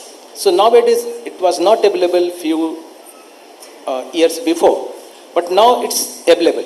Everyone well know about the Python, the software programming things. Everyone is interested to learn something new, and everyone having the access of internet, and the availability of computing power is also available. This TPU, GPU, cloud computing, and the third thing, the massive data available. So LLM is the large language model. Basically, it's one kind of, as a layman we can understand, it's a large encyclopedia, and you are having the knowledge of all the topics. So whatever I will ask, you are able to respond. So this is all about the basic of the generative AI. So now what is the difference between the machine learning and generative AI? So we all know artificial intelligence, basically it is a discipline. Under the artificial intelligence, machine learning will come, and the advanced version of the machine learning is the deep learning. So in machine learning, we are able to use our structured data, means the data which is in the format of your Excel file, CSV file. This all about we are able to do with the supervised and unsupervised machine learning concepts. Now what about the unstructured data? Unstructured data means images, voice, your videos. These mostly are with the help of deep learning neural networks. So the background of the deep learning is the neuron system, how our brain works. So on that basis, the deep learning neural network has been developed. So now we are able to recognize all the unstructured data, all those things. Now the question is, many a times we are not able to find a good quantity of data. So creation of data was one of the most important factor. So generative AI helping us to create the creation of reliable data. So naturally, in the generative AI, if you want to understand what is the difference between the deep learning, machine learning or generative AI, so in machine learning or deep learning, we are giving input of some data and we are getting output as a classification, clustering or whatever the output is there. Suppose, but in the case of generative AI, the input is the NLP, input is the deep learning and output is again the NLP deep learning. You are putting the data, text data, and it is generating the similar kind of text data. You are giving the input of a image of a lion in the case of deep learning. There are varieties of images are available with you, lion, cat, dog, all those things. So if as you are teaching to a 2-year-old kid to identify how lion look like, how cat look like, so the kid will understand. The same way we have trained our machine also in the deep learning. It will identify, okay, this is lion, this is cat. So with text it will write, it is a lion, it is a cat, it is a dog. But in the case of generative AI, what it will do, if you will pass an image of a lion, it will create another image of a lion only with the similarity of that image. That's the basic advantages with the generative AI. Basically, we are creating more data that we can use in the case of deep learning. So basically, creation of data is the generative AI. Thank you.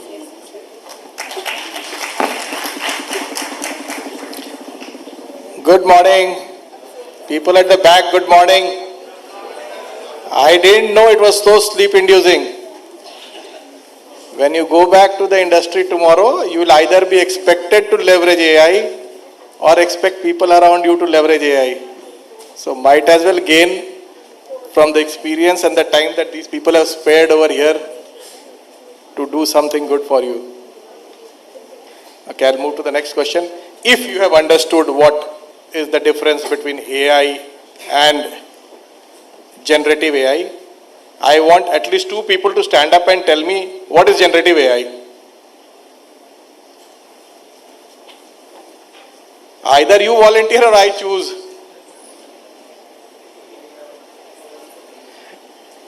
Okay, I need to choose. So this first row, camera, left third person in the coat, Specco, white shirt, Specco. Yeah, move. Yeah, your neighbor. Yeah, those. If you had slid any further, you would have gone down the first seat. So what is generative AI? I know that. Can't help it. You can speak. I think you have adequate energy in your...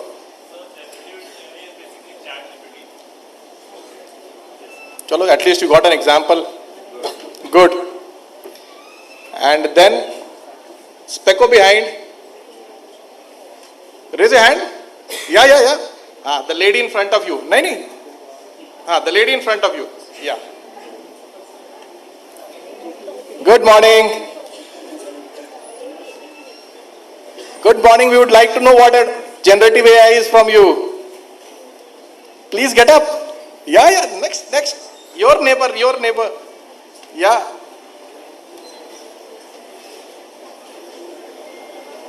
Either give the answer or say, sorry, I don't know. I was sleeping.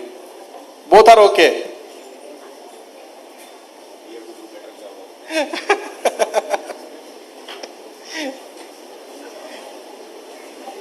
Sit down. So basically, if you haven't understood what AI and generative AI is, you're not going to understand what problems it is going to solve. Notwithstanding, we are going to try and attempt and tell you what problems generative AI is going to solve for businesses of tomorrow. And for that, I'll request Pankaj to put in some insights on the topic.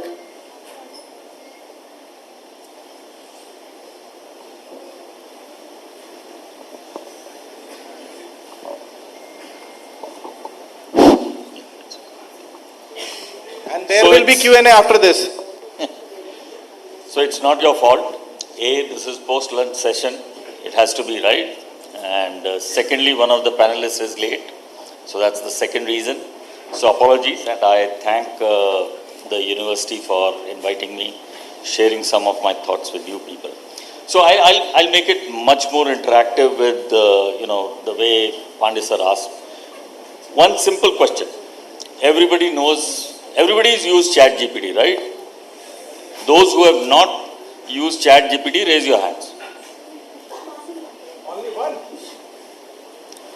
1, 2, that's all. 3, 4. So good that you have honesty with you, that some people have not used. What have the others used it for? Perfect. Assignments, right? How does it help? Had it not been there, what would you have done? You would have written it manually, right? Very good. Now I'll ask one question. This is called generative AI, right? It's generating something for you. What is the AI which is not generative called? What's the collection? Yeah, somebody raised their hand. Anybody? Okay. So, understand, the part of AI which is not generative, so all the collections of machine learning, AI related topics come under discriminative. Got it?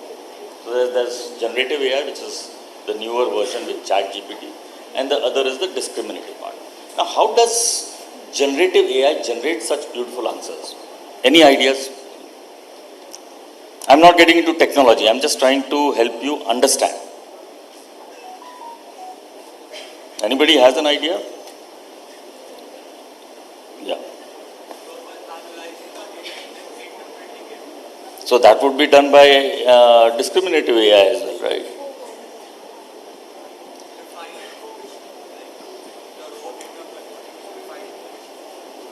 Okay. But then also you ask it to write a poem, it writes a poem. How does that come out? It's not analytics, right? So let me, help you understand. I'll not get into the technology part, but I'll help you understand what is the core phenomena in the background. You must have seen many videos which come out every now and then on WhatsApp and social media channels where you see some rickshawala, he is speaking excellent English, right? And he has not read in a convent school. Seen such videos? Or there are people from some foreign country singing in Hindi and they don't know Hindi. You've seen this? How does that phenomena work? That's exactly what is happening in generative AI. So that's a phenomena in AI. Typically, for any artificial intelligence machine, you need to train it, right? You have to explain how this is to be done.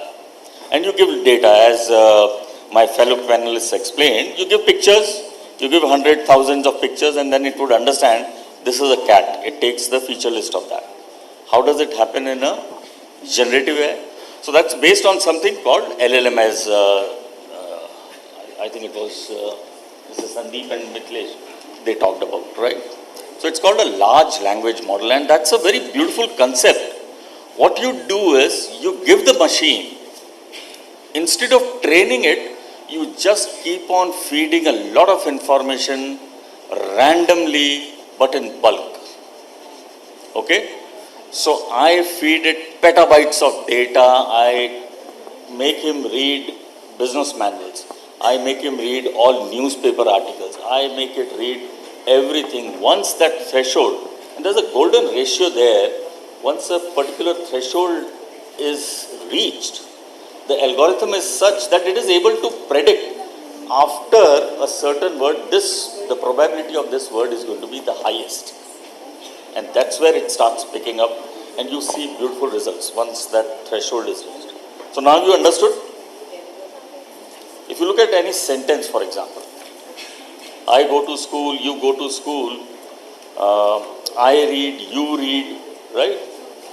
Everybody would know after a while that you go to school. So most of the times after go to it is school.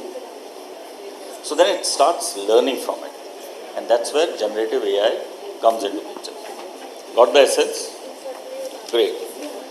Now, what is the beauty of AI or generative AI which would be of use to you people? Because you come from the business domain. You're not going to code. You're not going to build applications on AI. How does this relate to businesses? Can anybody explain to me what ChatGPT will do for any business? आपका तो assignment कर देगा, business का क्या करेगा? Think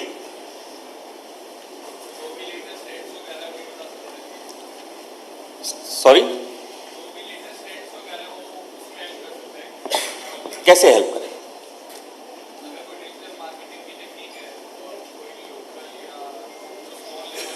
So right, so one of this answer is correct, that it could help in marketing.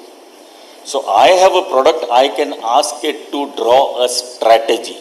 मुझे एक ऐसी strategy बना के बताओ, I want to sell samosas, I want to create a MNC on samosas. Can you help me with that? It will give you a beautiful article, basis its corpus that has been fed into it, right? Any other now business case? Competitive analysis.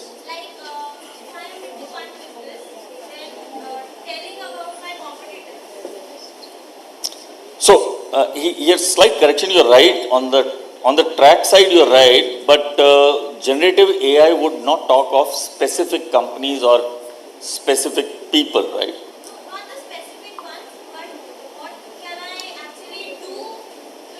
Exactly. So you could ask a question. So this asking of question can have a huge impact again, right? The way you ask ChatGPT, a question asked by this gentleman versus a question asked by that woman over there, it could have different results. And that's an art which is called prompt engineering. Heard of it? Okay, so go read and start using prompt engineering techniques. Your answers, your assignments would be much better if you learn the art of how to ask the question to generative AI. Got it? So when I would, to her point, when I would ask this in a nice fashion, I am into this business, I do this, I am available this way. What do you think my competitor's strategy would be and what should I do to mitigate it? Understood? So beautiful use case of finding competitive analysis. Right, anything else? Content creation, right?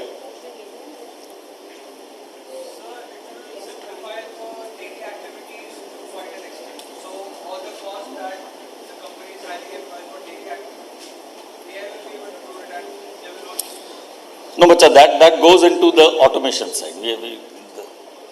Where's AI coming into it? It's not helping there, right?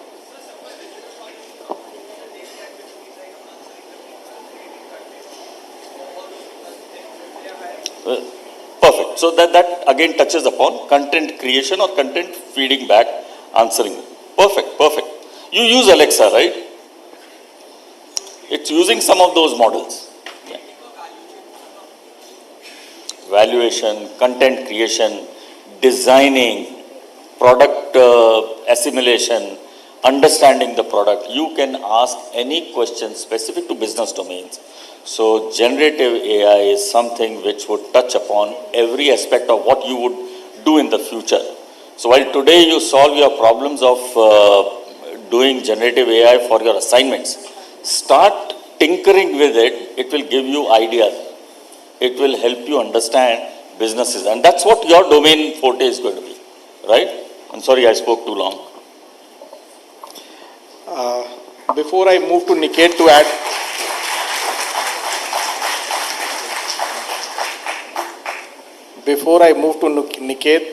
to highlight few more business use cases that generative AI is solving, what Effectively, Pankaj told you is teaching the computer both Wren and Martin and the Oxford Dictionary. If the machine knew both the grammar and the words that make the sentence, it would do the same job that you and me find difficult doing today. So, Niket, if you want to add some more. So, first of all, hi everyone. How are you? Still sleeping? So, I'm so glad to be here, after almost a decade. 10 years back I used to sit here and now I'm sitting here. So, that's the achievement in itself for me. Now, talking about this topic, where generative AI and AI is helping us in, solving some of the problems. So I'll not go into the definition or, something that we already discussed. I'll share my experience, right? Experience of almost 15 years in this domain. So as per my discussion with most of the CIOs, right? One common problem that they have is every leader wants their organization to be more smarter. They want their IT to be smarter. That means, moving from traditional way of doing things like, managing their data centers or, routers or IT infrastructure manually, moving towards more automated or AI-enabled IT management. Similarly, they want their devices, like for example, laptop, desktop, phones to be more smarter. When I say smarter, that means they can solve their issues by themselves. Like for example, if there is any storage threshold that come up to your laptop, rather than you calling to your IT folks, your laptop will see that there is a problem and they will solve it. So that's the smart devices that most of the CIOs are looking for. Similarly, they want their users to be more smarter, like end users or maybe the customers, so that they can solve their issues by themselves rather than calling to any IT service provider. And this is possible by enabling some chatbots, right? Some virtual assistants.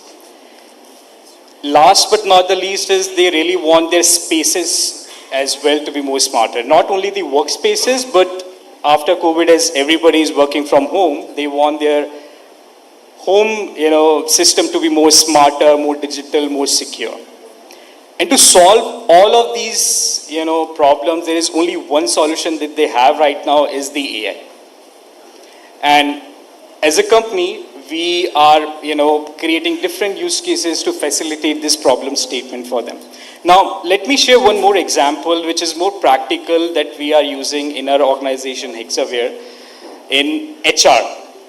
So, as per research, the most difficult and time-consuming task for any HR is to scan the resumes. They are getting thousands of resumes every day. I am also doing it. It's a tedious job.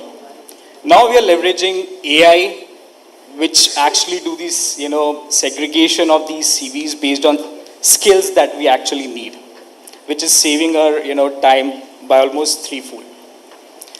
Similarly, we are leveraging AI in the employee onboarding process. Previously, it took almost 2 weeks to, onboard any resource to our organization, but with the help of AI, like, giving them the access of chatbot or, any other technologies, we have cut down the entire process to by 1 day onboarding process. And this definitely help us reduce our iteration as well, because, it's a report by Gartner which says that if the onboarding process of employee is good, the tenure of that resource in that organization increases. So we are leveraging AI over there as well. We are leveraging our AI in the background check. So whenever then there will be a recruitment and you'll join an organization, there will be a check of your past experience, your education background.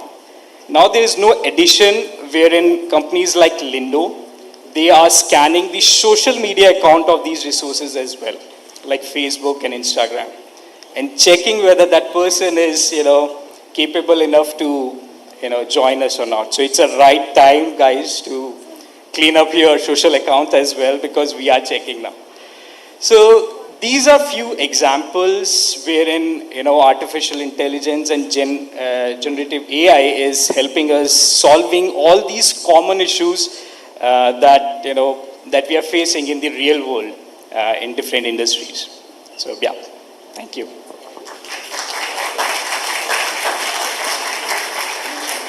So after Niket's intervention and examples, how many worried that their CVs will not be shortlisted or rejected in the selection process?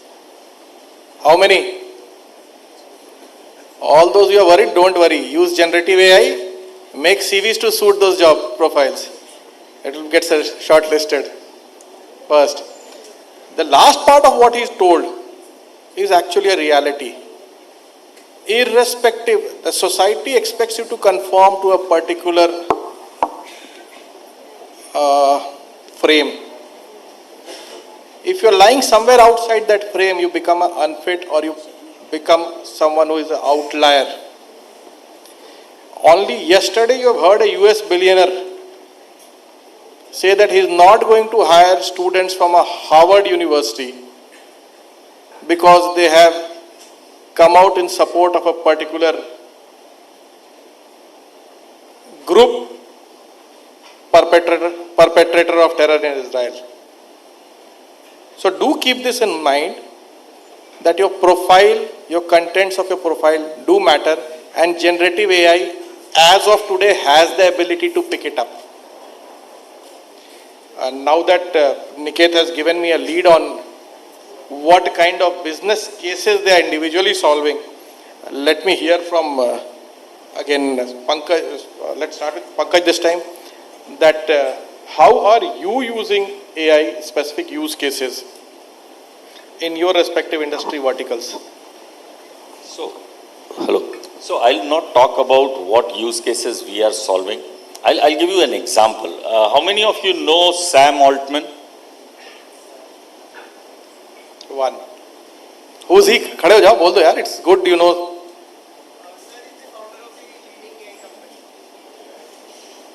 Okay. Founder of OpenAI, which is the producers of ChatGPT, right? Excellent. Now, he came to India. Do you know this? Just a few months back. And what did he say about India? Anybody remembers? There was a fiasco in the newspapers. Go ahead. Yeah. Right, that it would be foolish of Indians to even try and attempt to make ChatGPT, right? Heard of this? Those who have not heard, listen to this again. Sam Altman comes to India and he says it would be foolish of Indians to try and attempt to make a ChatGPT kind of thing for their languages. And that's where our CEO, CP Gunani, said in another tweet that challenge accepted. And so my unit is leading a project called Project Indus. ProjectIndus.in. You can go and see on the site. That's a civilizational project we are undertaking where we will be building a competitive product in Hindi for Sam Altman's answer.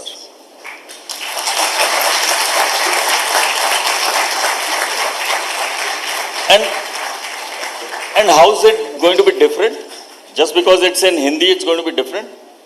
No. So there is an important element which Lieutenant Colonel Pandey said.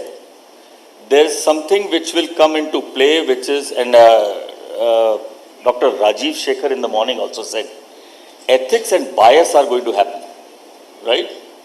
What I feed to the computer, that's going to be the answer, right? And tell you, this is not something which is different. Machines can be biased, much like you are biased.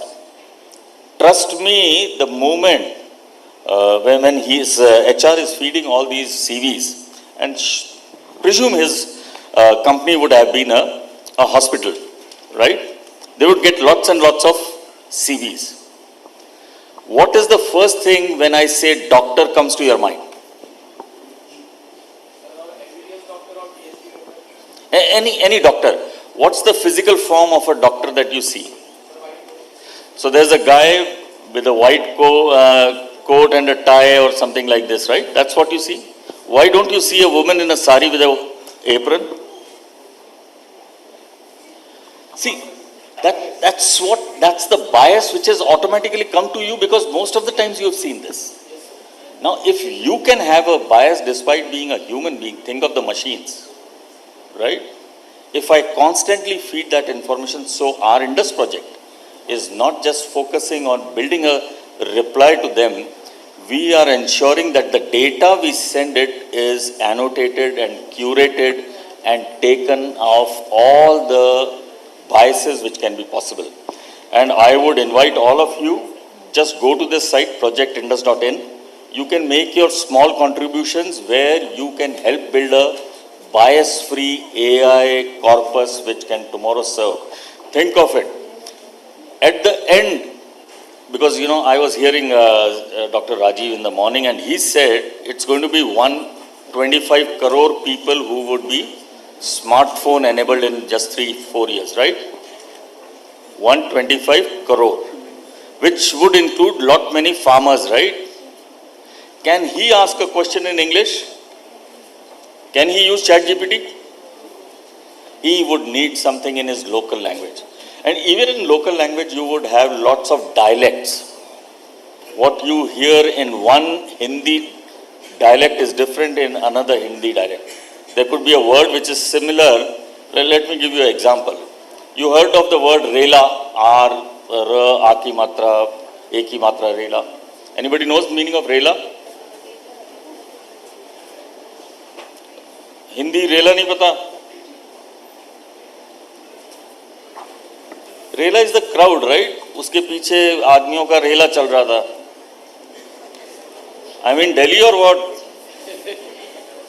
होता है आदमियों का रेला पीछे चलता है कि नहीं? So that's रेला, right? Now put this is Hindi. उसके पीछे लोगों का रेला चल रहा था. परफेक्ट. हिंदी है कि इंग्लिश है या मारवाड़ी है? हिंदी है, राइट? नाउ आई से another sentence.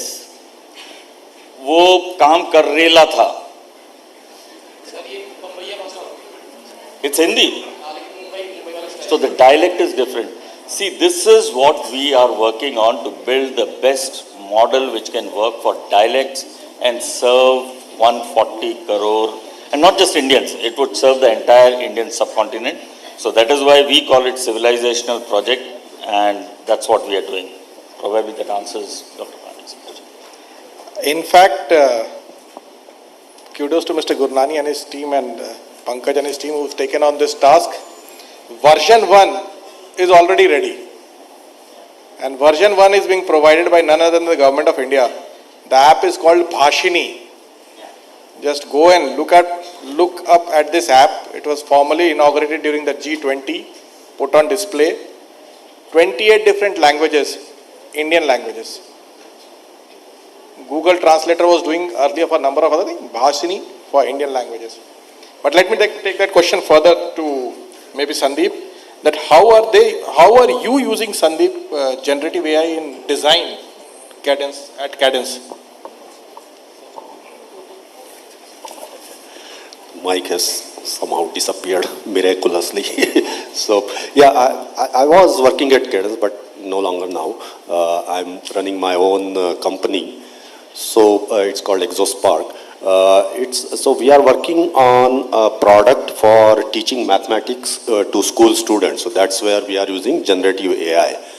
So we talked to multiple parents before we decided to design this product, specifically about anxiety about mathematics in school students.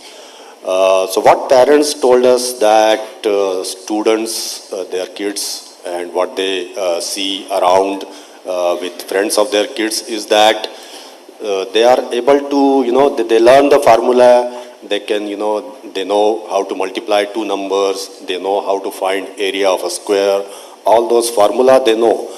But when it comes to solving a real world problem which is posed to them in English, let's say you ask them, they know multiplication, but if you ask them that solve this problem, that you go to market, you buy 5 kg of potato, and if the price of 1 kg is 25 rupees, how much do you pay?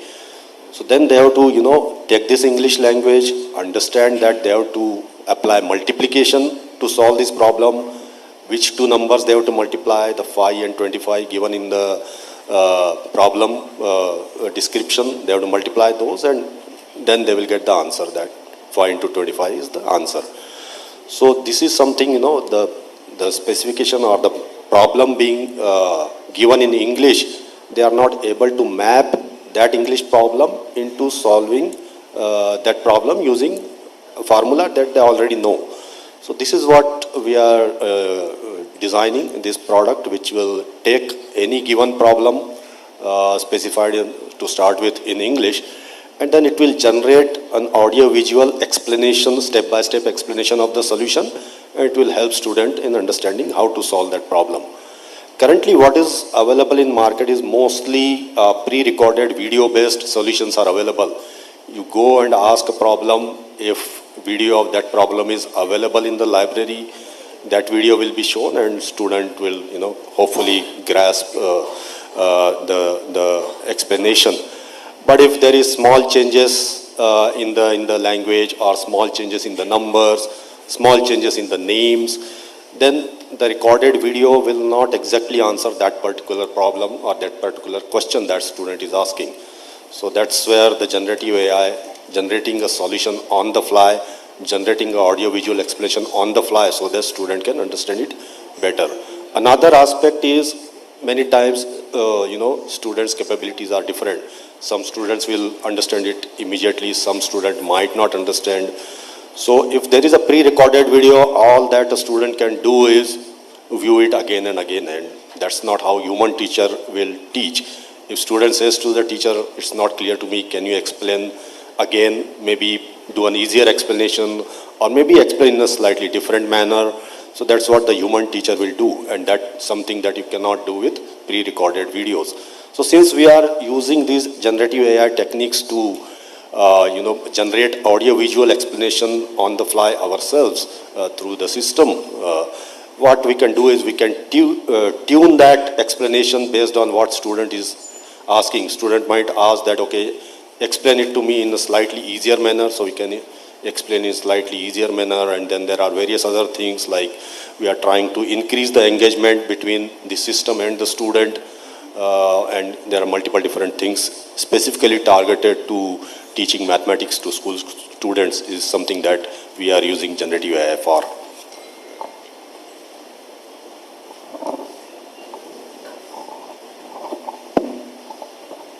Mithilesh, you would like to add how you are using generative AI?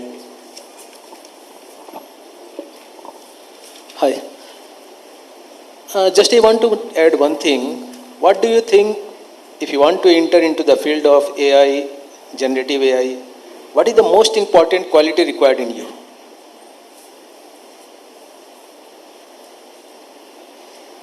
The only and only one thing, you should be an intelligent person, nothing else. Because everything is available free of cost. All of you having the laptop, most of my students are able to develop very nice program like as language translator, Hindi to English, not English, English. Some words are in Hindi, some words are English also. Different, you select the language just like as our calculator. They are able to develop the recommendation engine. This all they are doing just for the fun. If suppose you will ask any of your friend, you are doing MBA, you are doing some kind of AI, all those things. So naturally they will ask, can you help me to predict the stock market price? Can you recommend me some movie? Recently I have watched a movie Puspa. What next movie I should watch? On what basis this Amazon Prime, Netflix recommend you some movie? You can build all those things. In corporate training, it takes hardly 20 days time to cover the entire syllabus of artificial intelligence. Just in 20 days. So the same syllabus you can cover in 2 years also. The level of knowledge is almost same. Because after completion of 20 days rigorous training, the only important thing is your interest, your initiative, nothing else. Because the purpose of attending this session also, you want to gain something. Because no one is learning anything just for the sake of learning. You want to apply that concept on some ideas. So the application of generative AI is almost in every industry. If you talk about the medical industry, whatever I'm speaking, it's very recent experience. Just 2 days before, one of my friends, he is the technical director in one of the organization, seismic energy. He want to predict the vibration before the earthquake or at the time of some kind of devices are there, they will create some kind of artificial earthquake kind of environment and they want to record that things in some device. So creation of that particular environment is expensive. It's not easy. So they can use the generative AI to recreate such kind of data. Getting a particular medical image, if you are talking about the sepsis and septic shock prediction, this is one of the challenge in medical industry. Sepsis means whole organ failure, is the chemical imbalance, means the patient is in ICU. Due to any reason, if any kind of infection is there, it is beyond control and there is no correct synchronization through the brain and different organs. So this kind of finding that kind of microcirculation through the sublingual area, finding a very reliable data is not easy. So we can use the generative AI to generate such kind of data. So in the industries, in the research organization where data is very expensive, if you have the little idea about the machine learning, all those things. So some of the algorithms like as KNN, SBM works amazing, but the only condition, the number of rows should be, especially in the case of SBM, the number of rows should not be high. Otherwise the computational time, it will take lots of computational time. It feels very happy and its performance is amazing if you have large number of columns. So we can generate good amount of artificial data for the medical industry. And there are lots of articles you will read that in coming future, we can generate voice also. Some people are saying if someone has a sample of 10-second voice of a 10-second sample of voice, you can create a synthetic voice, similar kind of things. So the field is really amazing, but the most important thing that you should be a self-starter. It is really very interesting topic, the artificial intelligence, generative AI, all those things. And there is no large infrastructure you required to prove yourself that you are an intelligent person. You have a laptop and all the resources available free of cost. And you have my email ID also, contact number also. Whenever you want, you can take my help also for the creation of some kind of programs. And believe me, all those knowledge and expertise, skill set will be definitely a very good game changer when you will apply somewhere for the job, naturally. Because you cannot avoid this generative AI, artificial intelligence, machine learning. It is just like as 20 years before if someone was saying, I can survive without mobile phone. But today's scenario is, you cannot. The same thing is there after next few years, 1 or 2 years, 3 years. If you will say, I have no idea of all these concepts, I am not good in all this skill set. So naturally, the survival will be a little difficult and the promotion and all this progress will be difficult. Okay, thank you.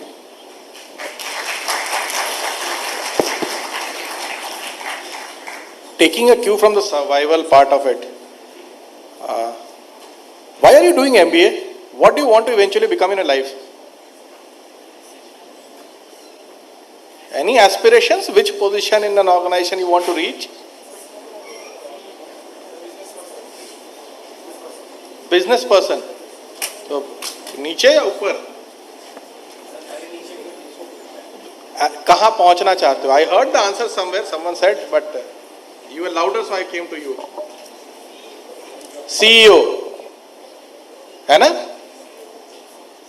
So if you want to be the chief executive officer of any organization, why do you have to study marketing? Why do you have to study finance? Why do you have to study that?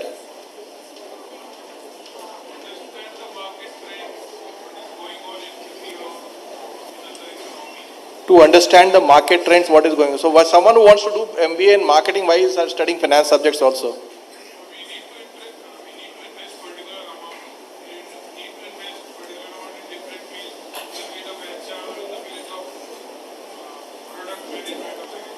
And vice versa? जो finance में करना चाहता है वो marketing क्यों पढ़ रहा है सब्जेक्ट्स? या गो एट, थोड़ा जोर बोलना पड़ेगा. I have the luxury of mic. To learn the dynamics not of the organization, the dynamics of business. So if you are going to learn the dynamics of business, essential parts of marketing, finance, what people forget or what boardrooms miss out at times, and that is why this topic has probably been chosen by your faculties or the coordinating committee, is the enabler for that business. Today you cannot think of a business, or there are very few businesses where the enabler is not IT, data, or some kind of AI in some way or the other. That is why when you have to walk in into boardrooms in whichever capacity, you need to understand what your enablers are. Also, you've all heard about innovation, studied about innovation. Some innovation in some uncorrelated space will take away your business if you're not keeping an eye on it. Example? Yeah, go ahead.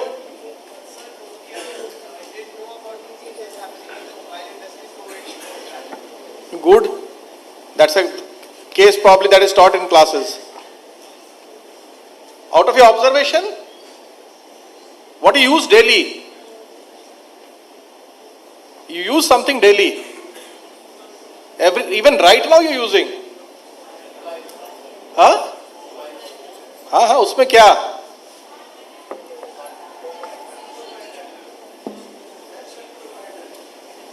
All of you using WhatsApp, even chatting next to each other. WhatsApp took away the business of entire telecom operators because the SMS prices went away, SMS cost went away. What I am saying is, why this focus on technology where you might be feeling antagonized or some of you may be feeling sleepy also, कि technology से क्या करना है यार, मुझे तो सामान बेचना है और फाइनेंस के रिकॉर्ड्स देखने हैं. नहीं, ये इनेबल करेगा आपका कल का businesses, whether you want to become an entrepreneur or you want to succeed in your professional lives. Okay, after the sermon, there is a new programming language, latest programming language. Anyone? R. और कोई? और कोई? Only R. Is that what you teach in, is required for data science or analytics? R पढ़ना पड़ता है क्या तुमको यहाँ पे? Nothing else. It's English. The latest programming language is English. Use generative AI, ask him to write your source code. It will give you the source code in any language that you want. And who is the best programmer? Pardon? Louder. Louder. Rumor. Humans. Best programmer. Prompt engineer. You need to tell him the right thing, what program he wants. That's the best programmer. But in any case, let me move further. If you have the power of generative AI, like all businesses, like all business case, all technology, there has to be some element of ethics, regulation. In fact, it was touched upon by Pankaj slightly earlier. So, to proceed ahead, let me touch upon what aspects of ethics and regulation are challenging for this Gen AI to probably grow in an organized manner. And I would request Niket to probably take on this question first.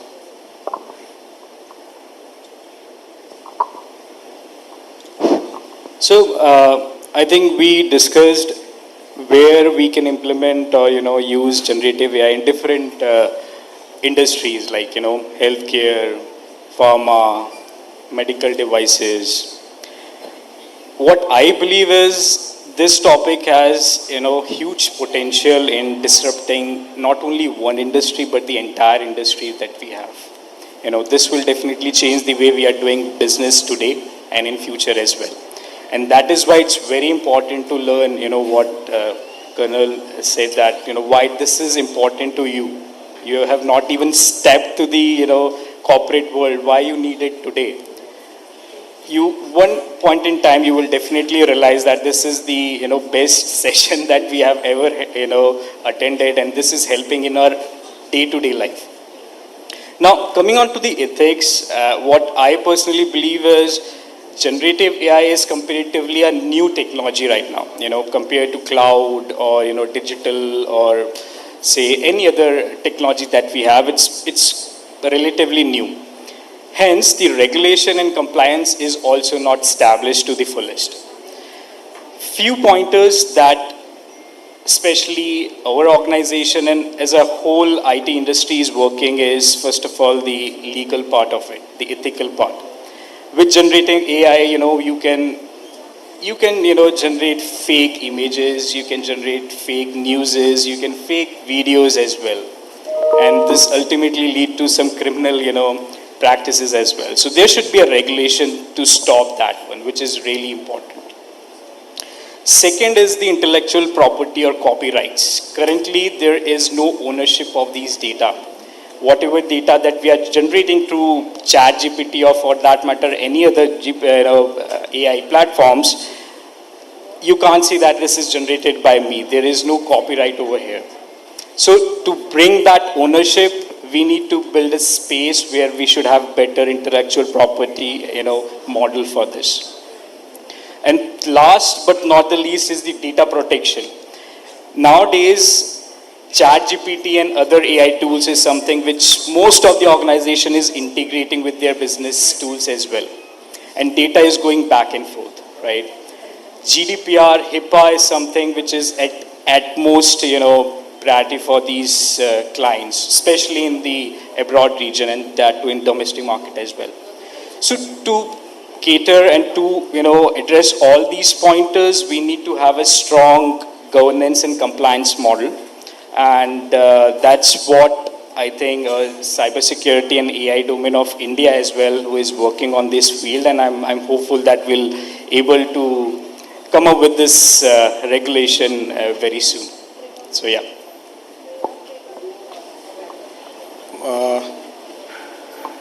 Sandeep, would you like to take on and add some more ethical issues which you would have in your mind? So yeah, Niket has touched upon quite a few ethical and regulatory or moral kind of requirements that are there, and many different countries are taking a lead in defining the regulatory aspects of generative AI and these powerful technologies which are coming in. So what they are doing is they are dividing into like 4 or 5 different tiers. That tier 1 is something that absolutely nobody should be doing using these technologies, like something which invades the privacy of citizens, or something which can be used to create problems in the society. Those are the kind of things which should never be done. Then the next tier could be some aspects which are important to be done by generative AI, but they have to be highly regulated.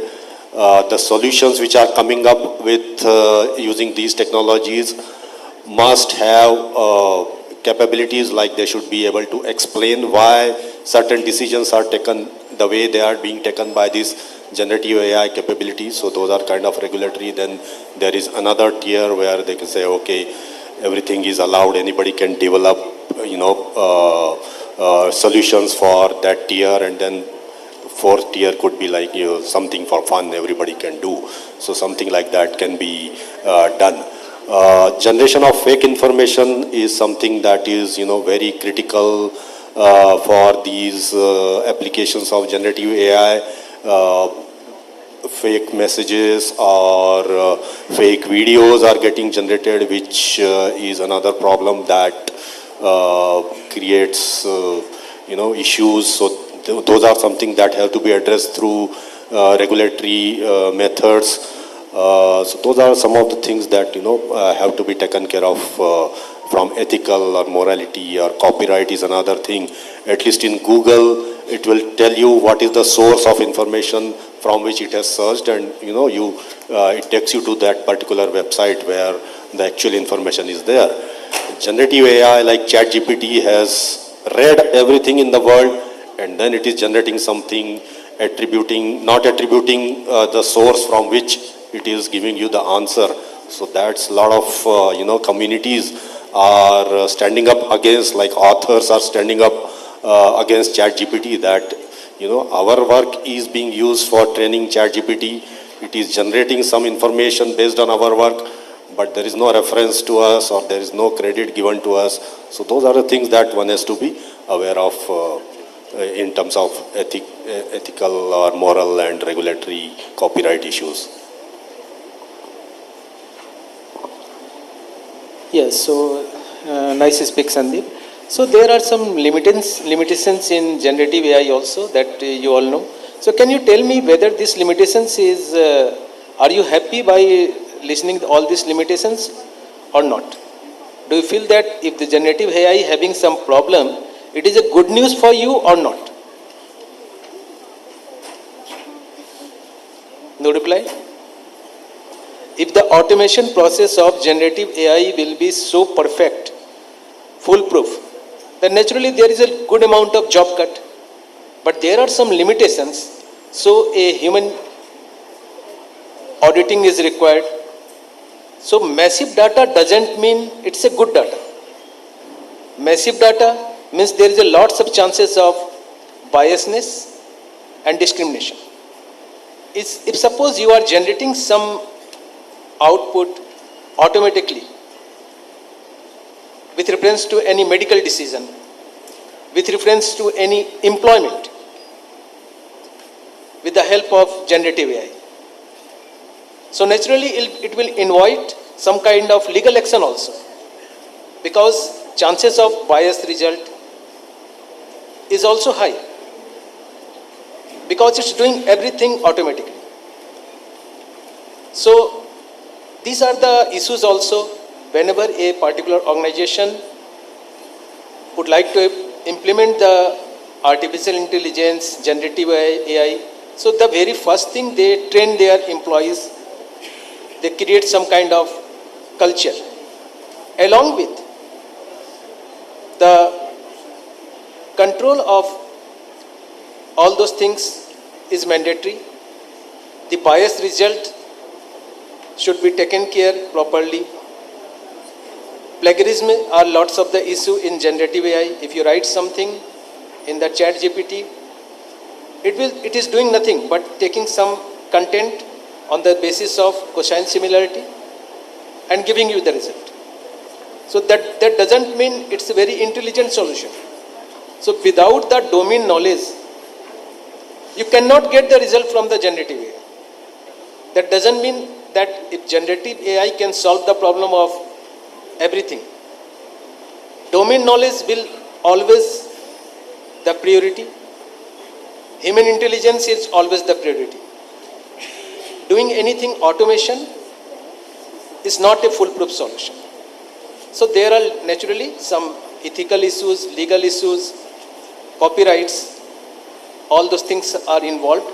And the good news is if these all things are involved, then naturally a human intervention is required, and they are looking for all you intelligent people, even the company is using the generative AI.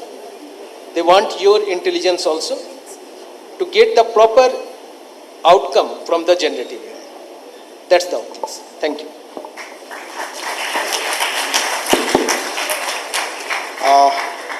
In the interest of time, there are 2-3 more issues which I'll touch upon very briefly, and then we'll throw it open for questions for about 5 minutes.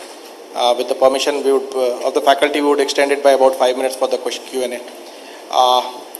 Whatever ethics and regulations was talked of, we are basically talking of responsible AI. And responsible AI means you take ownership of the product that you produce and the results that it produces. Some big names in the industry today, Microsoft has come up with a Copilot. You have enterprise Bing. So what they're doing, they're looking at only data of your own organization and using it to regenerate models. So that is the first part. So focus should always be on responsible AI. That is the first thing that as business leaders, you should remember when you go back. Another important area of concern or emerging area of interest is green, sustainable goals, green buildings, etc. Any idea? One question of ChatGPT, what impact it has on the environment? One question on ChatGPT, what is the impact it has on the environment? Any idea?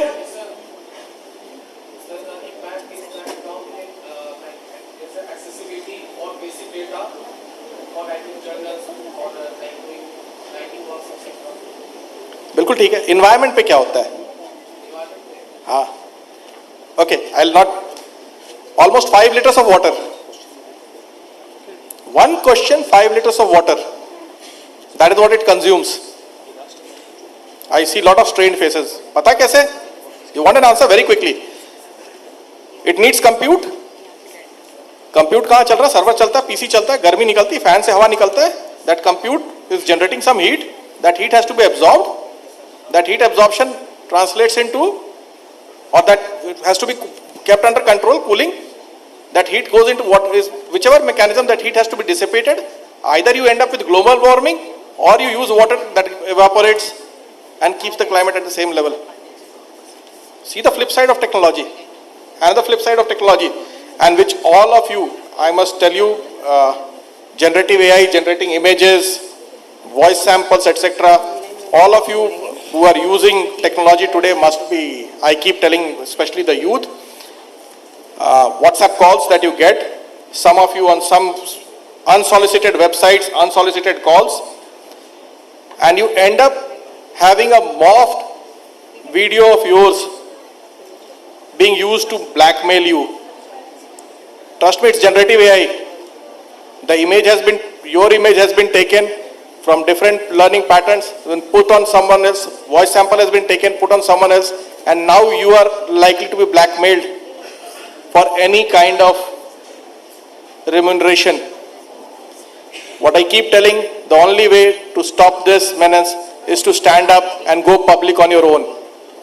Don't shy, share with your near and dear ones, tell the truth and go public on your own.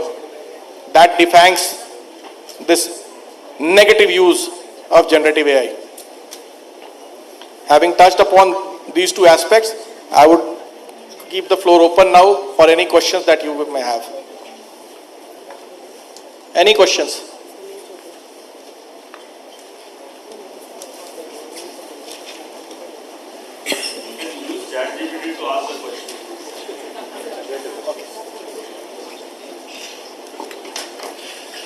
So if there are no more questions, I would take this opportunity to thank Professor Bansal once again. Yeah. Go ahead, shoot.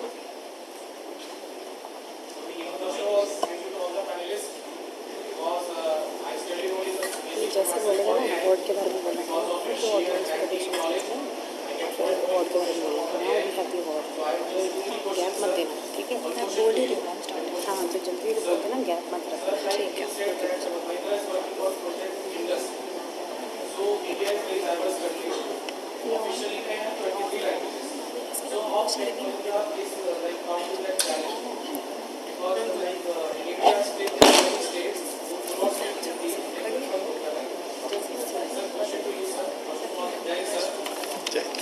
जय हिंद.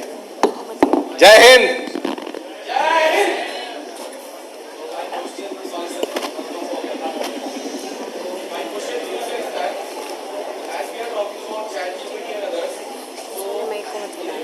हाँ हाँ always.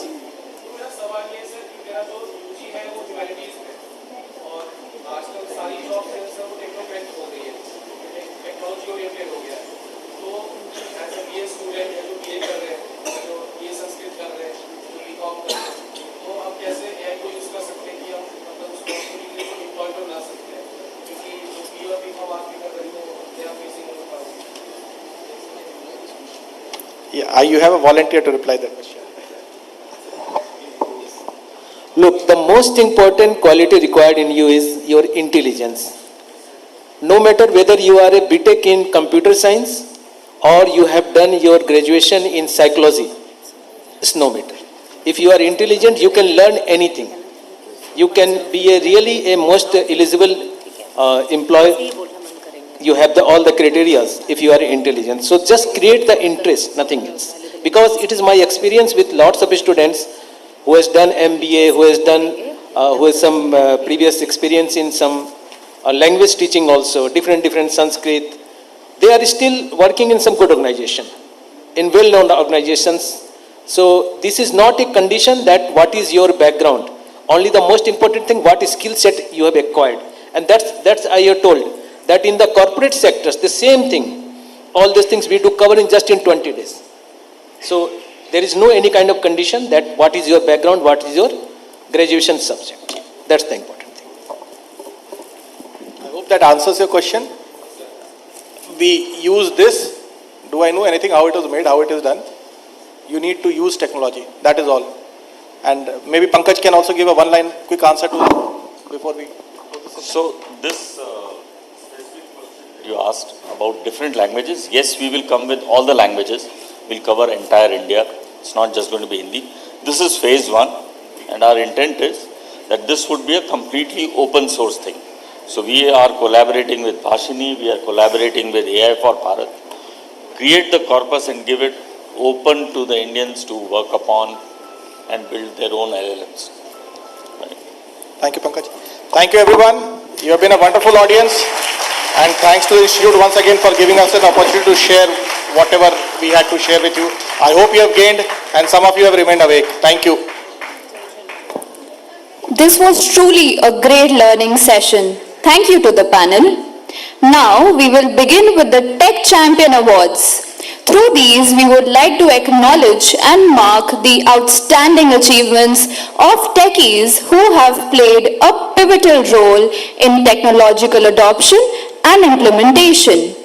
I would request Dr. Shikha Mishra ma'am to read the citations of Mr. Siddharth Pandey, Project Manager, Tech Mahindra Limited. Over to you, ma'am. Thank you, Anshita. We honor Mr. Siddharth Pandey, Project Manager, Tech Mahindra Limited, with Tech Champion Award at INFINITY-2023 6th Annual Technology Conference for his innovative and design thinking approach in project management and automation.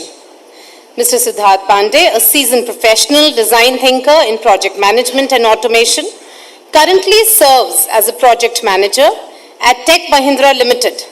He specializes in digital transformation and centers of excellence set up with a track record of success.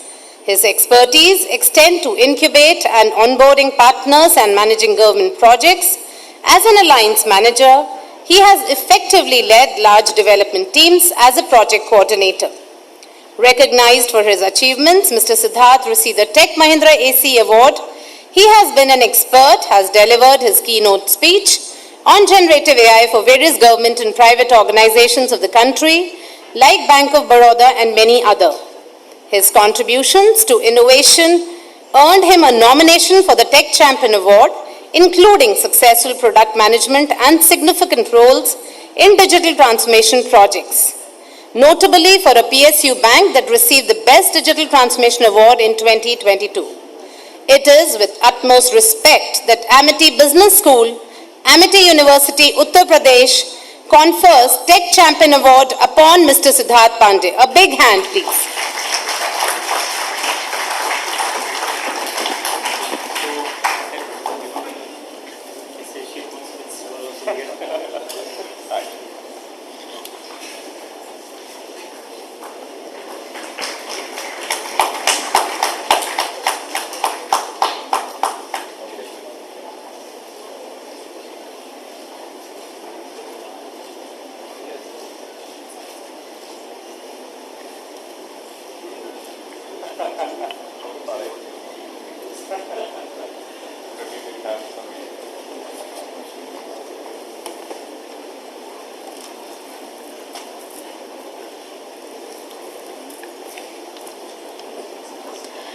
Congratulations, sir. I would request you to kindly come forward and deliver the acceptance speech.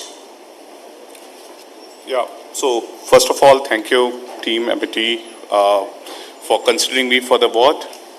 I have been part of some of the sessions and some group discussions online. This is the first time I'm coming here. So yeah, thanks, Amity, for the award.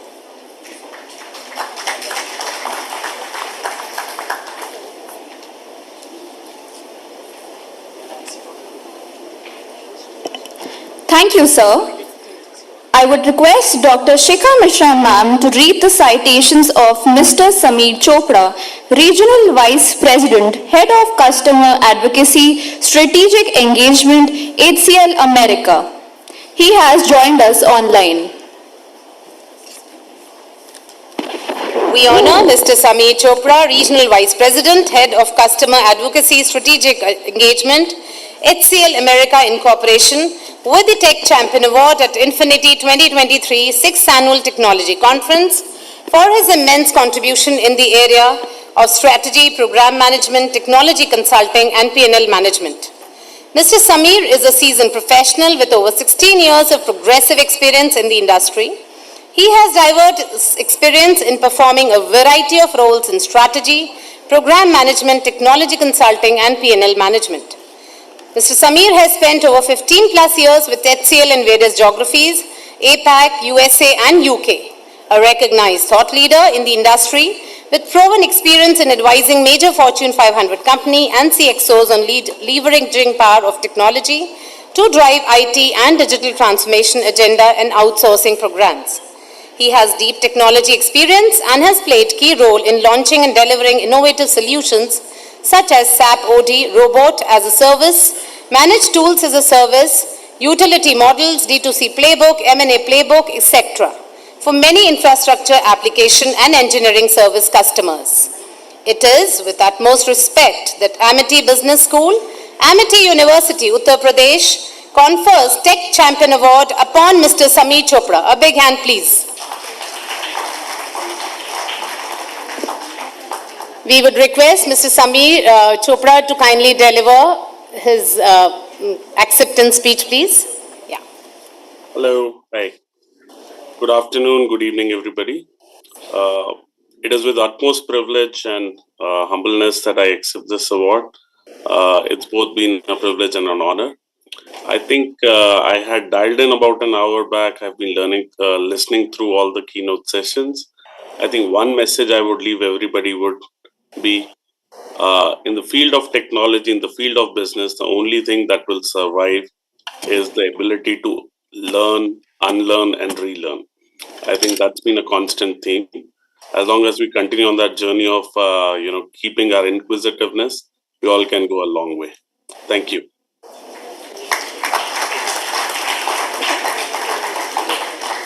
Thank you, Mr. Siddharth Pandey, sir, and Mr. Sameer Chopra, sir, for your presence today. It means a lot to us. Now, we would kindly request our Dean FMS, Director, Amity Business School, Professor Dr. Sanjeev Bansal, sir, to felicitate all our guests.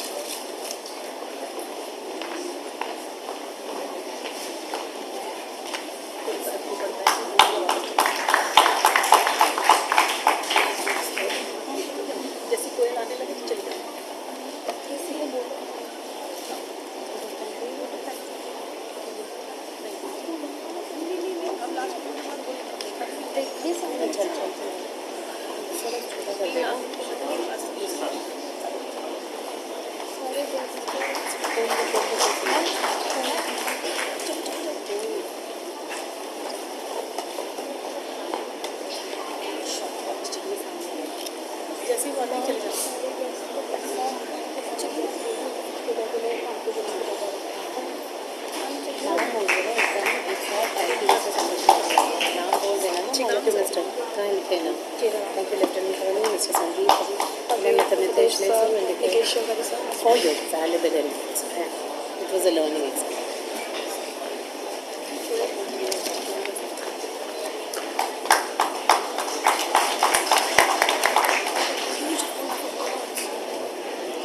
Huge round of applause for all our guests.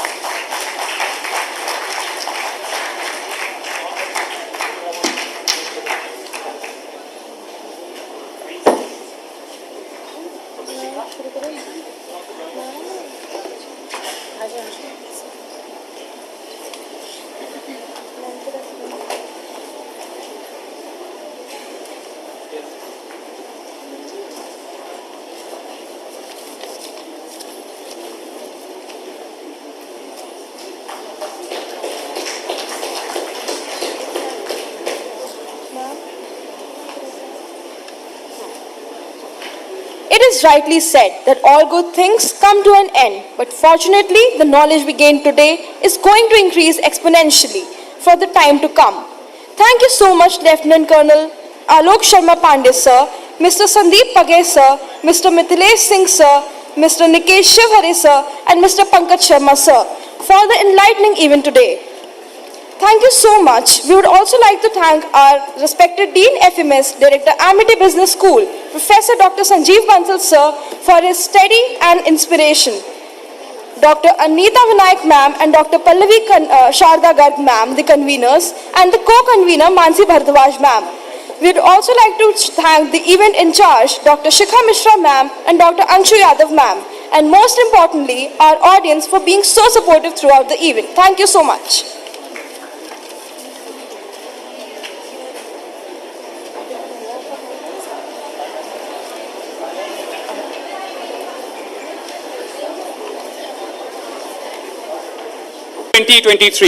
The 6th Annual Technology Conference on the theme, Digital Transformation for Futuristic Businesses, Emerging Technologies, Leading Growth and Sustainability.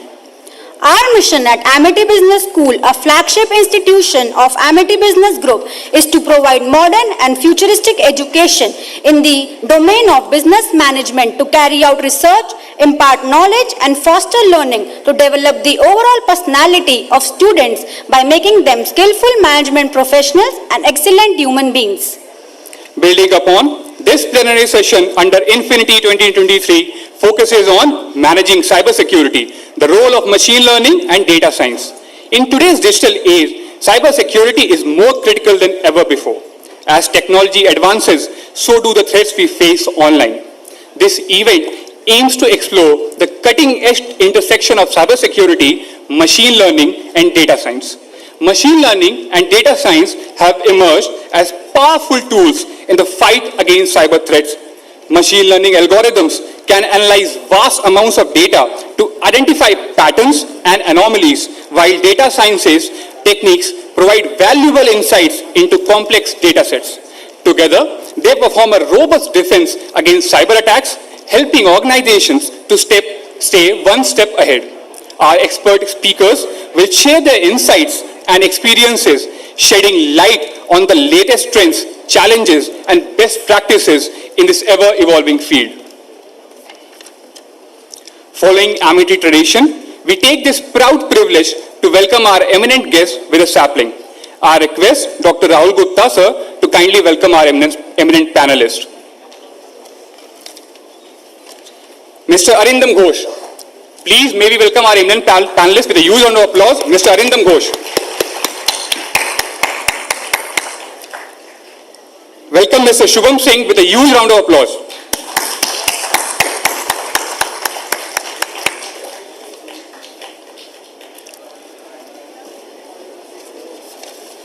Please welcome Mr. Akshit Raja with a huge round of applause.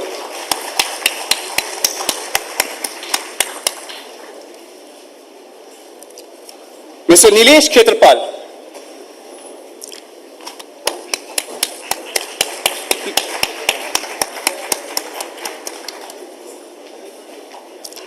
Mr. Yogendra Rajput.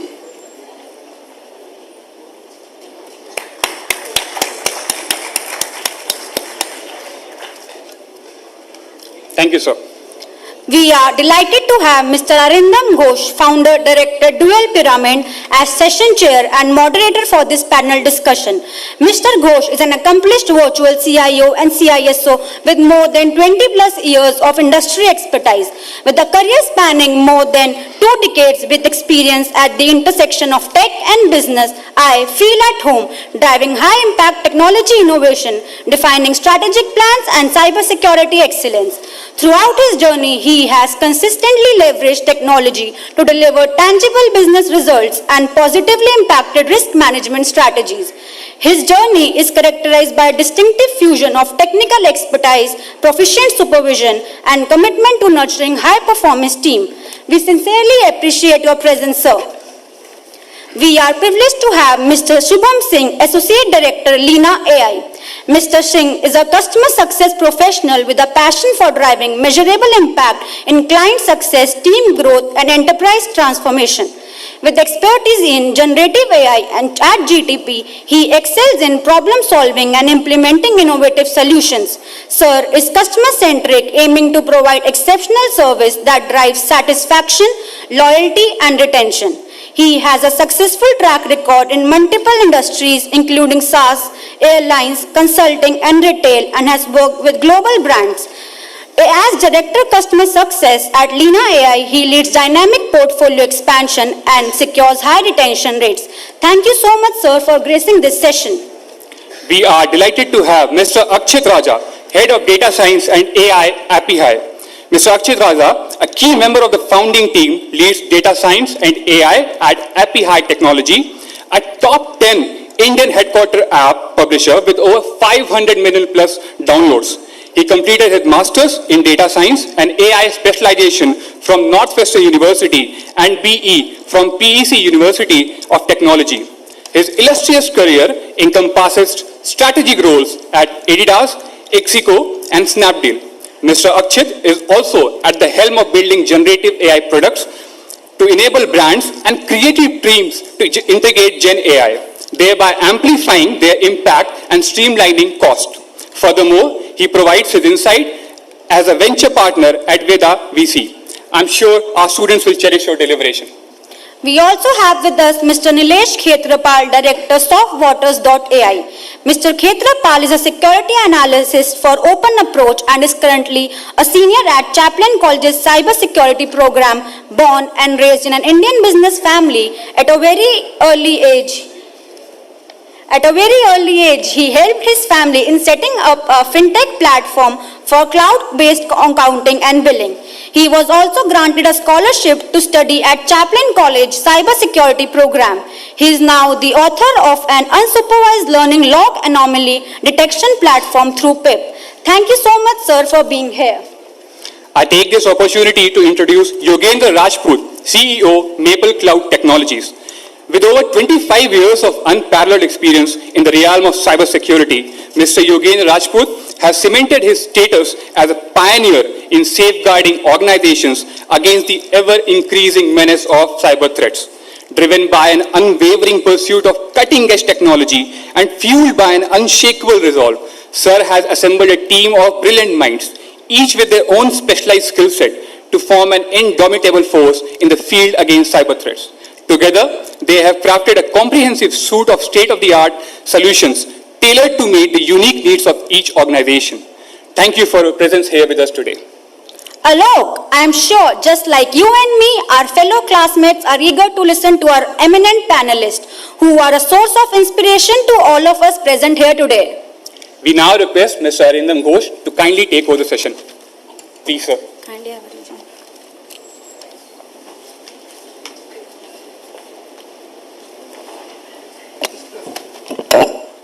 Hi. Good evening, everyone. Thank you, Nita ma'am. Thanks, Amity, for having us all here. I know we are kind of starting a bit late, but we'll try and stay on time for all of you. So, before we get started, just a little bit of context about the topic. It's very relevant. In 2017, The Economist declared that data is, and not oil, is the most valuable asset in this world. The state of the State of the CIO report for 2023 stated that 36% of IT leaders across the globe felt that data and data sciences in an organization is going to drive IT investment decisions. And similarly, about 26% IT leaders felt that it is AI and ML-based projects that are going to drive IT investment decisions. So obviously, data and machine learning are critical to an organization, giving them a cutting edge over the competition. But there are challenges, right? Some recent examples that come to mind, and I'm sure the panelists here will probably have more. Very recently, in August of this year, a remote tutoring company called iTutor, their ML program rejected more than 200 plus valid job applicants on the grounds of age and sex.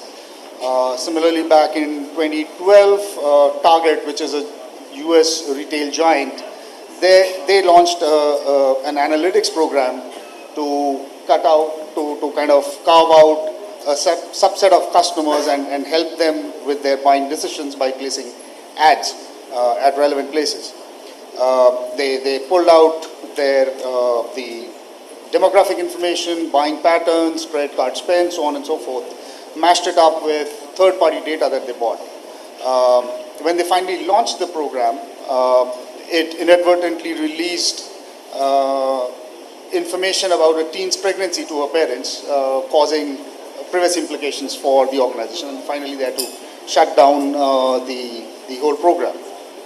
Now, coming to the topic on hand, hence, managing cybersecurity, the role that data sciences and AI ML plays, it's just one aspect of it, right? The other aspect is how does cybersecurity play a role in this area?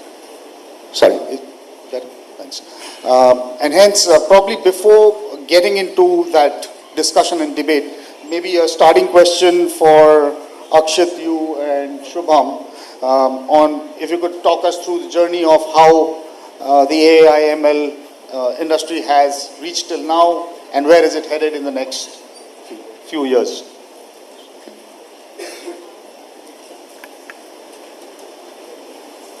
Is it audible? Yeah, I think it is. Hi guys.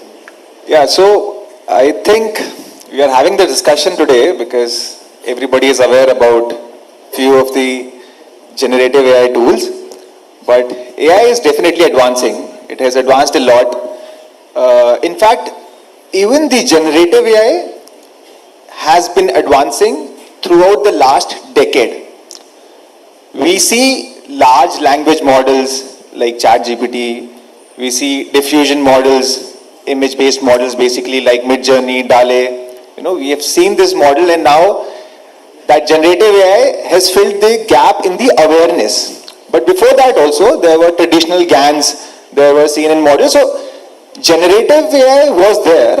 It's just that once we have seen what a large language model, a model on the line of 175 billion parameters, or a diffusion model that is trained on 6 billion images, once we have seen what they can do, now we have started to recognize what generative AI is, right?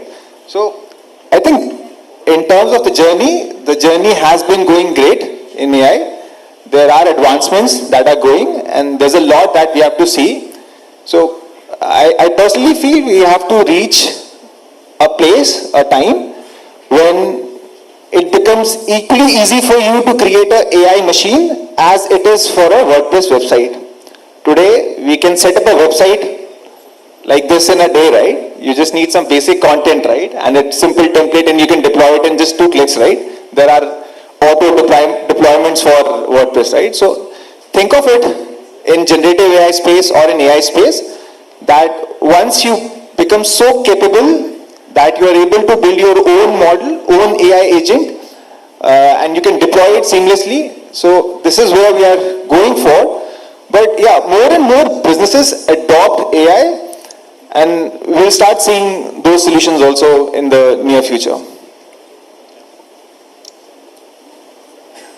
Thanks, Ashit. First of all, very good evening to all of you. Before talking about the evolution of AI and what is it going to progress into? I think everyone in the student space here, all of you must be using somewhere or other any product or a platform which is based into generative AI or AI, ML and data science. For the matter, very, very simply, everyone knows about OpenAI, GPT, right? Because it's accessible, because of the user experience, intuitiveness of the platform. However, have you thought about Grammarly, right, or other platforms? I don't remember a couple of years back, I still remember everyone used to take notes and MOMs, right, and a lot of time used to be spent after the meetings doing that, crafting good MOMs, right, so that we can send it across to our clients and colleagues and everyone. And with the inception of those platforms, generative AI platforms like Read.ai, for that matter, and a couple of others, now it's all automated. Because generative AI is helping us create our MOMs and simplifying our daily lives. Be it a student, be it someone who's been in the industry or a veteran, everyone is diffused into generative AI. And that is where it's going to evolve. It will help us simplify our lives. By 2027, as per a McKinsey study, it's very evident that 71% of employees anywhere in the industry, all the industry, will have to know something related to AI, ML or generative AI. They need to be skilled enough, right? Else, reskilling will happen or job loss will happen. And that's the fact. But yeah, the evolution of generative AI has helped us in a lot of industries right now and going forward. The next year, I think will be more across the cyber security and information security standpoint. Because we have boomed a lot. Last 2 years, we have seen exponential growth in these OpenAI platforms and LM models and all those platforms. Next year will be on regulation.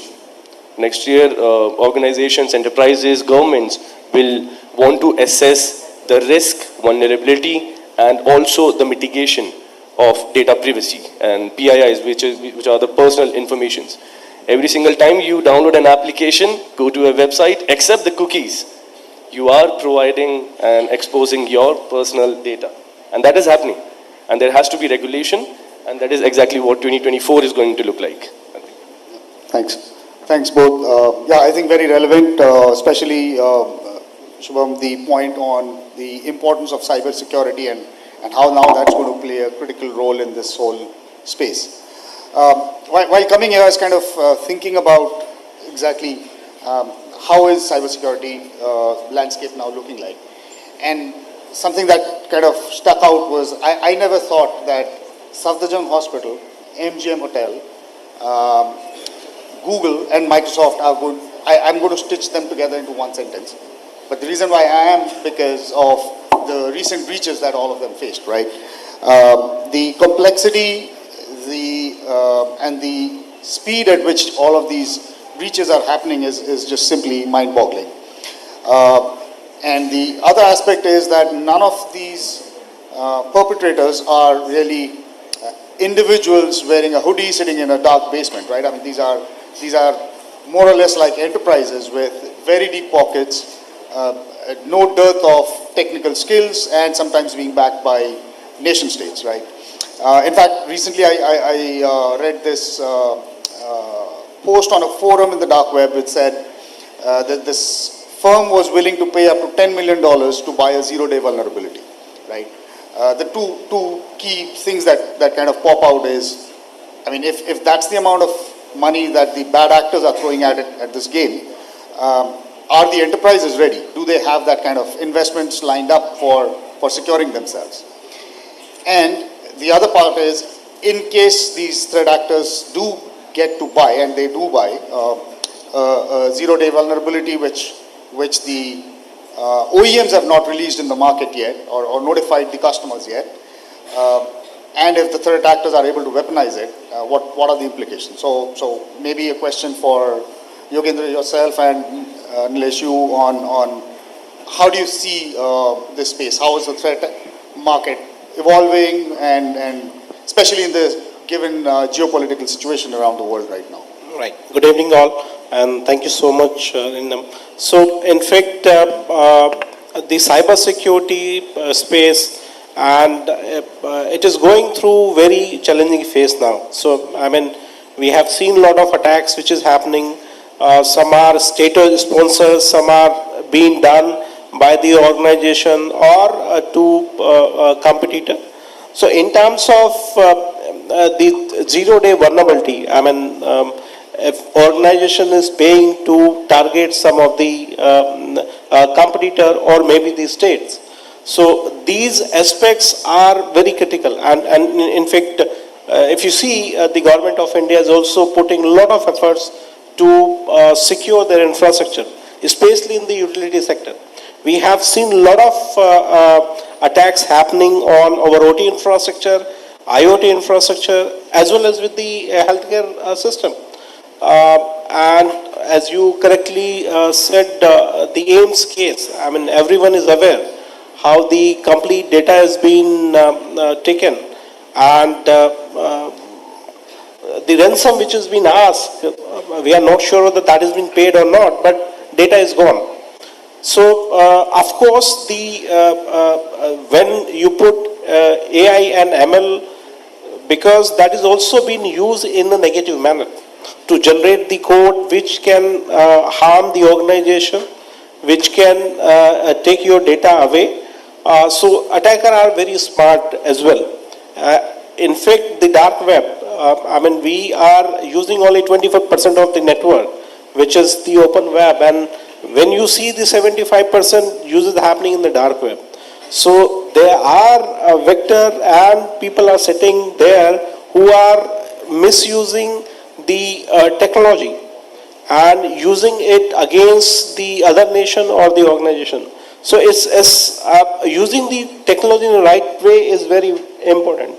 And when you see the regulation is coming, and we recently passed the data protection bill in India, and there are notifications happening to the organization also to secure their data. I mean, we are associated with the site in India, and we are getting a lot of information and a lot of response from the government as well as from the private entities to scan their infrastructure and identify if their applications are secure or not.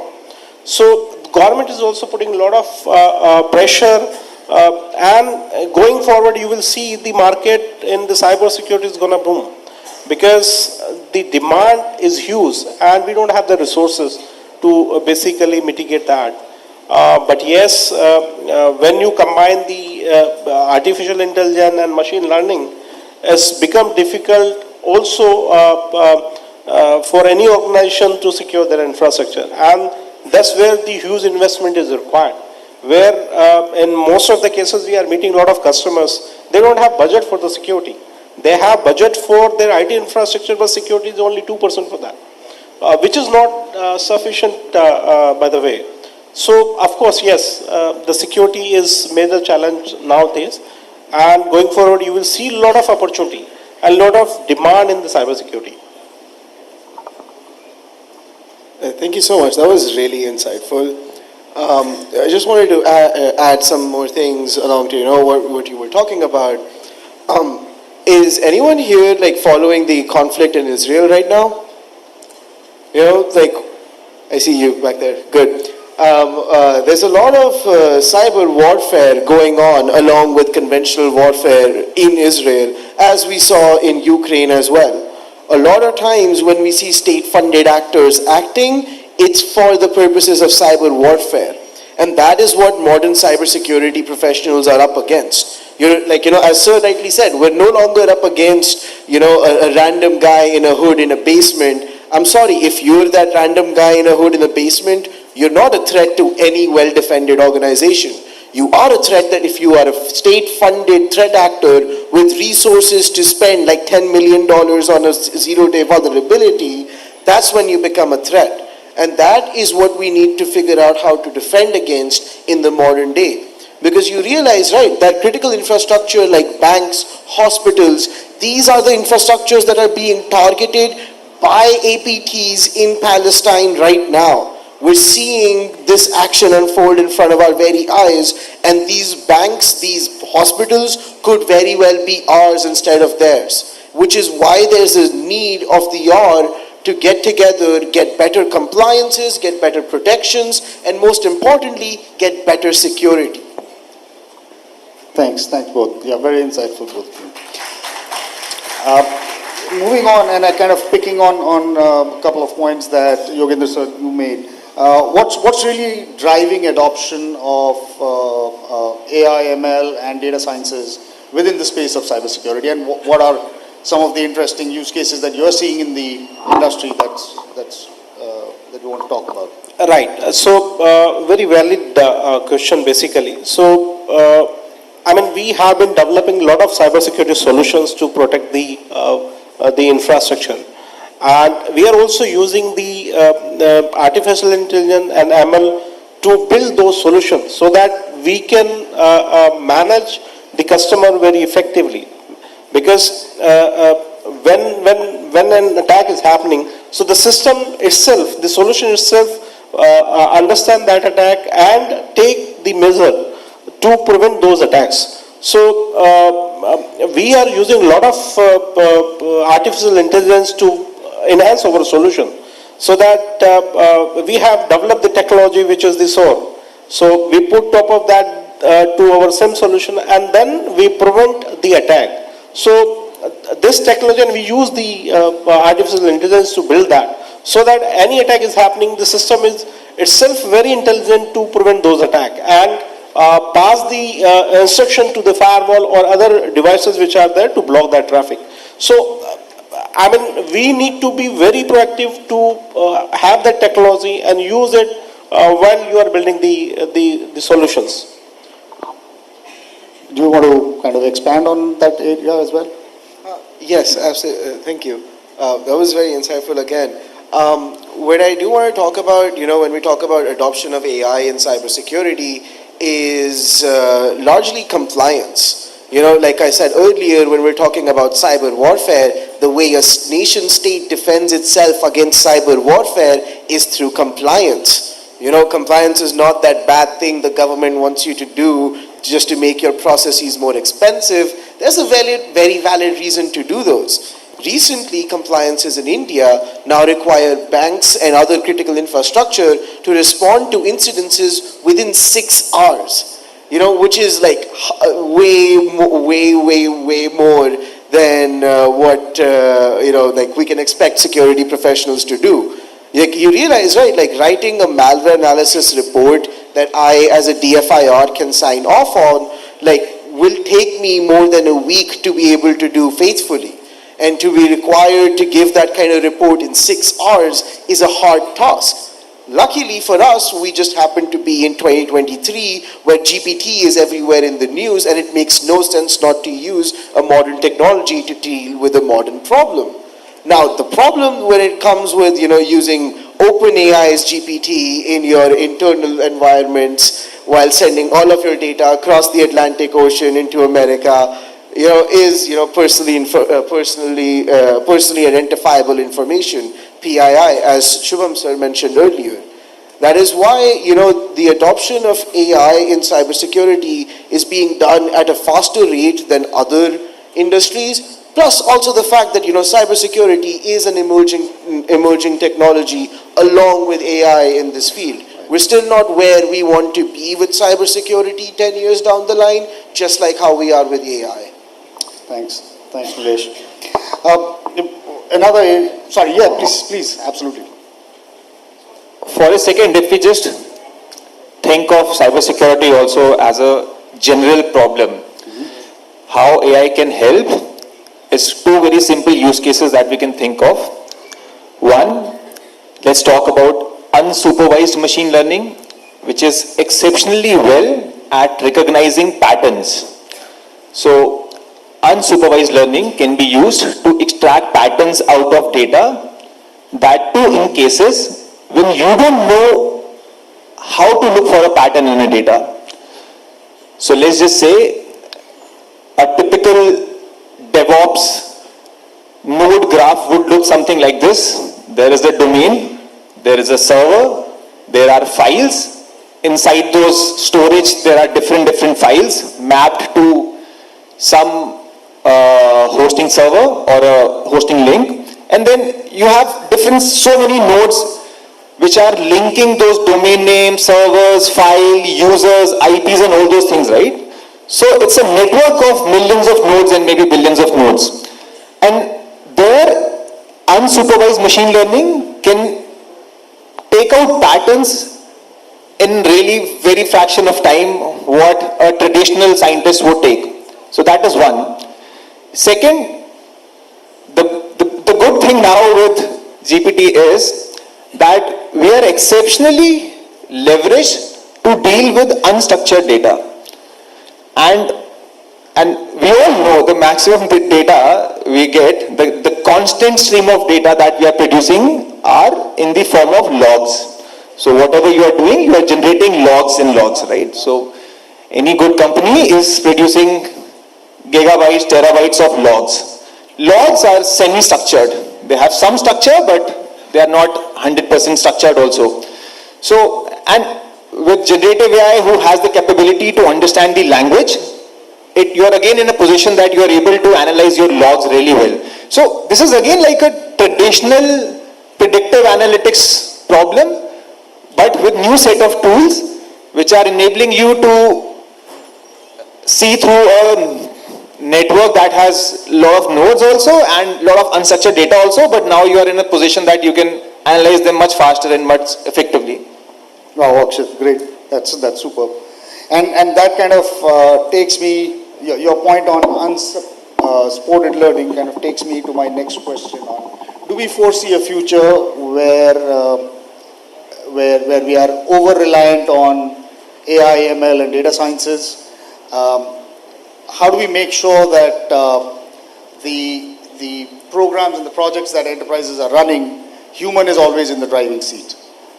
Do you want to kind of elaborate on that? And I think this is kind of relevant across the board, so I'd like to hear everybody's views on this.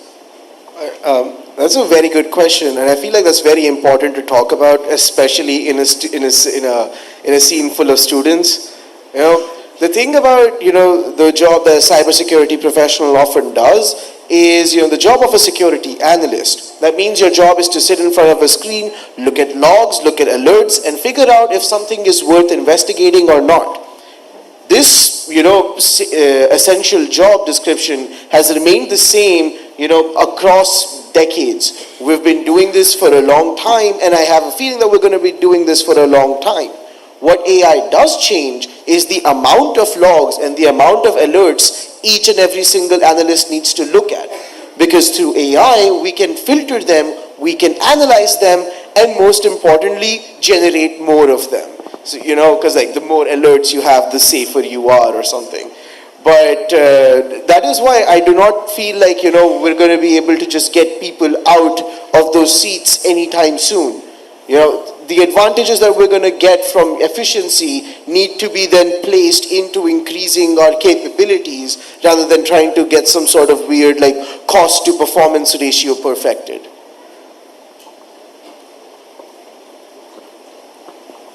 Thanks for that, Leesh. Just adding to that, I think, so where the question lies whether humans and how much humans would lead to the over-reliance of artificial intelligence and all these platforms. I think a very simple use case here is healthcare, healthcare diagnostics. A couple of years back, a radiologist used to read all the reports, analyze and give the diagnostics. Right? It was expensive, time-taking, and at times not accurate as well. Right? However, with the help of artificial intelligence and machine learning, we have evolved so much that now machines are reading the reports, giving diagnosis and medication as well. And the accuracy to that is 99% and above, which is phenomenal. But at the same time, while machine learning can help us understand the reports, diagnosis and medication, it will never help us empathize with the patient's relatives. That's where the human interference lies. And that's exactly where humans will always drive it. So As students on the other side today, you will be future leaders in the market. And right now, all the industry experts and enterprises are evaluating how much they want to automate. So they are simplifying it. There are only three questions to every enterprise. One, where do they see themselves in the next 5 years, 2027, 2030? That's one. Second, how they wish to achieve it. What all skills do they need? And that's very imperative for you to understand as students, because those are the skills you need to impart today. Those are the skill gaps you need to fill. And probably the third question would be that what would be the risks and the mitigation for those risks during that path? Because there would be cost, there would be risk, there would be infrastructure changes, there would be reskilling.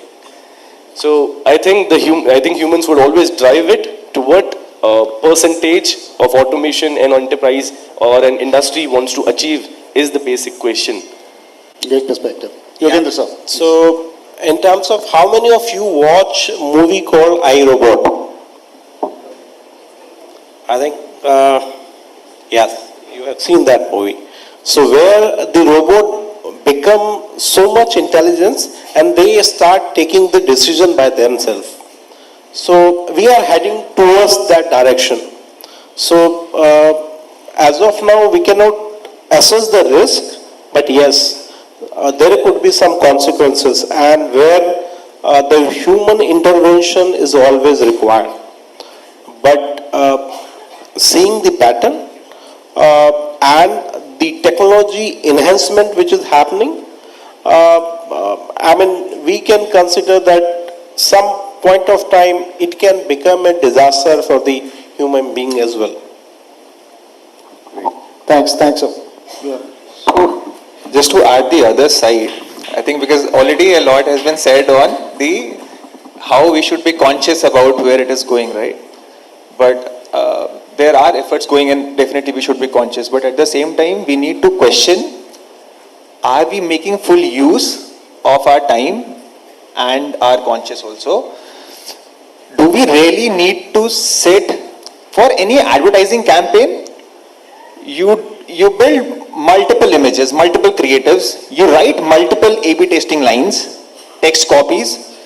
There are a lot of creative work also wherein your actual creativity is not coming out.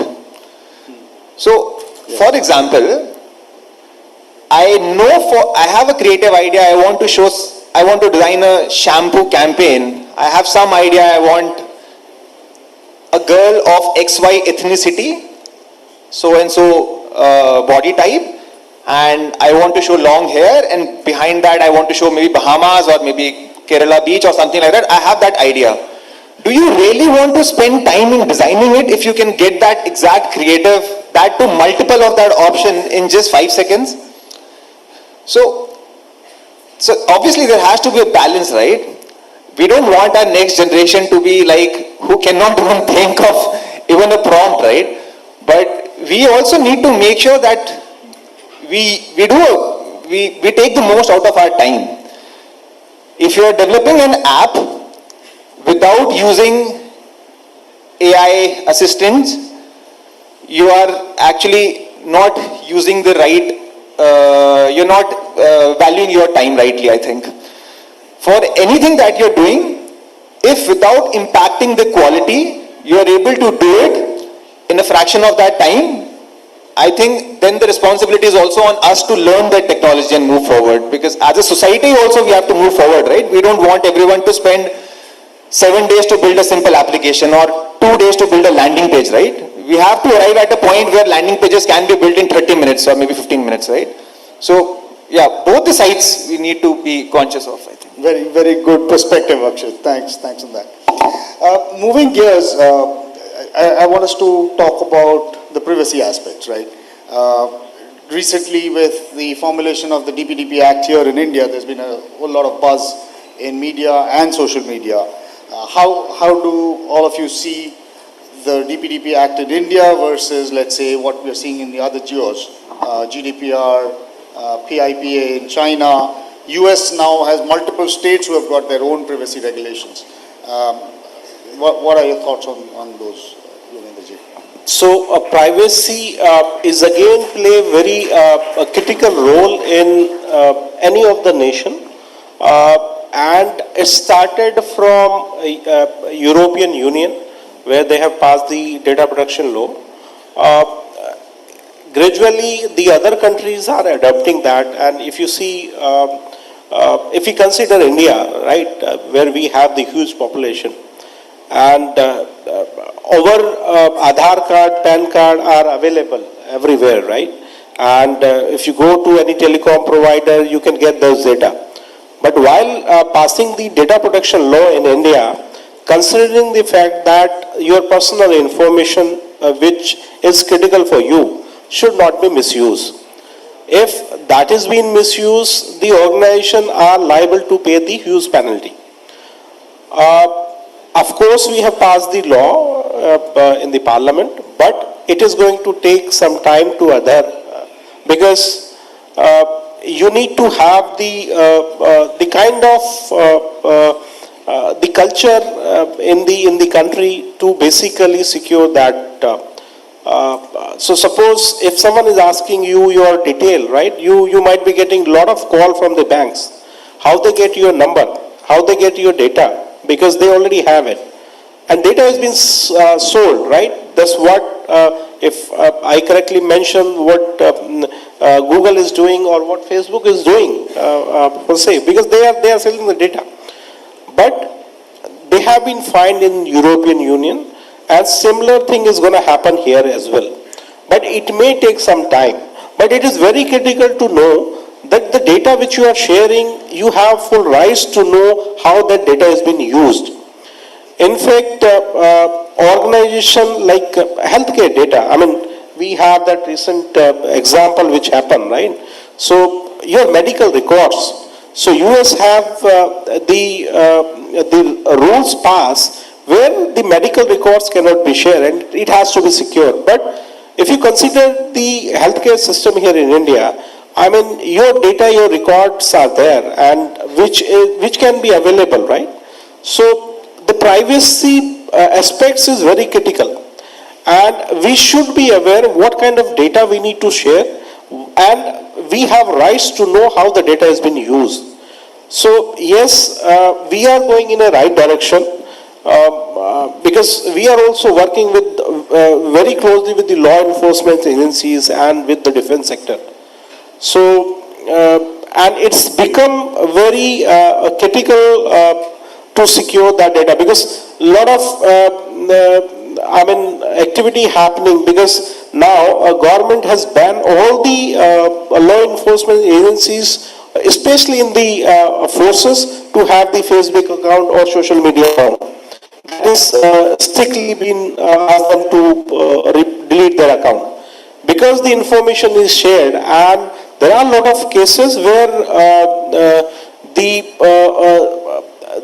critical information is being passed to the our enemy countries. So yes, the privacy is very critical, and it is going to be enforced very soon because a lot of organizations also start getting the notification to have the right kind of solutions and reporting mechanism in place so that it can be reported back immediately to the government authorities.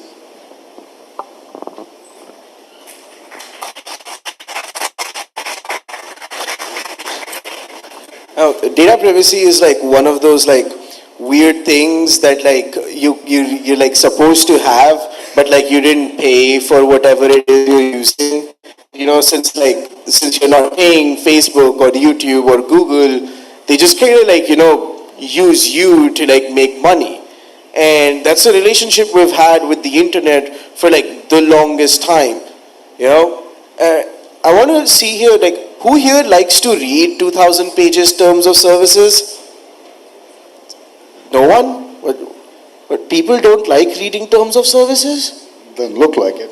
Oh my God.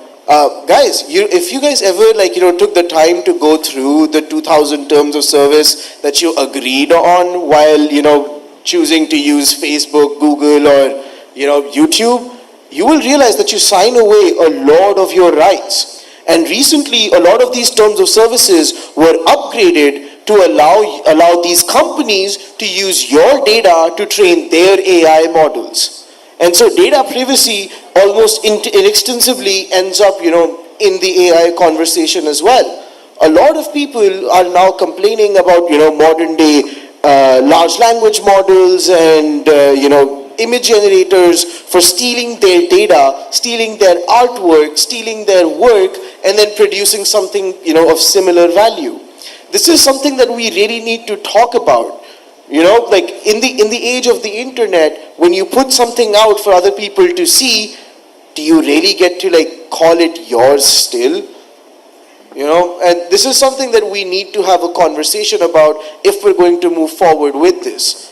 I like the way Japan's going at it. Japan says that, whatever you published online can be used by someone to train an AI model. If you don't want someone to use your data to train an AI model, don't post it online, which is fair and all, but that's in a stark contrast to what Europe's trying to push, which is that you need to pay every single person who was involved in generating every single sliver of data that was used to train your model.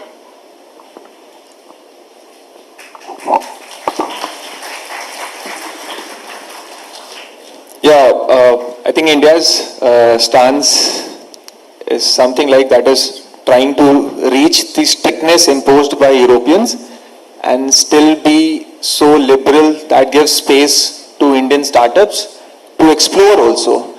Because first of all, Europe has a very high standard in terms of the GDPR is also well detailed.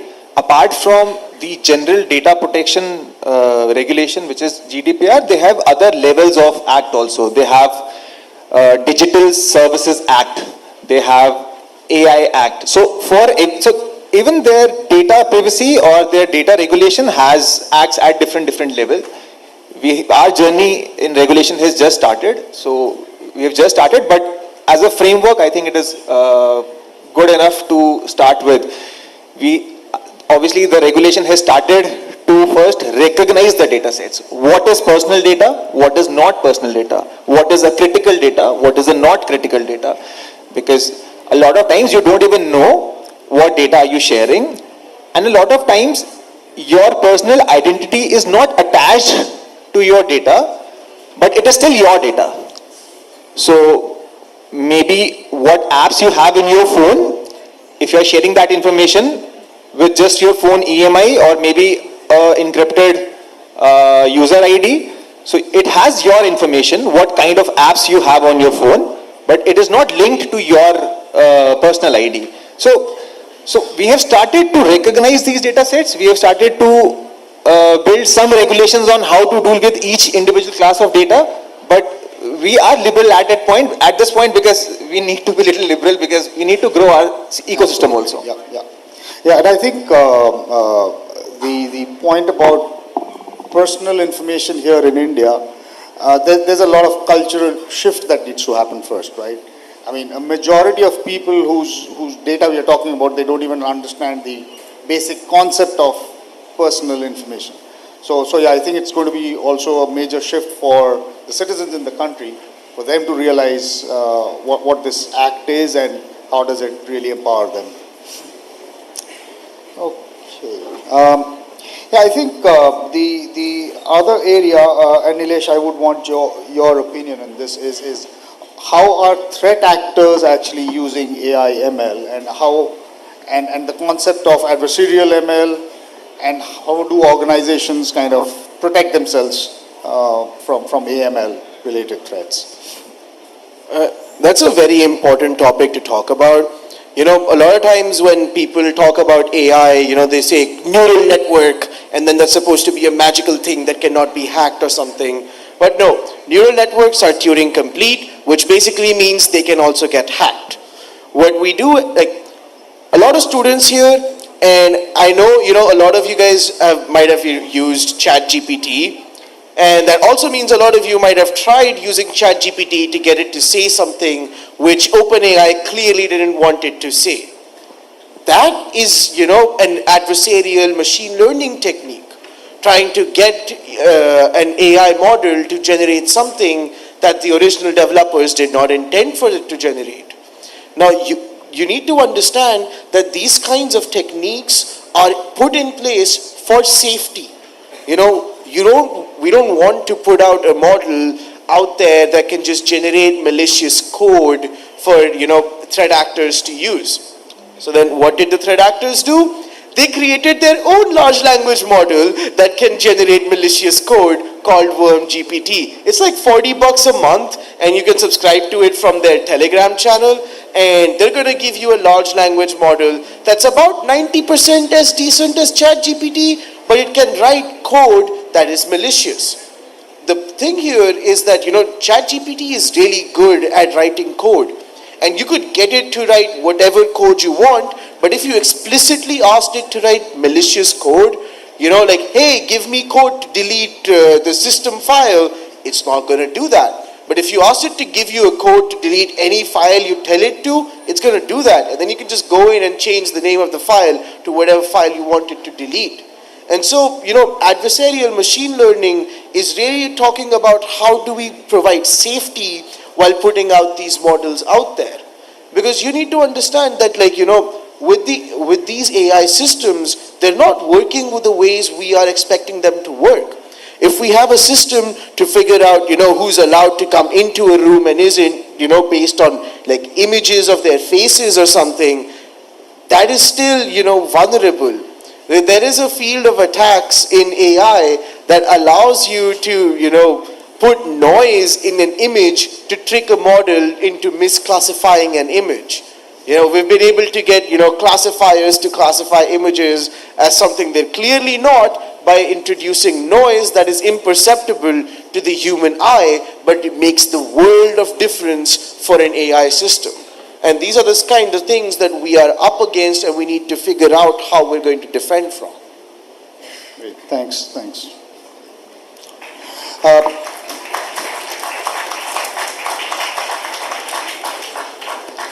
I think that the one other question that I kind of have been debating about is this whole coming together of AI, ML, and cybersecurity. Both of these are niche skills, right? And each requires a different mindset to get to the pinnacle within those learning paths. And given what we've been talking about for the past almost an hour, there is going to be a skill gap in the future. What would you recommend, and this question is for all the panelists, for this audience here, on what kind of skills do they need to build on, and so that as enterprises and as academia, they can decide on how do we bridge that gap going forward? Yeah, so in fact, the cybersecurity professionals is a huge demand, and the experienced person getting those kind of skill set has become very difficult. So, and the students who is having knowledge on the AI ML and top of that the cybersecurity is a advantage. So the demand is huge and the skill sets and the resources are limited. So not only in India but outside India as well, because we have been working with different industry, different geography, and we see these kind of challenges where getting the right kind of resources are very difficult. And companies are paying huge for those talent. Earlier, if you see, NASA used to pick all the mind which we have here in India, but nowadays they are staying back to India and working for the country. But yes, the AI ML plus the cybersecurity is the great career ahead.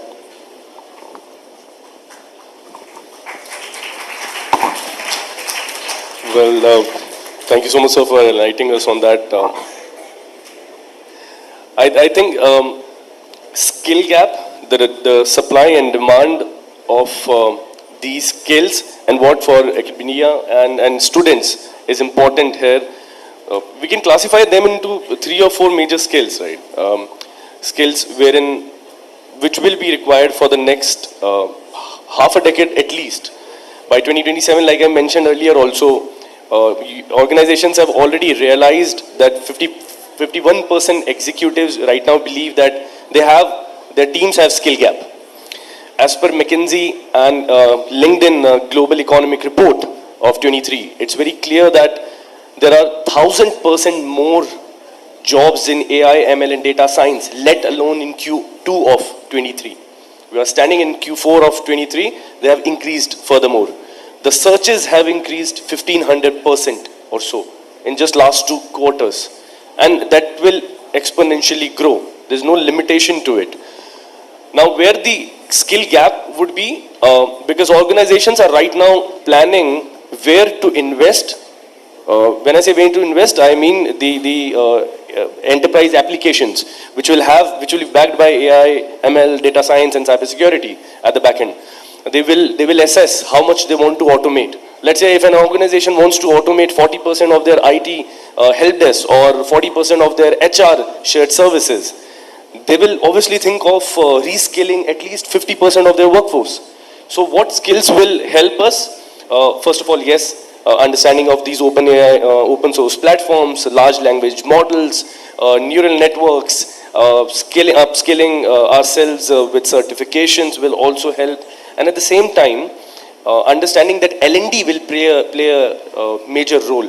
When I say L&D, it will be artificial intelligence L&D, cybersecurity L&D, certification in these areas, because organizations, even if they want to spend and think of spending, only 2% are right now, and just the top enterprises, the top 500 global fortune companies are right now spending in this arena. The remaining 98% have not even thought of, because they don't have the capacity, they don't have resources, and it's very risky for them. So yeah, the skill gap next 2-3 years for students, I think more certifications, understanding where the market is going, and elevating yourself, because you are management students, IT students. I think getting into those strategic roles, be it HR, management, sales, marketing, other functions. I think every function will automate to a certain extent, understanding where that automation would come, and just getting grasp of that automation certification would really help. Yeah, I think if somebody would have asked the same question 2 or 3 years back, should we get into coding? Should I start learning Python? I usually used to answer no. There is already a lot of supply. 2 things that we have been hearing from when I was in college to today is data is the new oil, and hottest job of the century is data scientist. So a lot of people have started to learn coding in the last 10 years, and this is what I used to feel up till 2 years back, that you should not get into coding if you're not actually excited about coding, if you're not passionate about learning the mechanisms behind coding. But now this scenario has changed a little bit. The gap between a fresher and somebody who is at an intermediate level, that gap is almost negligible now, because you have so many AI assistants that you can actually build something at an intermediate level also, even if you have just learned Python or Android. So something that would take you 1.5 years to 2 years of an experience to build X quality of app in Android, today you can learn Android in 2 months, 3 months, and then with the help of AI, you can actually build good stuff. So, and of course, this is to add to Shubham's point, don't restrict tech to coding. I'm sure you guys are from different backgrounds. Tech would require a lot of other disciplines also, and Google does not just have developers. So, in fact, they have very few developers in India, right? So tech is not restricted to development, but yes, even if you are excited about development, I think this is a very good time to start something in tech.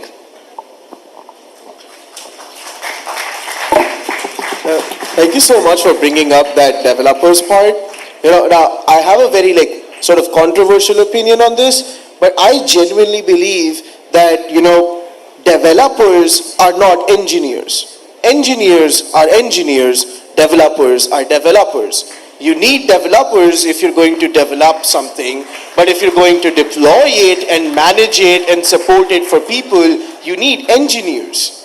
And that is a key difference that I feel like a lot of freshers sort of miss out on as they're trying to get into this. No, you don't need to know like a bajillion languages and be able to code a linked list getting reversed or something to be able to get into this field.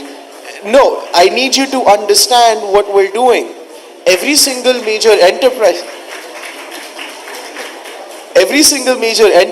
is like, infrastructure, information technology infrastructure is like a continuous story that has been being written since the day they started. And it's incredibly important for like an employee who's going to manage that, story to understand where it comes from. Now, the main problem into hiring a fresher in those situations is that, a fresher just has no idea what kind of story you've been telling inside your house. Makes sense. You cannot go around telling everybody what it is you're doing for your IT. But, the fresher has no idea what kind of stuff you guys have been doing. So my solution and my recommendation to this very fundamental problem is open source. Guys, please go out there, support open source projects, start open source projects. Like if you're an influencer, share one on your Instagram or something. Just like support the cause. Because you need to understand that we as modern engineers stand on the shoulders of older engineers who created open source technology for us to do these things. If we don't support it to go further, there might not be future engineers who are as good as us then. Which is why it's imperative that if you're trying to get better at this, get into open source. Create a shitty piece of software and put it up on GitHub. Someone else might find it actually useful. You don't know. Super, thanks. So thanks. Thanks, Shubham. Thanks, Akshay.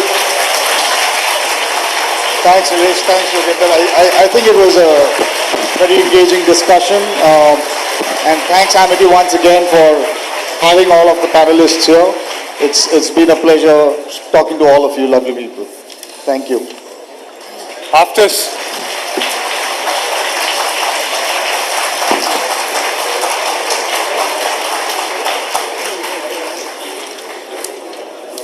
such an enriching session, the floor is now open for questions.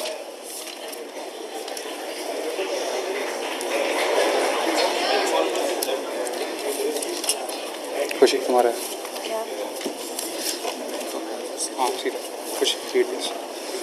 We, Khushi and Alok, along with all student and faculty members of Amity Business School, would like to express our sincere gratitude to all the panelists for giving an excellent coverage on cyber security and your presence on our campus. We request Professor Dr. Sanjeev Bansal sir to please come forward and present a token of our appreciation for all the panelists. Mr. Arindam Ghosh.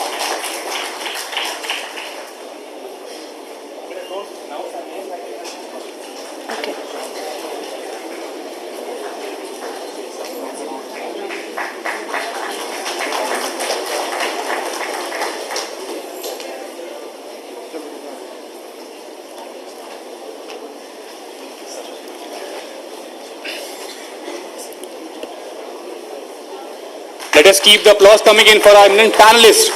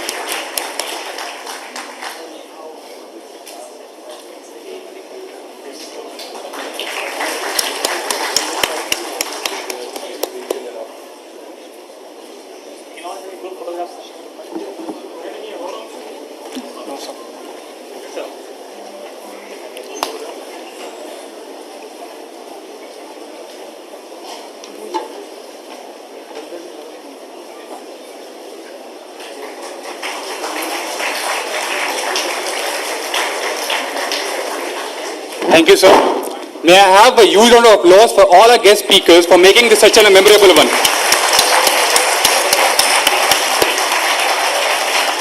With this, we come to the end of this plenary session of 6th Technological Conference Infinity 2023, requesting all the students to kindly remain seated while the panelists proceed to the lounge.